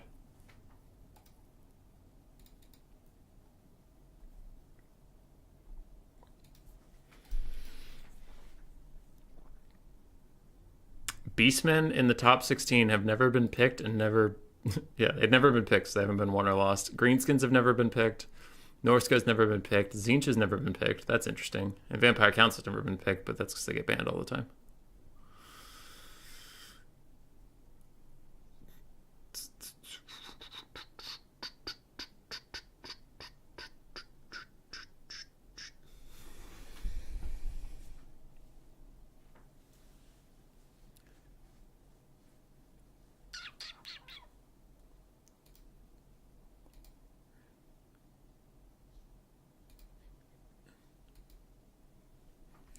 I see. Yeah. When is this? Don't start listening till after you said Steam keys. It's Friday, 3 in the morning.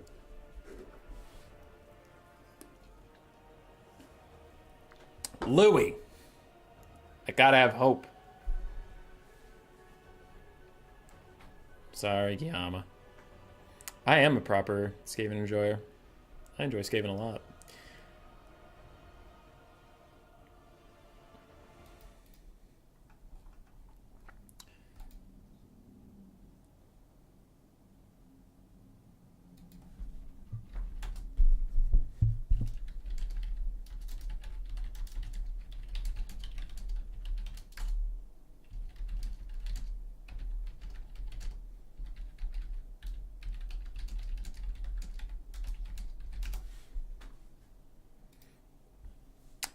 Hands is telling me I can do whatever I want. That seems bold. All right. To fill a little bit of time, Hands did send us his spreadsheet for how the top 16 games have gone in this. So top 16 players, best of 3s and best of 5s. So obviously it's going to be more than that. But Beastmen, Greenskins, Norska, Tzeentch, and VC. Never picked. Probably VC banned. Tzeentch probably also banned from certain players. Wood Elves have an 80% win rate. 5 picks. 4 wins. Warriors of Chaos, Vampire Coast, Nurgle, Grand Cathay, all 0% win rates. And then everything else is 50% or 100. 100% win rate for Kislev and Khorne, the one time both of them was picked. Demons of Chaos, 100% win rate when one of them was picked. Looks like most of the... Yeah, Ogre Kingdom's 100% win rate when they were picked once. So if you're picked once and you won, you can scroll stream from here. Lies! No! I don't have permission to type. Boo! I can't type. That's fair. That's understandable and fair.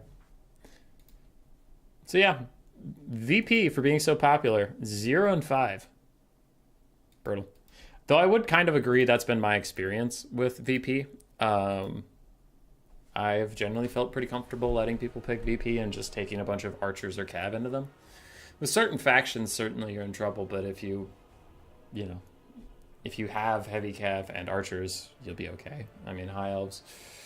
I usually play High Elves, Empire, Bretonnia into VP. I don't know, Bretonia's felt pretty good recently versus VP specifically.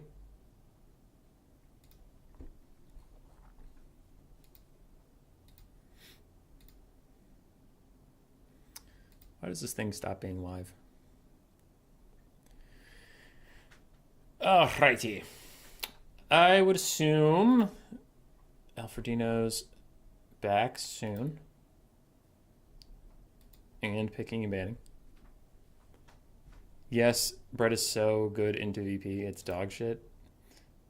Dude.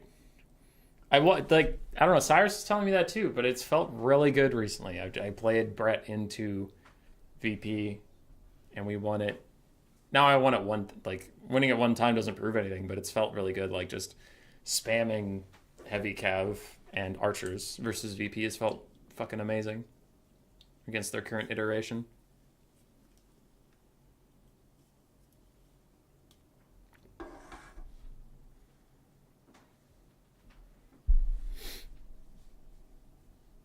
Then your opponents suck. It's possible. I don't know. I haven't seen why it's so bad. Because in Warhammer 2, people also said it was really, really bad. And it seemed okay. You just take Fae, Then you have your caster. Then you can Mortis Engine down depth card. You can Mortis Engine down pole arm spam. Bunch of heavy cab cycle charging. Bunch of peasant mobs firing in. It's all the stuff you need to normally beat Coast. I took one Pegasus Knight just to keep Bomber Bats honest. And they didn't even take Bomber Bats, but... yeah, it seemed okay.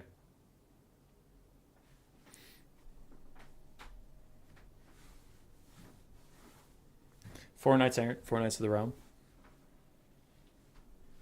Depth card are horseshit. Yeah, they're elite halberds. I understand the sentiment, but...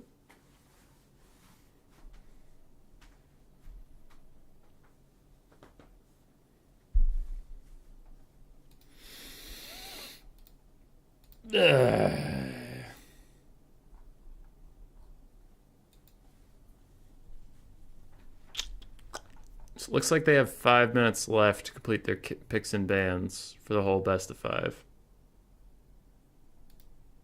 Hopefully we hit that deadline.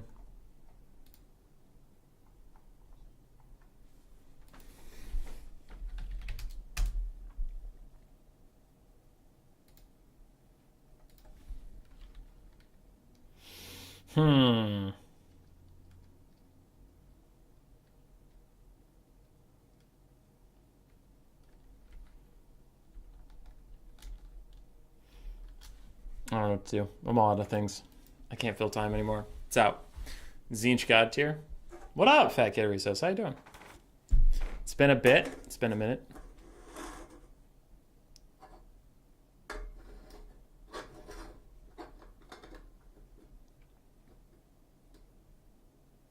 Stay.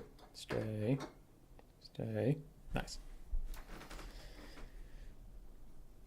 Oh, you know what I could do? I could go check the graphics setting I was wondering about. Graphics advanced. Unit size, grass detail, shadow detail, texture quality. Everything's on ultra. Huh. I wonder why that Dark Elf game looked like such shit then. Everything's on ultra. It should be fine. You work a lot? That's fair, dude. I have to go work after this stream. I don't like it. I don't wanna. In fact, I'm not going to. I am going to quit my job right now, stay home, and play Team Fortress 2.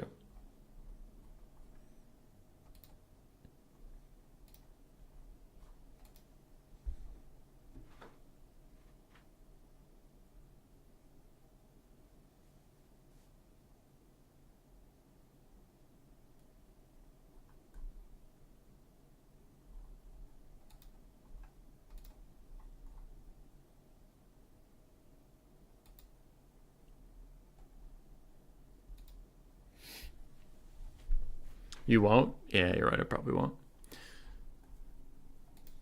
I am, in fact, no balls. I like paying my rent and paying for food. I do like surviving. TF2 is goated. You're goated. How dare you talk to me about goats? I was born goats. I was a goat before you were even thought of, sir. This has gone off the rails.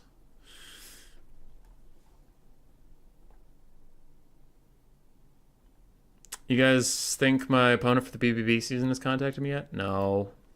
No.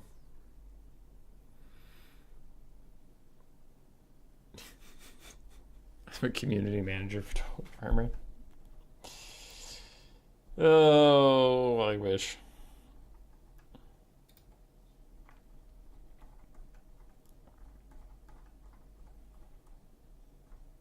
Did I ever get my buy around?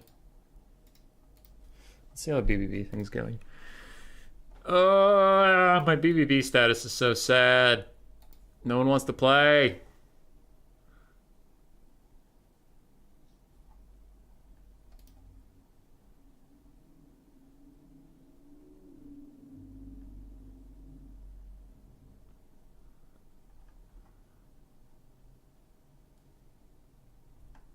Alfredino switched to Zinch all of a sudden, so I think he's back.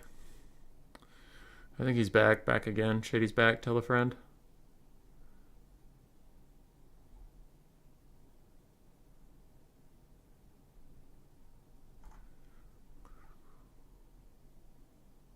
All right, they readied up instantly. They're here. They're alive.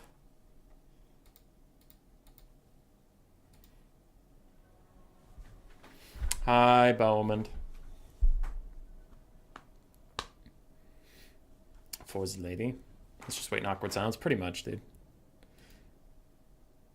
I've had to fill a lot of time. Out of things to talk about. Mr. Human Boy, when you become human man? When I feel like it. Just never.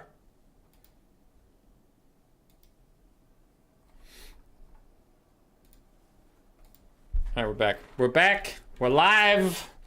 Live from New York. It's Saturday midday. Actually, not even in New York. Live from southern Minnesota. It will be our first Zinch of the day. I haven't seen a single blue fire, and it's made me very sad. I'm gonna hide up in this little nook. I feel safe. Look at how safe I am up here. Oh. Oh. Human Boy's Peter Pan. What if I am? What the fuck are you gonna do about it? Oh, oh, oh, oh. Safe in my little nook. I'm gonna cast the whole battle from up here. I'm just gonna be invincible up in my rocks. No one can get to me. I have thought about doing a video, like a battle replay that someone sends me, but then I cast the whole thing with that like theatrical setting on, and I'm following a unit. So it's just like I'm on like, I don't know, a river troll hag, and I just have to try to cast the whole fucking game from the perspective of this river troll hag, like looking around, but I can't move the camera outside of her. Just like, so some spider riders went into the trees over there. Haven't seen them in a couple minutes. They're probably dead. The Empire front line's coming. I see some archers. Oh shit, a cav flank apparently. How many are over there? I don't know. I just see a lot of bodies. Who's over there? What's going on? What is winter like where you live, Human Boy? It looks constantly sunny. It is very cold. It's just recently getting warmer, but the average temperature, the average high for like the last 2 weeks, well, last week was nice, but 2 weeks before that was like in Celsius about like -6. It was like a high, so it was rough. Hiding in your room when people come over, yeah. All right, what do we got? Cal Harmon's got some stuff. This is really stressful. Much better. Okay. So Cal Harmon, he's got a huntsman general. He's got some archers. It looks like I clicked too many times. Oh shit. Okay, we're out here. 3 archers, 4 swordsmen, huntsman general, butt naked. We have a Jade Wizard with just Earthblood. We have a Bright Wizard with just Flaming Sword of Ruin. Pistoliers. Looks like 2 Pistoliers. 2 Empire Knights. 3 Reiksguard. The Silver Bullets. Stocked Handgunners. And that is it. On the Zinch side, for Alfredino. Sounds great as a one-off. Yeah, it'd be a one-off for sure. What is Celsius? You know what? I don't like anybody. I hate all of you guys. Kairos Fate Weaver up in the sky with Zinch's Firestorm. Nope. Okay, I missaw that thing. This thing. The Void Pendulum. Power recharge rate. Reduction on his enemy. Okay, so it's regrowth and Earthblood. Usual Kairos shit. 1 Soul Grinder of Zinch, 2 Screamers of Zinch, a whole bunch of Marauder Spears, then basic Marauders. Is someone going to tell Handedens that Alfredino has 9 Marauders? Do I have to tell Handedens that? Because I'm not gonna. I ain't telling anybody shit. 5 blue ores. I know the limit is 8. He took 9. It's not my problem. I'm not dealing with it. I'm not dealing with it.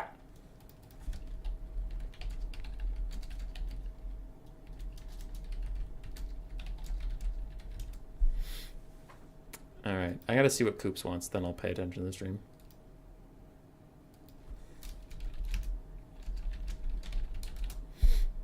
Americans and their funny words they make up. I don't like any of you guys. You're all bullies. I said it. It's official. Soul Grinder of Zinch trying to snipe out a poor little man with a poor little man hat. Look at his poor little man hat. Doesn't even cover the top of his head. All right. Don't yell at me. Kairos become Life Mage? For some reason, yeah. He has 9 Marauders? Yes, he does. I told Hanadan about it. It's Hanadan's problems. The single unit perspective battle cast could be interesting if you also showed the battle from a normal perspective, either after or at the same time. That would be tricky. I don't know how I would do that. I'd have to figure that out. Unused username 1. Pistoliers tried to do some kiting. It did not work. They got pushed away by the blue horrors, and then they took a blue fire to the back of the head. I don't know if a blue fire was worth casting on the Pistoliers because it doesn't feel like they matter. But it seems one way of doing it. Poor horse just got hit instead of the Jade Wizard. Yeah. Jade Wizard's still getting sniped out by the Soul Grinder. And blue fire. Ouch, ouch, ouch, ouch, ouch. And a big ouch. And the big ouch. Jade Wizard is routed. Lord Snipe is complete. Wrap it up, boys. We've won this game. Oh, wait, that wasn't the Lord. Oh, wait, that wasn't even the only caster. Oh, wait, also the Empire doesn't rely on their Lord that much. Why you bully me? I didn't bully any... What? I didn't do anything. I didn't... Why you bullying me? Swordsmen just walking into the gates of death, getting absolutely gunned down by blue horrors. Good for them. Basic Marauders. Gonna go fight Reiksguard, and that'll be great for the Reiksguard, but with Screamers flying in for a flank. I was fighting Rego Smalskik. I can't pronounce his name because it was mostly consonants. Anyway, I was fighting a guy in a tournament, and he beat me in this matchup. I cast a replay of it recently, and Screamers absolutely destroyed my Empire Cav because they got rear charges. So, if these Empire Cav get stuck in prolonged combat with the Screamers, it will go poorly for them. Meanwhile, archers, silver bullets, everybody's still firing at Kairos, firing in on the fight in general. Reiksguard trying not to get yeeted. And swordsmen having a terrible time, but the Empire is mostly relying on its archers, its cav, to win the game. I imagine Flaming Sword of Ruin got cast over here. It looks like it did. And that extra magic damage for everybody is really going to help deal with the Screamers. Empire Knights are still pushed off, but it was at the cost of an entire Screamer's health. Kairos is fine. He's chilling. He has 44% damage resisted. He doesn't fear nothing. And a quick little blue fire onto the Reiksguard is not going to be a big deal. Empire's holding firm. I think Cal Harmon can be happy with the state of the game. Sure, he lost his life caster, but he doesn't really care about that too much. He brought a spare. He's up about 1.6k damage value. And he's churning through the Tzeentch front line. Now, he is trying to snipe out Kairos. It just forces a regrowth out of him. I have also, with Tzeentch, similar to what I was talking about with Nurgle on like the last stream we did for newer players with Umbrella, I've stopped trying to snipe the Tzeentch Lord, much like trying to stop sniping the Nurgle Lord, because they just have so much healing that it's more worth it to kill the entire army and then force Kairos to do something while you kick his ass. UK invent football everybody likes, and then you get beaten it. US invent a football nobody likes, you can be world champions. Anyway, blue horrors disintegrating away. The gaze of fate onto these Reiksguard, trying to hold them in place for the Soul Grinder of Tzeentch and blue horrors to fire in. Okay, that's an alright play. I feel like the Empire just has too much going on, though. Like, too many things are going well for the Empire. I just feel like Tzeentch is running out of juice.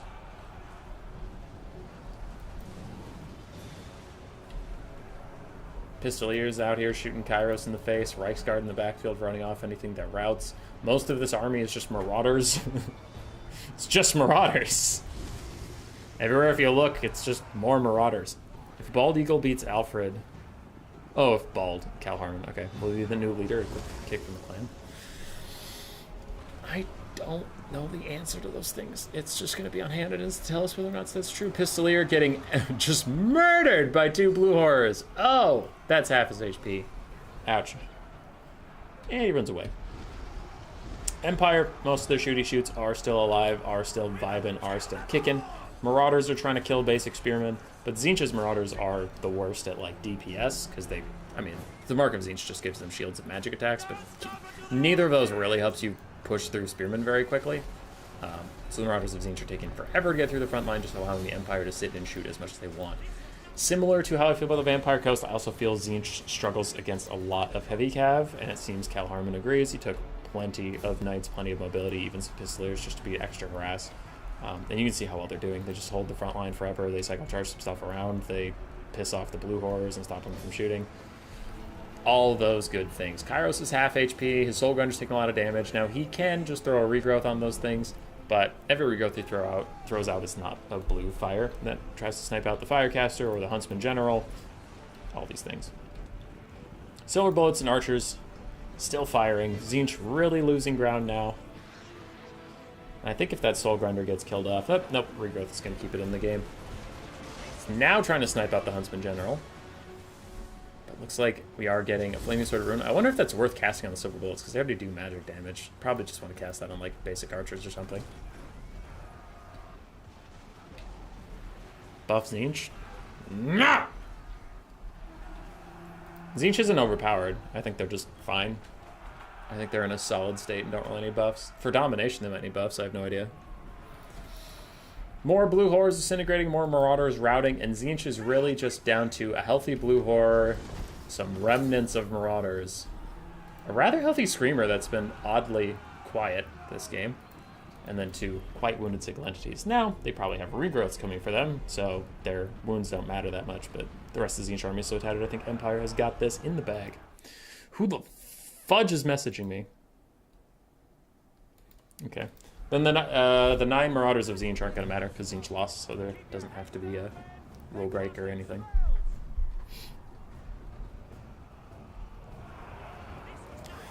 Kairos and the Soul Grinder fighting some random Pistoliers. Oh, those are Pistoliers even. Ew.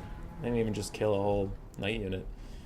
But last of Tzeentch's infantry pushed off. Goodbye. And it's Ogres. It's all Ogres. I'm so confident it's Ogres, I'm going to give Cal Harmon the point mid-game. That's how Ogre confident I am. Because Kairos is a stupid amount of the balance of power. Like, he always is. So, you can tell that, like, if the balance of power thinks Tzeentch is going to lose and Kairos is still alive, then Tzeentch is probably going to lose. Regrowth trying to keep him in the fight. Pistoliers get netted down by Gaze of Fate. This guy has 3 whole volleys left for Alfredino. We have an Archer with full ammunition-ish. I mean, half, but it'll function. Silver Bullets, 10 volleys left. Huntsman General, 10 volleys left. A bunch of infantry. There's no hope, my lord. There's no hope. The Ogres, they're too strong. Oracle of Eternity. What's the cooldown on that frickin' thing? It feels like it's always up. 22 second, 90 second cooldown. Okay. Oracle of Eternity giving him some space, giving him some buffs. But it's not enough. Who's the Tzeentch Lord became Village? Just DLC? Oh yeah, Village? I like Village. I pick him sometimes. A lot of super high level Tzeentch players like Kairos more because he has self-healing and he has more agency as a flying character, and the bird models are like impossible to lock down. But I enjoy Village. Enjoy and best are different words. I don't think Village is the best Lord, but I do think he is my favorite Tzeentch Lord. Soul Grinder just trying to rout off some Empire Knights, while Kairos is the same to Pistoliers. Marauders just feebly walk up to the Empire lines to get deleted.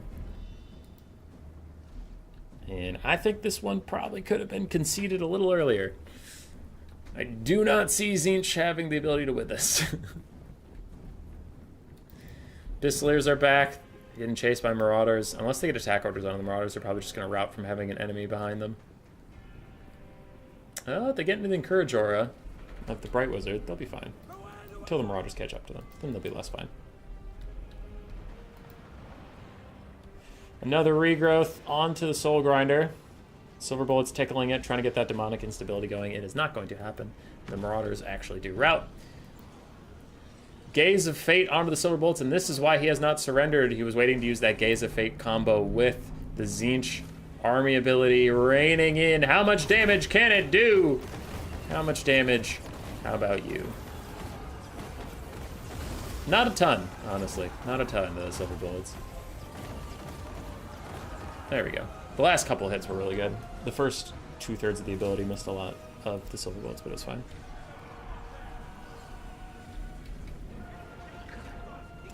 You think Tzeentch has this? I don't think Tzeentch has this.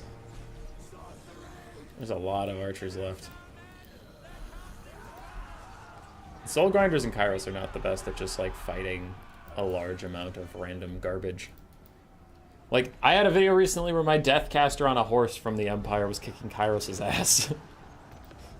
This really isn't his forte. That Empire Wizard has almost the same weapon strength as Kairos. Like, he's not a good combatant. Kairos is running around. Marauder's trying to rejoin the fight. Kairos could tear out a bunch of stuff off the map. I guess the Empire is chilling pretty close to the edge of the map. Huntsman General is trying to shoot at the guy in the sky. Should probably aim for the Soul Grinder. Because, yeah, the Soul Grinder's on the ground, so it's less likely he'll dodge it. He fires his last shot. Now the Huntsman General is just a basic dude. Another regrowth from Kairos. Jesus Christ. He can almost heal cap 2 different units. Soul Grinder punts the Huntsman General, and I didn't think he could get that many regrowths off. I also thought he would take more damage from just sitting in front of archers.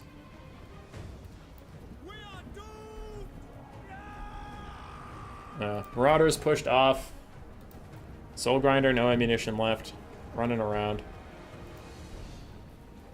And regrowth still healing up Kairos. Balance power's back to dead even. I'm gonna take the point off Cal Harmon. Fine. Fine. We need Cold Hellbrass to carry Zinch in melee. Maybe. Zinch is back in the sky. Soul Grinder's trying to chase off the silver bullets. A big blue fire cast onto a blob of 2 infantry. Does decent damage. How much fucking Winds of Magic do you have, dude? You cast 1,000,000 regrowths and some blue fires. Like, you're done. You're done. Another Oracle of Eternity, which is also permanently off cooldown. Good God. And Kairos just plows his way through a bunch of Empire stuff. Who is the Warhammer 2 bird again? Sartorial. Yeah. Some terror outs in from the Empire. Huntsman General and the Bright Wizard both trying to fight Kairos. Now he does have 44% damage resistance plus his 20% physical resistance, so he's feeling pretty resisty right now. And Fire of Change, 11% damage resistance whenever he casts stuff. So there's a lot of damage resistance on our friend Kairos, but he is stuck in melee right now with 2 single entities. Though the Soul Grinder is back, archers are here. The only archers with ammo have also been stuck in melee.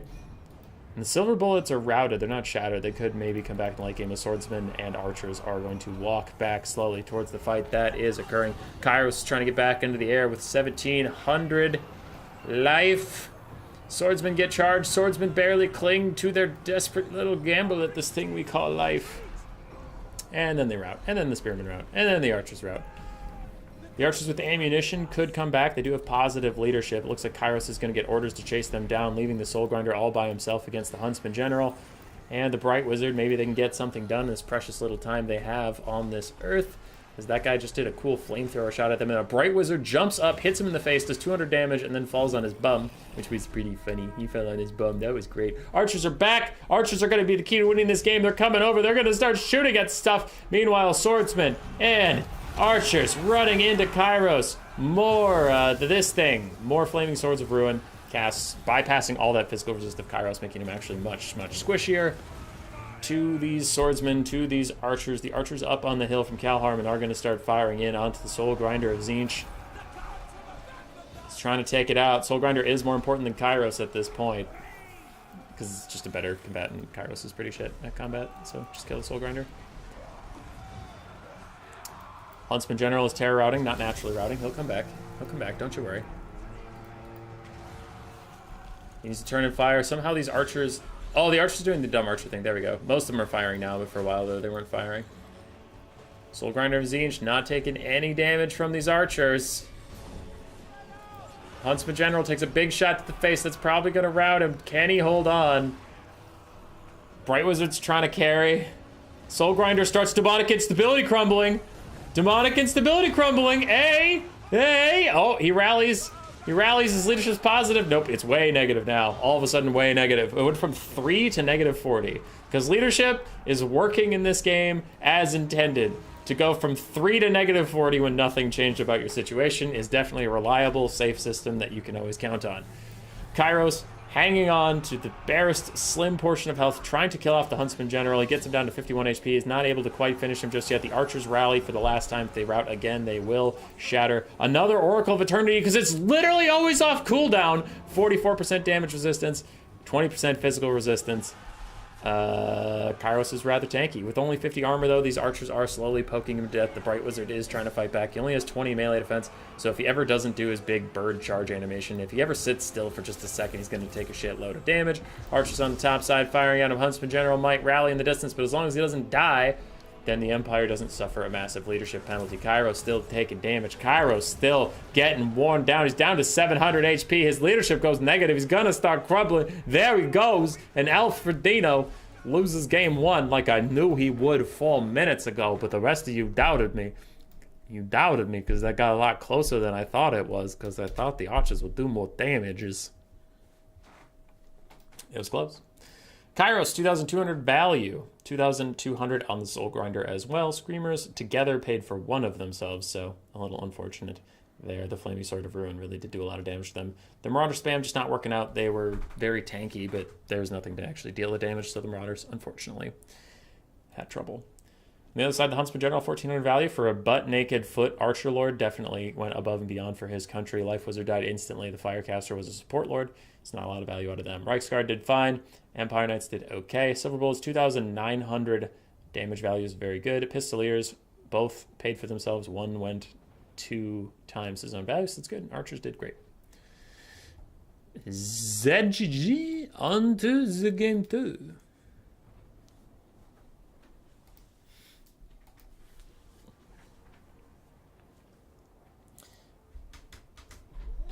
Remake too many Marauders? No. I'm going back to sitting. Ugh.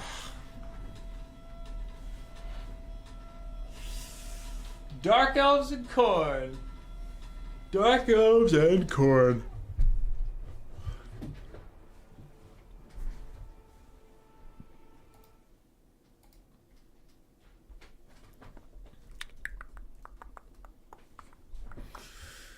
Oh boy. All right. Who's ready for it? Y'all ready for this? I'm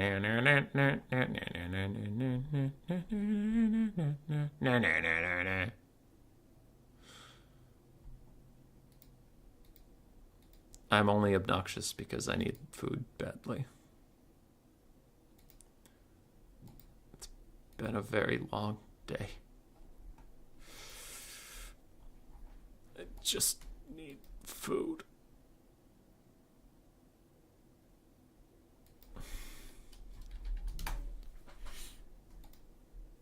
Cal Harmon's ready on corn. What do you do when your range units get dove? Do you run them away or take the damage? Usually run them towards your nearest friendly unit. And then run through the friendly unit, let the friendly unit absorb whatever it is. So like, the example for Skaven is if your Poison Globes get dove by Furies, which is a pretty common occurrence, you'll run them into the nearest Skaven Slaver Clan Rat unit and have the Clan Rats have attack orders onto the Furies, and then you'll slowly pull through them, and the Furies won't as easily. Khorne's secretly decent at Dark Elves. I think it's a pretty tough matchup, but maybe Minotaurs go Burr.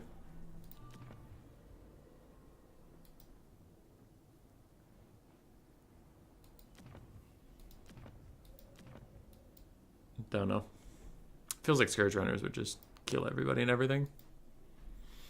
Though we did see Alfredino win this matchup from the Khorne side this stream, so I don't know. I just work here, man. I'm doing my best. Google's telling me now would be a good time to insert ads, so that's what we're gonna do. We're gonna insert an ad. Okay, see you guys in a bit. See you.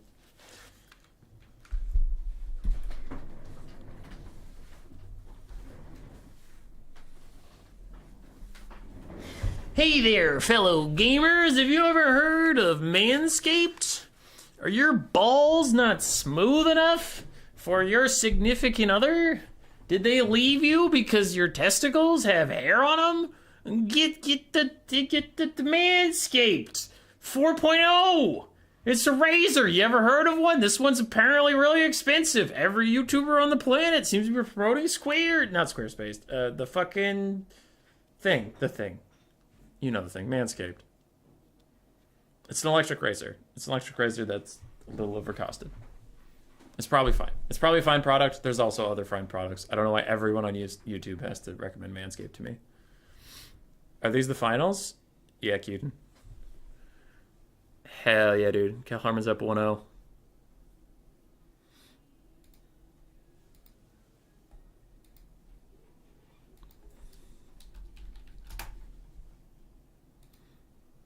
Use your board game for an ad or your book. Be big-brained. No!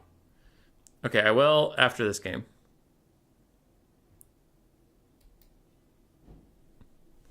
Please tell me to consume. I will do an ad after this break. A real ad. For my shit, not for like anybody else's shit. But not when there's a game ready. I was mostly just doing a bit for fun. Dark Elves versus Khorne. And Cal Harmon did not take anything that I thought he would. Skull Crushers. The 8 dogs I could maybe have predicted. 8 dogs, 2 Skull Crushers, 2 Marauders with throwing axes. Marauder Horsemen with throwing axes. And then an Exalted Bloodletter.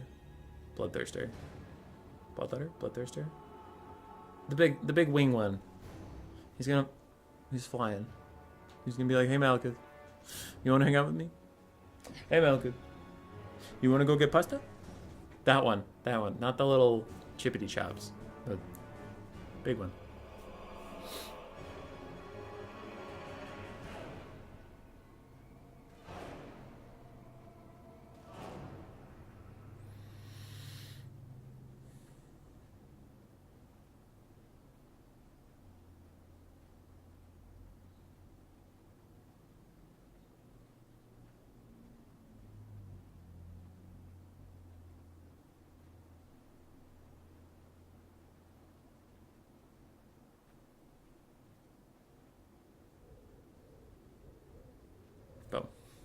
I wonder how many people I got to think their stream froze or something. You got tax problems? Manscaped!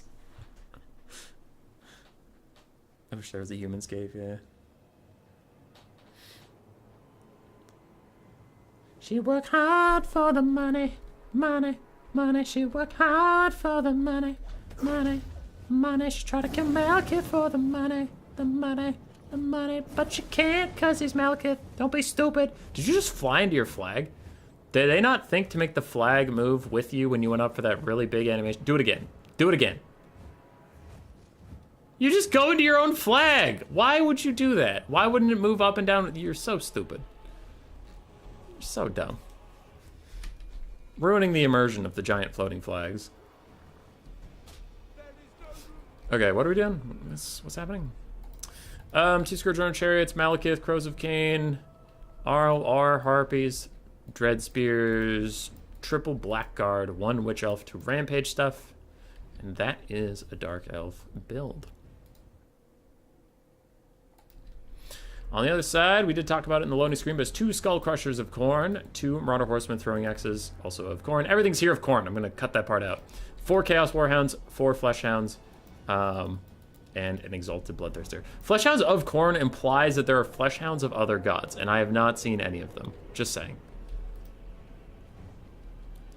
Didn't expect to see this much Nurgle in one game. Oh, one game of Nurgle? Yeah. Cal Harmon, he's kind of wild. Kind of a wild man. Chaos Warhounds of Khorne trying to chase down Scourger and Chariots. They are mostly shooting over those Chaos Warhounds and hitting the Fleshhounds at the face, which is a pretty good target. Now, without the critical mass of Minotaurs, I do wonder what will kill these Blackguard. Maybe Skull Crushers, but I don't expect it to be Skull Crushers. Also, there's no Breath Attack. Wow. Bloodthirst from the Exalted Bloodthirster? I almost never see this ability. 25% speed and 40% charge bonus. That sounds like shit. Fleshhounds of Kurnos. Corn dogs. Khorne setting up a full surround while trying to take as little damage as possible with the Scourge Runners, and the Dark Elves are just waiting for them to sprint to their death while they use their Scourge Runners. Maybe overextending a little bit here from Alfredino, as the Fleshhounds are going to hit him from behind. Now, I guess, to be fair, Scourge Runners never really take that much damage when running away because of janky model animations, so yeah, they'll get away just fine. Malekith's going to tear right off some Corn Dogs. and goodbye. But Malekith might have overextended. He's now surrounded by flesh hounds and a bloodthirster, and he's really mad, and he works hard for the money, the money, the money. That's a callback. That's what us comedians say is the rule of threes. If your Malekith has a 3 on his lottery ticket number, he dies. He didn't. He didn't. Out of all the numbers in the universe, he didn't have a 3, so he lived. It's just the rules. It's how it works. Skull crushes the corn, diving straight into Blackguard, then saying, whoops, oh fuck, oh shit, and running away as Malekith dives back onto them.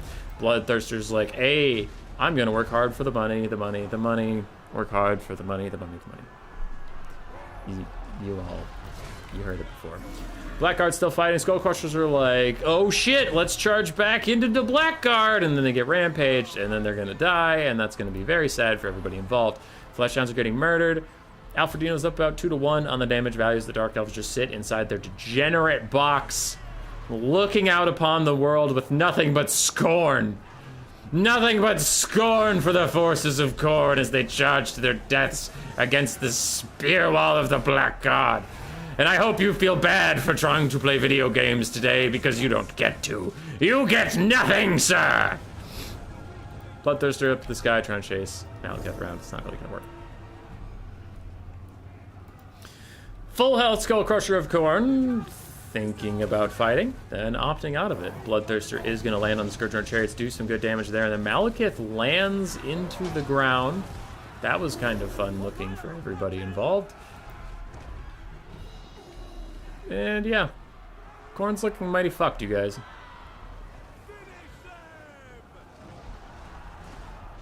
Khorne's looking pretty fucked. The Kane ones have tentacle faces and gelatinous skin. That sounds weird. That sounds spooky. Valkyrie might have been the pick here? Yeah, probably. Malekith diving in onto the Exalted Bloodthirster. Now the shoe is on the other hoof, and he's gonna fight back for a bit. He hasn't used any Soul Stealers yet. That's how strong Malekith's about to become. Is he hasn't even shown you an ounce of his true power. Soul Stealer hits 3. The 3 try to fuck off, but it's too late. Malekith's gonna heal up a little bit. Exalted Bloodthirster's taking a bunch of damage. Bounce power shifting further against Khorne as the Blackguard continue to fight, continue to just cause a ruckus against these doggos and the horse boys of Khorne. Goodbye, doggos. Goodbye, horse boys. And, oh yeah, there are witch elves around. I wonder if this guy's gonna rampage, because that would probably be the death of him, wouldn't it? Where are the witch elves? They're pretty far away from him. Dogs rampage, more dogs rampaging, so the Fleshhounds of Khorne are stuck in the fight. They're currently getting shot by Scourge Runners as they take some collateral damage from the Exalted Bloodthirster. Breath attack from Malekith, gonna hit a big old pile of dudes. They did not enjoy that whatsoever. Scourge Runner firing the last of its few shots into the Bloodthirster. Bounce power shifts into army losses territory. Cal Harmon is going to concede. No, don't. Let me save the fucking thing. Hold on.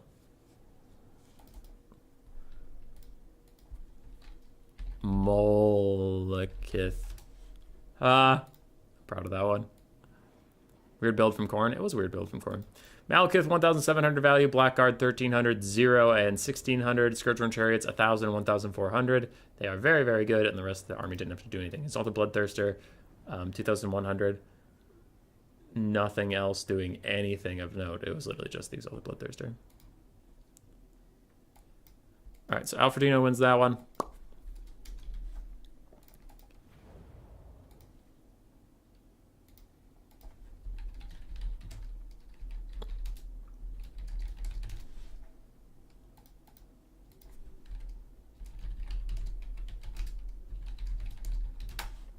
All right, while they do their armies, I want to check that replay and see if I saw what I thought I saw.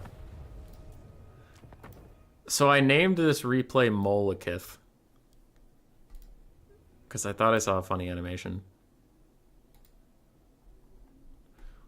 And I'd rather watch something funny that's potentially a bug than just sit in a lobby. You're not that guy, bud. You're not that guy.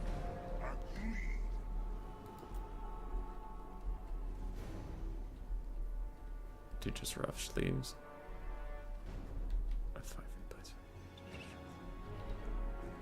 Same clan, close to Khorne build, Dark Elves, Dakota Rhodium's Khorne. Oh. Yeah. Alright. So we need to watch Malekith. It was in the later part of the game. I thought he landed really strange. And, like, he turned into a mole man for a bit. And it was funny. It was when the Bloodthirster lands on these guys. Okay, so it's coming. Rah, Malekith! His stagger animation takes him, like, beneath the map. That's funny. Alright. I did see what I saw, but it's not, like, worth a whole video. It wasn't long enough.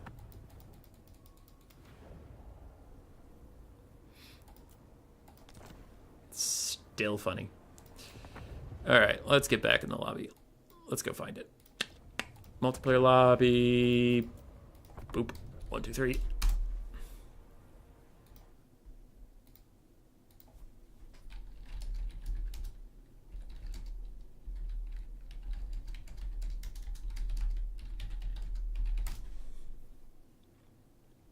We're back. Alright, Cyrus is getting mad at me. So I gotta do some stuff. If you are new to the stream and you haven't heard me rant about this dumb shit before,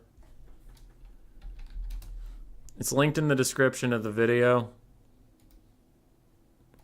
But puppetmastersprojects.com is my website. I sell board game there. There's a little video on the website of what the game is and how to play it. This is to incentivize you to use the arena to hunt. Tells you how to play the game. Tells you also if you would like the game or not. You can go in the store. You can get it for $50 in the US. That includes shipping, so you pay $50 to send it to your house anywhere in the US. If you're international, I've lowered the price to $75. Anywhere in the world, you pay $75 to send it to your house. There's no extra taxes. There's no extra fees. I pay that all on my end. I just like the simplicity of $50. If you want to support the stream, we also have a Patreon. But if you are a rank 10 member in the Patreon, you can get this little joke book. Or you can just buy it for $10 here. It's like a children's book, but it's for adults. It's like a Harry Potter ripoff type thing where things have consequences. Because in Harry Potter, it's always like, I cast this really dangerous spell, and it always misses by just a little bit. And I'm like, nah, this guy straight up kills someone, and he has to deal with the consequences of that. And then there's a fantasy book I wrote a long time ago, Valhalla Forever. If you like dumb fantasy shit, you can go get that. Again, shipping's like included, just $25, and I'll send it to your house. That's what I got. That's all the things, I think. There's also a Patreon. Patreon. Yay! That's all. I'm done promoting myself because I hate doing that. Goodbye forever, bye. We have a dwarf mirror somehow. You should be fraudulent with your taxes. I love being fraudulent with taxes. Thank you, Fat Kid Arisos, for the $5. That's nice. That's very nice of you. I don't like how Winds of Magic are literally just like 2 spells. Ooh.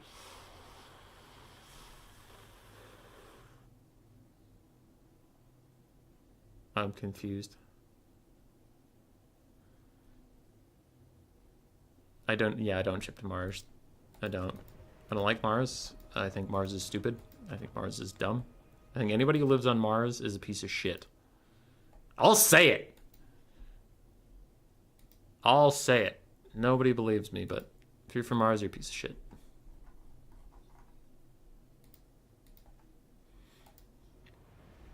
Taxes are optional. You just don't pay them.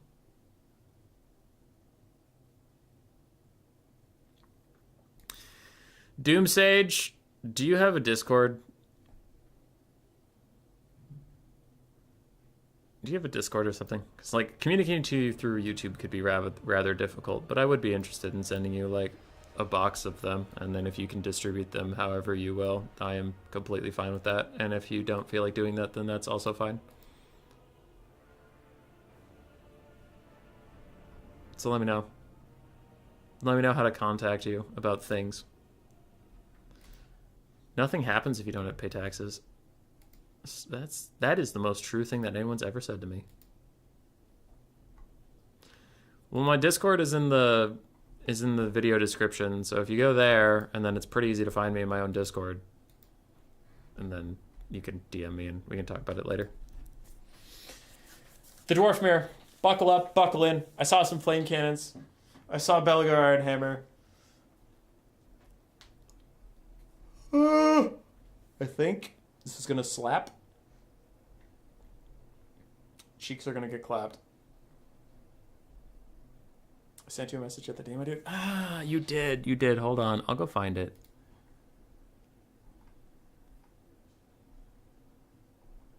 You did send me a message the other day. Hold on. I remember that now.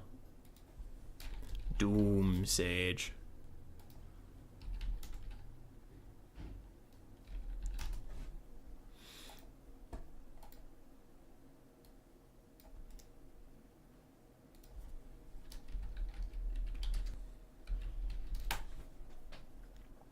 We're Ungrim and Red Ruin. Dead.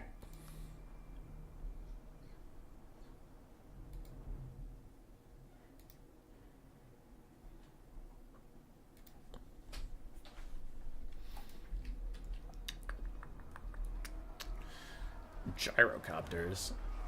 So you either have to root for Thoric and flame cannons and gyrocopters, or Belagar and a much more standard build. The choice is yours. I'm voting for, not voting for, but I'm rooting for Belagar, Thane, and 2 flame cannons. Where Throg? Throg is not a dwarf, actually. Mr. Casual, I thought you were a Norskin main. I thought you would understand that Throg is actually not a dwarf. Alrighty, what do we have? Dwarf warriors with great weapons, 5 of them. A front line of 5 more dwarf warriors. That is 10 dwarf warriors.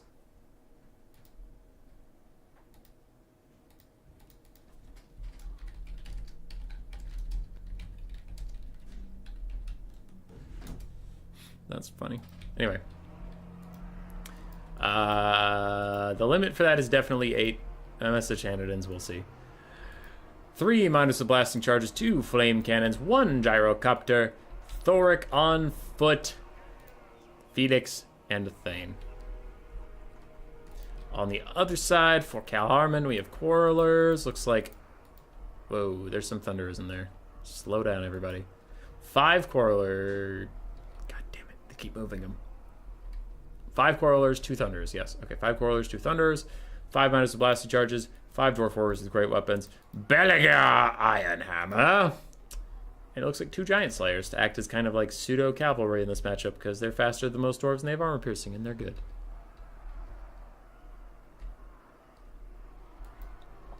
And a partridge in the pear tree. Just don't let the map be grassy. Why wouldn't you let the map be grassy? It's already grassy. If there was a bingo, there surely would have been it. Yeah, Dwarf Mirror in the finals is not what I was expecting. TBH. I think as far as the build goes, Cal Harmon's build's actually better. I think Cal Harmon is more likely to win this, but I think the Alfredino build is spicier, even though it's illegal with 10 Dwarf Warriors. You can only have 8. Alfredino's never played a video game before in his entire life, and it shows, man. And it shows. Why are these miners mining with giant hammers? Should they, like, all have pickaxes? Some do, but some have hammers. Why are you mining with hammers? Are you an idiot? Is that grass or moss? This is grass.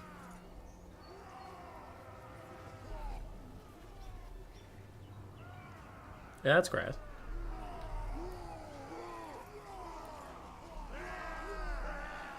And these are some angry dwarves. They agreed to play it either way. Did they? Nice. The midgets would get lost. Oh, okay. They would get lost and not be able to find each other. At this point, we need to just change fruit rules for Alfred. We're going to the lobby again. The lobby again? Oh, no. Oh, lordy.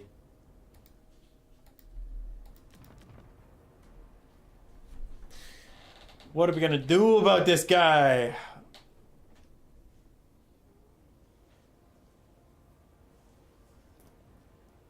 That's it. I'll watch you. I'll watch him. I'm not letting him out of my sight. With the money, he got something. Oh, we got the Grumbling Guard. Okay, cool. That works. Who's better? Belagar. Bullshit-ass King of Eight Peaks. Bullshit-ass King of Eight Peaks. All right, look. While they set up their armies again, let me make an analogy for you. And this is not an analogy about Belagar, Queek, and Skarsnik. It's not. If you had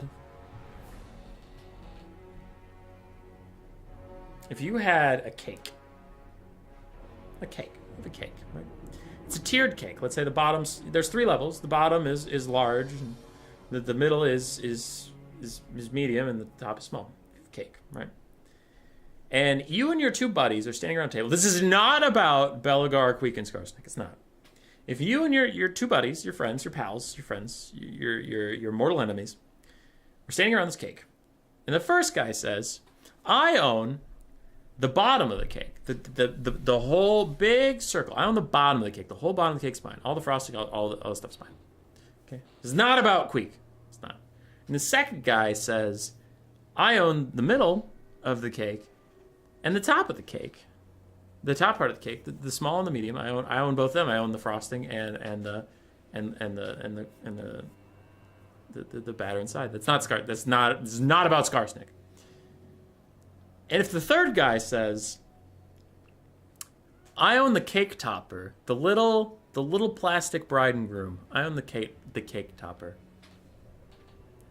If that third guy went to you and said, "I own that cake," you would punch him in the face. And that is fucking Belagar Ironhammer. True King of Eight Peaks, my ass. You don't own any of Eight Peaks. You have a settlement on top of Eight Peaks. Like, it's in a valley next to it. You own no real territory in Eight Peaks. You got nothing. You're a dumb piece of shit. You lost your kingdom to the Skaven and the goblins. You gotta give it up. You're a fraud. You're a fraud and a failure.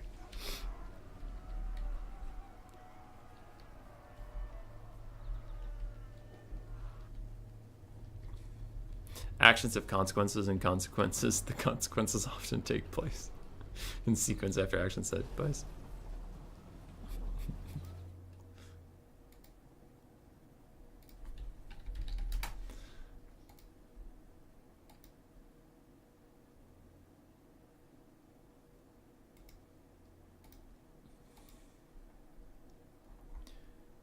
Alright, I'll deal with that later.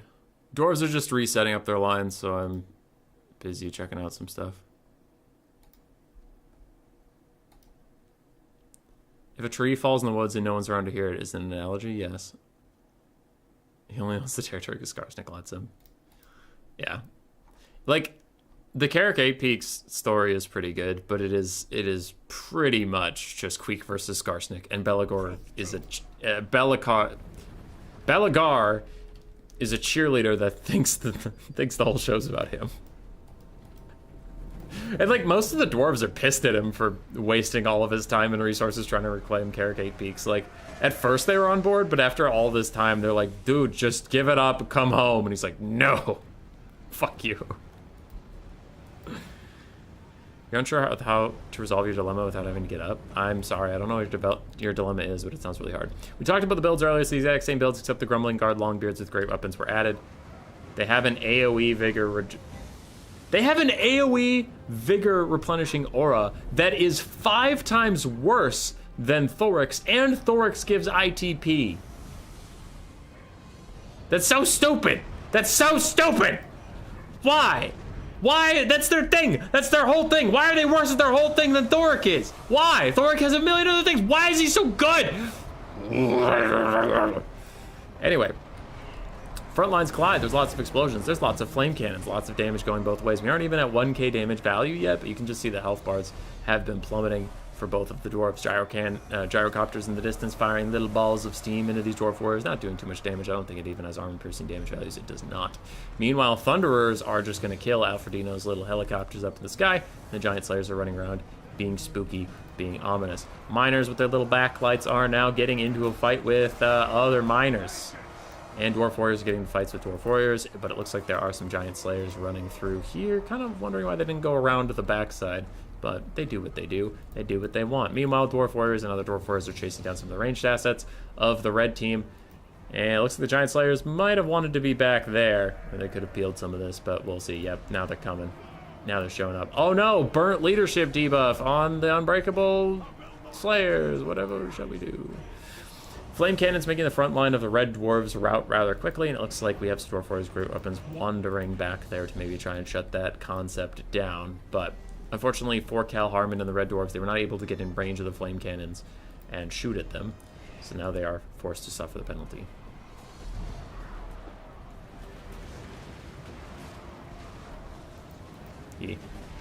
Grumbly Guard getting shot in the buns by Thunderers and by some Rangers. More Dwarf Warriors, Great Weapons falling back to the Flame Cannons a little bit. And Flame Cannons trying to just get some damage on these Giant Slayers. And they do alright. Their explosion damage isn't going to be as good against the spread out formation of the Giant Slayers, but you gotta kill them eventually, right? Meanwhile, the other Flame Cannon is still just trying to tee off onto Thunderers and instead lands 2 giant hits on their own Miners of Blasting Charges. Doing a little bit of friendly fire shenanigans. Belegar is winning this battle just like he is the true king of 8 peaks, and I'm sure he is not going to run into any issues. Because he says he's winning, so he's winning. Giant Slayers take a nasty Minus Blasting Charges shot, and Flame Cannon fires point blank range, killing 2 Slayers in a little peak of vengeance. Then Gyrocopters are honestly going to jump in too. Wow, they might die for that transgression, but the Flame Cannons are going to be saved. Things are looking pretty good for the blue side. Cal Harmon still has a decent amount of ranged units left, but his melee units are dwindling. As are his very expensive Giant Slayers. Quarrelers are firing at, it looks like, the Flame Cannon crew, who is trying to go back online. There are 2 Giant Slayers left. There are 1 Giant Slayer left. There are 0 Giant Slayers left. They are all dead. Belegar is running around, doing Belegar things, running around, living his best life, and more Thunderers peeling the backline. Now, Cal Harmon did actually get his backline in order. He has a lot of ranged units. Okay. I didn't see, like, these units. They were under my camera. So now things are looking, honestly, a little bit better for the blue team. Yeah, I'd feel pretty fine if I was him about now. Belegar is trying to shut down one of the Flame Cannons, but the other Flame Cannon is in range of the Quarrelers, and yeah, they stopped shooting at the Gyrocopters. Now they're just focusing on this Flame Cannon, and with some concentrated effort, they should be able to take it out rather easily.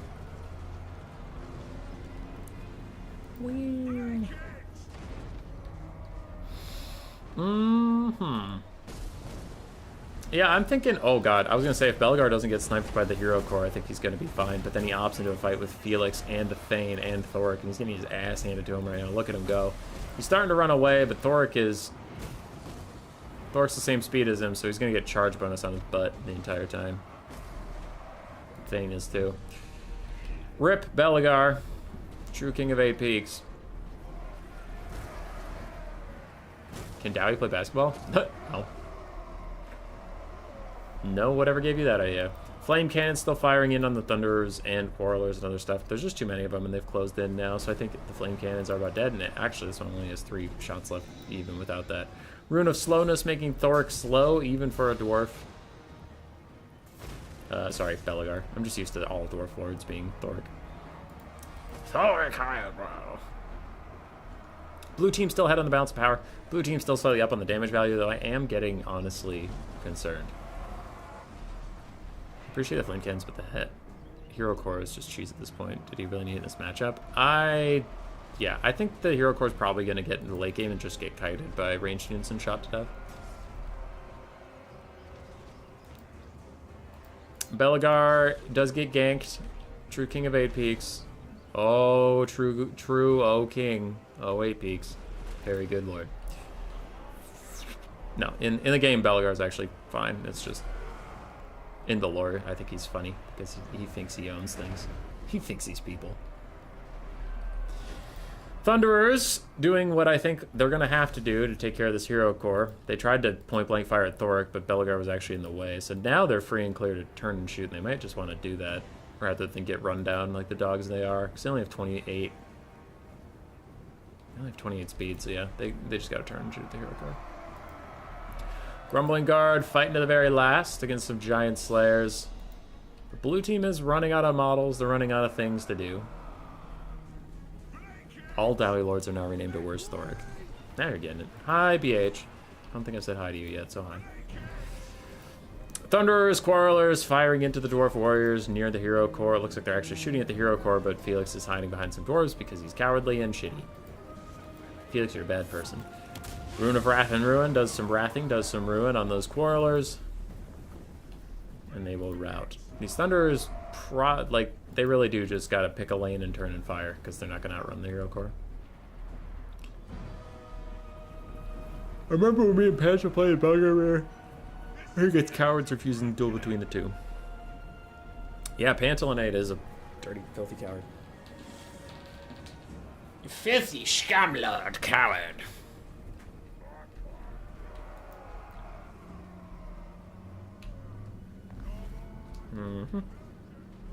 Quarrelers trying to turn and fire. These Thunderers are just getting away from the little Hero Core. The little Hero Core that could. Nothing else really matters, so I'm just going to zoom in on this, as they're going to get shot from all sides. This happens very frequently in like the late game with the Infantry Lord meta, is like, you just get surrounded by ranged units and then they firing squad your ass to death. These Thunderers are trying to get too much distance, though. Like, they needed to turn and fire while they had the chance. Now it's getting outside their range, and they don't want to shoot at foot characters from super far away. They'll miss.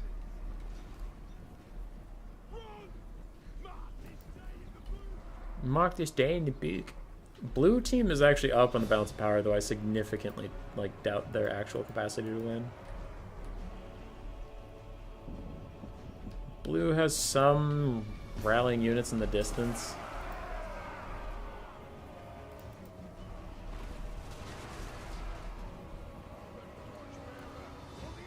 But we'll see. Dwarf Legend Lords are Thoric, Thoric Shield, Thoric Great Weapon, Thoric Book, and Thoric Ginger. Oh, Thoric Shield, I see, yeah.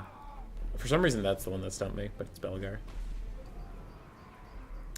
Thunder is trying to fire over a hill at Felix right now, isn't working out for him.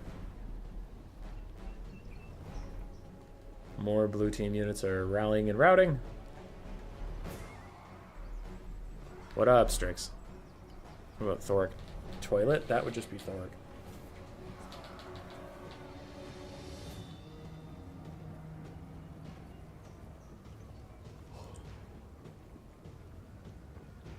Thoric Angrier. Yeah, I think the Thunderers in the late game were not managed particularly amazingly, unfortunately. Like, they got too far away. They were too worried about their safety, where it's like, when Thoric and them turned on those Quarrelers, and these guys, these Thunderers were running, like, way the fuck over here to do nothing, rather than sitting right here and shooting, that would have been more beneficial. Like, right now, they need to punish this Thane charging, but they're just running around. I think that is going to cost Cal the game. Now they're turning to fire, but is it too late? Yeah, they're at a weird sideways angle. They're not going to shoot. Looking around, Ekron's Miners still technically coming back. I also wonder if Alfredino should be splitting up, like sending one person after a Thunder, one person after a Thunder, one person after the Quarreler. Thunder is stopping. Thunder is going to shoot. Quarreler is going to shoot. It's time for the full surround. Please, no more repositioning. Please stop. Otherwise, when they get free, you're not going to get a good shot. Giant Slayers from Cal Harmon are going to fight to the last. And will the Quarrelers fire? They're not obstructed. They're just being done. There comes the big Thunder Volley into Felix. There comes a big Thunder Volley into the Thane. Does a good bit of damage. These Thunderers need to just keep shooting. They need to not run away. The other Thunderers could run away to make sure that there's no obstruction. But these guys need to turn. They're doing that dumb Warhammer 3 thing of, like, you have attack orders, but they're not all going to fire. Just a couple are going to fire. So they need to turn. Well, if the Thane runs back into the middle of them, yeah, then they'll be fine. Quarreler's trying to shoot Felix a little bit. Thunder is now trying to shoot Felix a little bit as Miners charge in. Thoric's exposed. Thane's exposed. Probably shoot the Thane. Shooting people that are involved in melee could be tough. Maybe they can shoot Thoric here. Ooh, Felix is out. Yeah, they got a bit of a shot on both, honestly. Rune of Wrath and Ruin, though, is going to route off 2 Thunderers, and it might honestly cause army losses all of a sudden. Because these Quarrelers are back, they're going to start shooting at Felix, and there's army losses. Damn. Rip in peace.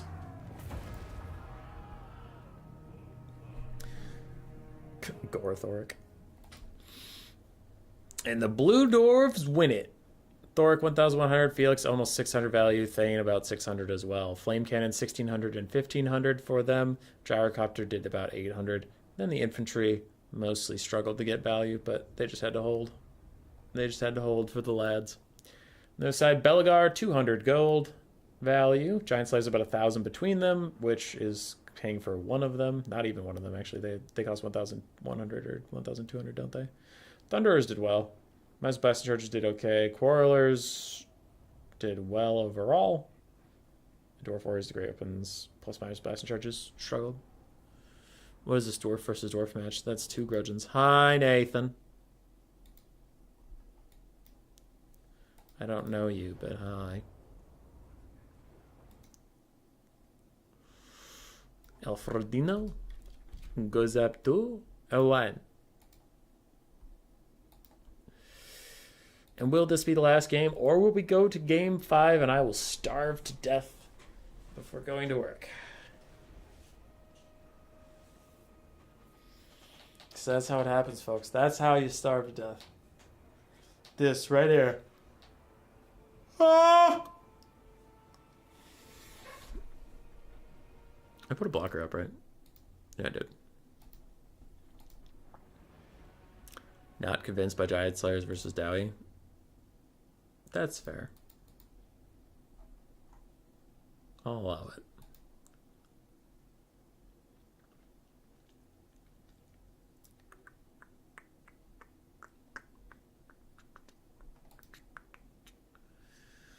Thoric Hawks 1080 Pro Toileter. Did your parents never teach you not to talk to strangers, hubby? I talk to whoever the hell I want to.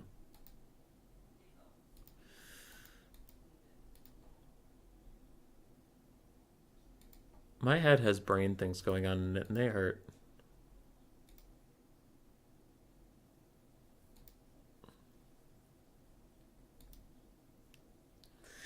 What's the 4th matchup after the Dwarf Mirror?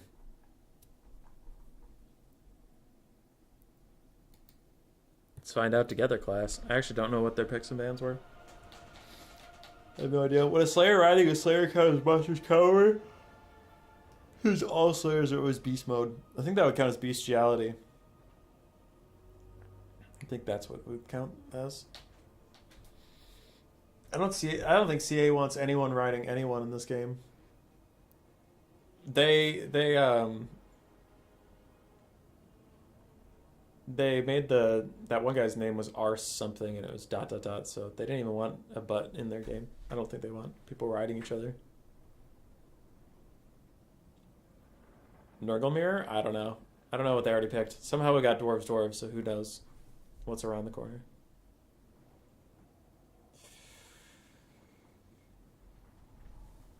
Brain hurty.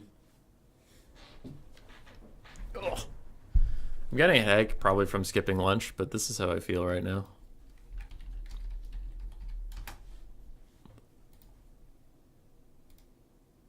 Hurty. Ugh, brain hurty. Yeah, that's how I feel. You and me, Rick. Brain hurt. Alrighty, today. Shut up, me. I was just checking out his video I was doing. I don't want you to talk.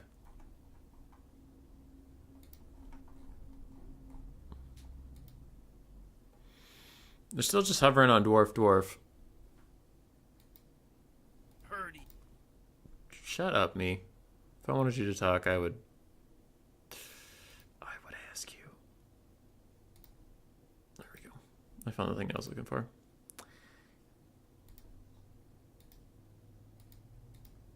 Analytics.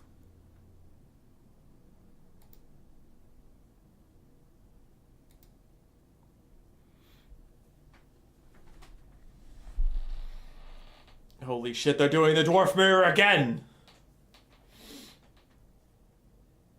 Only 5 hours? Yeah, but I had breakfast at normal human times.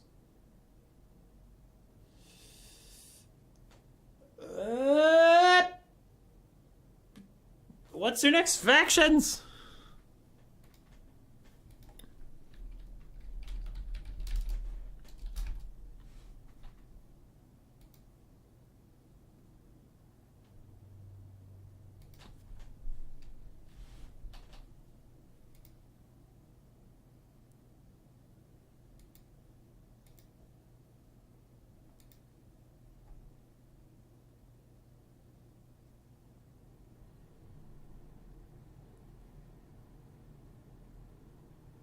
Cal Harmon flips over to Demons of Chaos.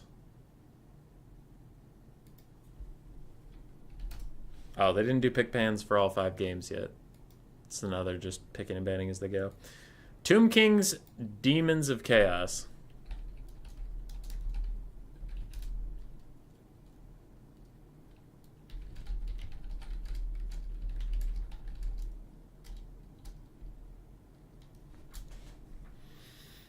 I don't know if I've ever seen this matchup. If Alfredino wins it, I get to go have lunch. If Cal Harmon wins it, then my best friend, super buddy, countryman, next door neighbor, lover, will take us to game 5.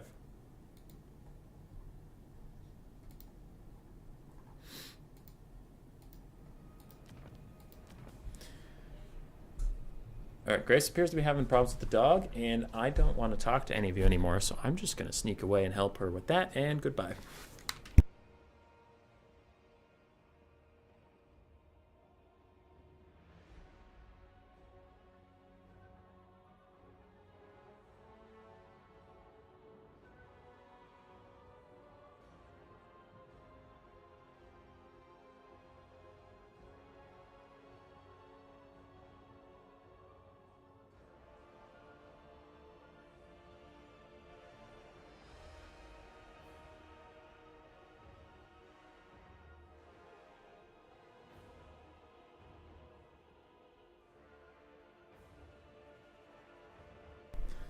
Hi, Pup.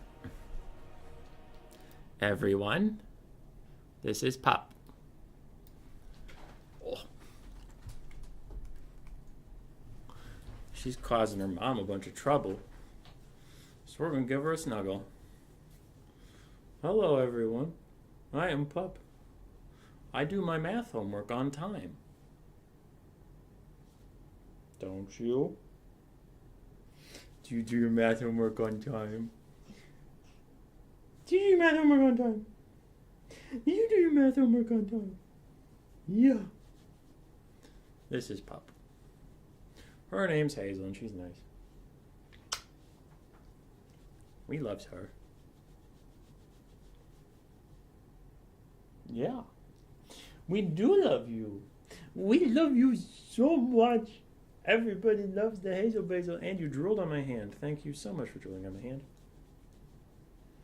Look at her. Look at her. She's so nice. You're the best puppy. Why are you causing your mom issues, huh? Why do I hear her yelling at you through the door? What did you do? Did you poop on the ground? Did you get in the garbage? Did you not do your math homework on time? That was it, wasn't it? You didn't do your math homework on time. You didn't. Oh no. You're gonna get a D-. You're gonna get kicked out of puppy school. Yeah. She's gonna get kicked out of puppy school. She's a little cutie though. Look at that face. Look at that face. Alright, get out of here, you rascal. Go on.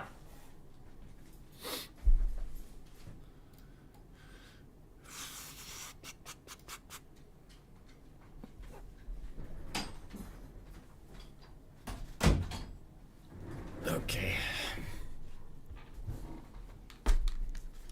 Pup seems unfazed. Yeah, she's used to getting picked up.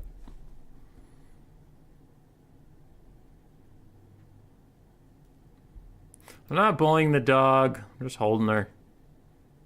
She loves being held.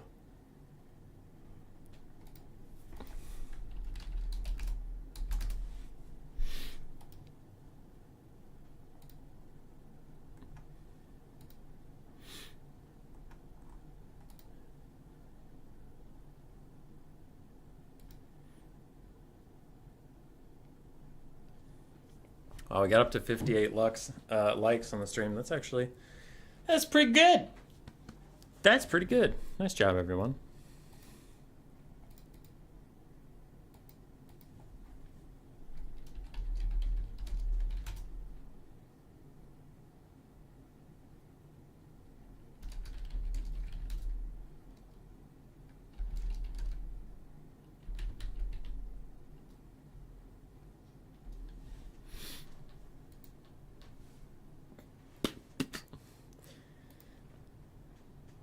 This is a weird matchup. I actually think some of the, like... I don't know, like, if this is an unpopular opinion, by, like, meaning that a lot of people disagree with me. I just wonder if it's something that not a lot of people have thought about. But the Demons of Chaos is actually probably much more interesting to watch than Warriors of Chaos, or maybe even the Monogod factions, because the Monogod factions tend to just spam Marauders. So the Demons of Chaos, at least you get to see the new units. Now, there's a reason you don't usually see the new units on the new rosters, because they suck. But I am curious, like, it is interesting when someone picks the Demons of Chaos. You're like, oh, cool, we might get to see some shit. I think the Tomb Kings out of the Undead, I think they're the most overrated. I don't think they're bad, but I think they're overrated. It's different. If, like, people think they're mega OP, top of the meta, amazing, and I think that they're fine, then they're fine. I don't think they're bad. But, I don't know. I think Coast and Tomb Kings are a little overhyped.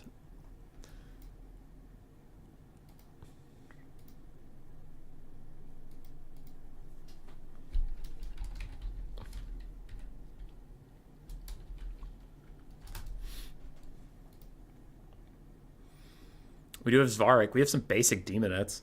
Those are probably the weirdest thing about this matchup is the basic Demonettes. I don't know what they're going to do. My brain tells me they're just going to die instantly.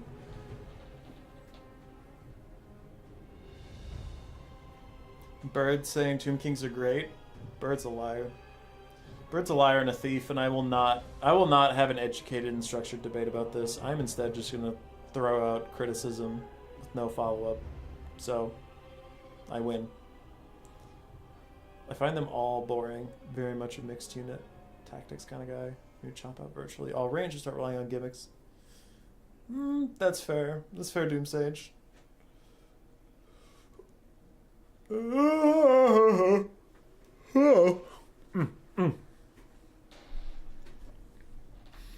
Ladies and gentlemen, do you think the Tomb Kings will win it and this will be the last game of the day, or do you think Cal Harmon is taking it to Game 5? I'm starting a poll right now. Who wins? Alfredino Tique versus Cal Harmon. Doc.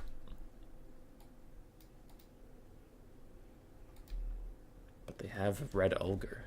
Red Ogre looks cool. His name's cool. He himself sucks.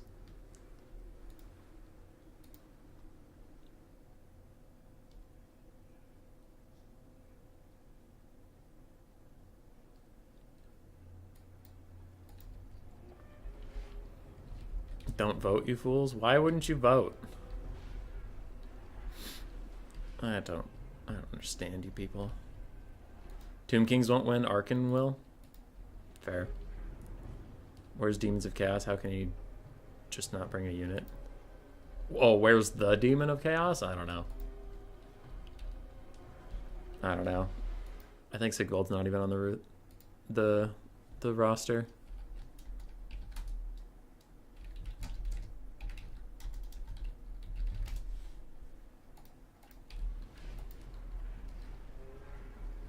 Okay, Tomb Kings aren't set up yet, but the Demons of Chaos mostly are, so I'll start talking about them a little bit. Looks like we have 4 Flesh Hounds of Khorne. Or is it just 3? God damn it, this is why we wait. Looks like 3 Flesh Hounds of Khorne. We do have Svarik, the Feathered Prince. He only has Pink Fire. I like this. I also tend to just take Pink Fire versus Tomb Kings when I'm playing Tzeentch. It's just real good at clearing up the chaff. Blue Fire is good against Arkan, but it's not as good against Cetra and his kitty cat, or with the army healing or anything like that. So, I don't know. I tend to just go with Blue Fire and call it a day. Though, to be fair, I also bring Village, so I don't have an aerial angle for the blue fire. I'm on foot, so I'll just take pink fire with him. Anyway, 2 demonettes that we saw upon loading in, a mix of pink and blue horrors for some archer type units, triple screamers, and 4 Nurglings in the front line. On the other side, for the Tomb Kings, we do have the Chosen of the Gods, Ushabti Great Bow. We also have the Sepulchral Stalker ROR as well. 4 Carrion in the Sky, quadruple melee Ushabti, the Kepler Guard plus 2 Nehekara Warriors, 2 Skeleton Warriors, and Archon the Black is the Tomb King force. So a very elite, very monster-heavy Tomb King's build with 5 Ushabti type units, 4 Carrion units, and a Sepulchral Stalker.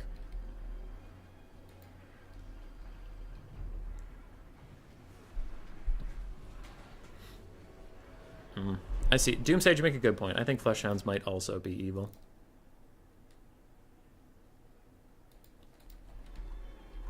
Maybe the real horrors for the friends we made along the way.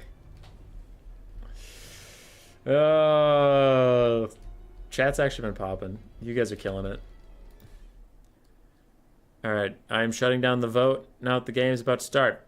5, 4, 3, 2, 1, 0. Out of 19 votes, 57% of you think Alfredino is going to win it all. And 42% of you are right. Because it's Cal. Oh, shit. Game started. We're back. We're back. We're live. Fleshhounds in a bit of a flank. Chosen of the Gods shooting at pink horrors. That's probably a pretty good call, because actually Chosen of the Gods are not good at shooting at single entities. That's normally shout to great bows. Chosen of the Gods should shoot at multi-entity things. From my perspective, the Jedi are evil. The Jedi aren't the best, that's true, but the Sith are definitely worse. The Sith are definitely much, much worse. Pink Horrors getting some shots off onto the Eyes of the Desert. Gonna do a little bit of tickling, but not too much damage value just yet. 25% missile resist on the Sepulchral Stalkers is keeping them rather chipper. Plus 80 armor. Just the Pink Horrors. Fleshhounds were discovered by the Carrion. The Carrion are immediately flying over. I don't know if you really want to take a fight with the Fleshhounds like that, but maybe they do. Maybe Alfredino's just that kind of wild. 1 spell is missing? Oh, he has Spirit Leech. Yeah, it's Spirit Leech and no Fate of Yuna, and then on the other side, no blue fire on a Flying Lord. Fleshhounds getting attacked by Carrion. I would think that they would win this fight quite handedly, but we'll have to see. Sepulchral Stalkers coming over might be able to offer a little bit of support. Maybe Archon too. Who knows?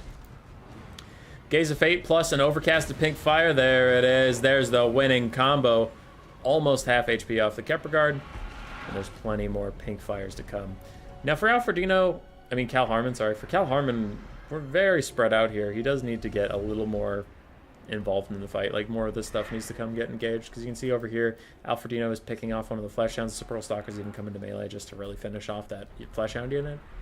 And the central melee fight's going actually pretty good for the red team. So good job for Cal on that one.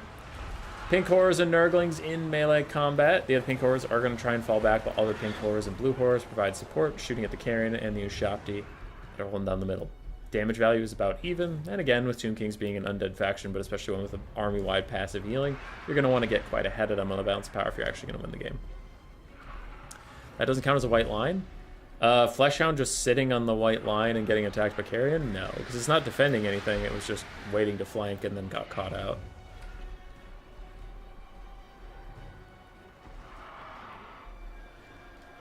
Now, is Alfredino the LeBron James of Total War? Probably, yeah. If you're going to go by that strict of a guideline. Demonette in the center.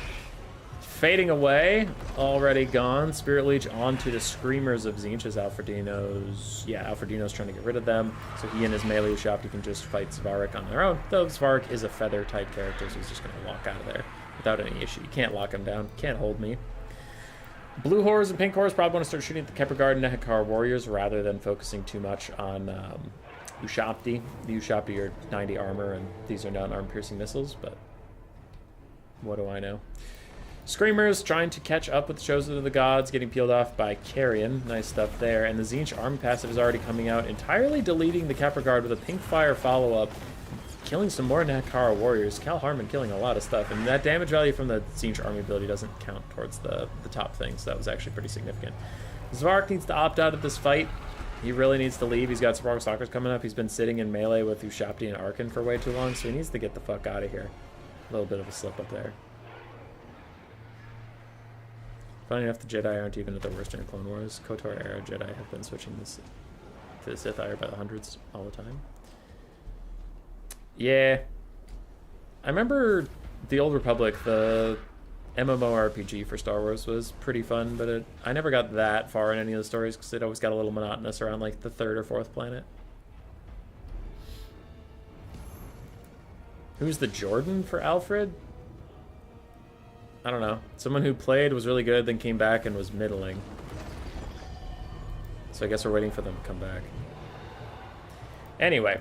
Pink horrors, everybody shooting in here. Ushabti in the back are peeled off by the Screamers from these other pink horrors, so a lot of damage potential left to come out of them. Svark took a lot of damage, though, and there's maybe a Fecundity army passive that could come for him eventually, but for now, it's just looking like he took a lot of damage, so that was an unfortunate fight for Cal Harmon, where he just sat with the Ushabti and Arkan. Not gonna favor him too much. Svark and his Screamers could maybe fight those Carrion. That looks like he is going to dive down. Demonettes barely clinging to life, chasing around the Chosen of the Gods, Ushabti. Meanwhile, Alfredino's weapons teams type constructs are both still pretty good ammo, pretty good health. Another Spirit Leech onto Svark. And Sparkle Stalkers are shooting at the Screamers, trying to get them away from the Chosen of the Gods. Arkan and his summon and melee Ushabti are all punishing Svark for existing. Svark is going to run away. I'm thinking Alfredino's probably going to take it at this point. Because the Demons of Chaos Lord is too low, and if he dies, all their leadership tanks, and if their leadership tanks will start crumbling even faster, and they'll just die.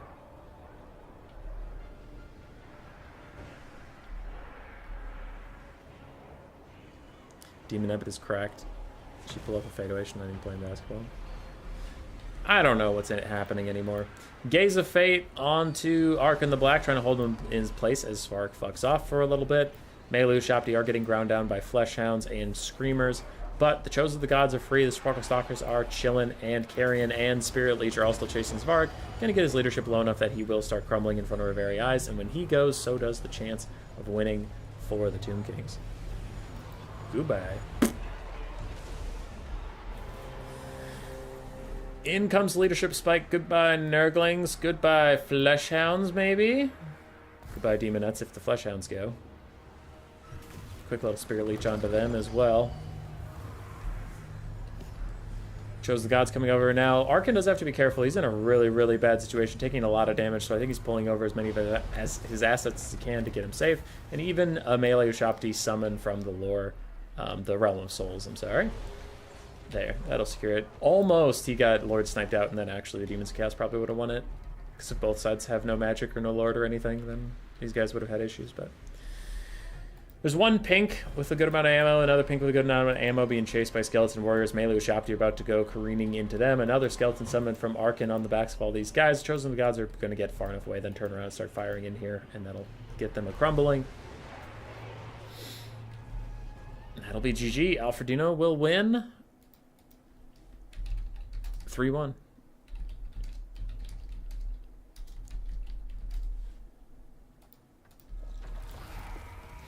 It was a good tournament, a good performance by all. Always happy to see Cal Harmon back in the game. He usually brings some pretty fun stuff, some pretty exciting builds, and I can say he did not disappoint in the semifinals and finals. It's good to see you, my friend. Alfredino did win it for the day. He did cheat multiple times, all the time, with too many Dwarf Warriors, with too many other things. It's been too long, but he took too many of something, and he is a big, stinky, cheaty face. So... I hope everybody DMs him horrible, nasty things. Jokes aside, he did do very well. He played very, very excellently. And he deserved the win. Took G. Give it up for Alfredino, everybody. Let's go. All right, I'm done. I'm out. I gotta go get some lunch. I gotta do some stuff. My head hurts. Goodbye. Goodbye, everybody.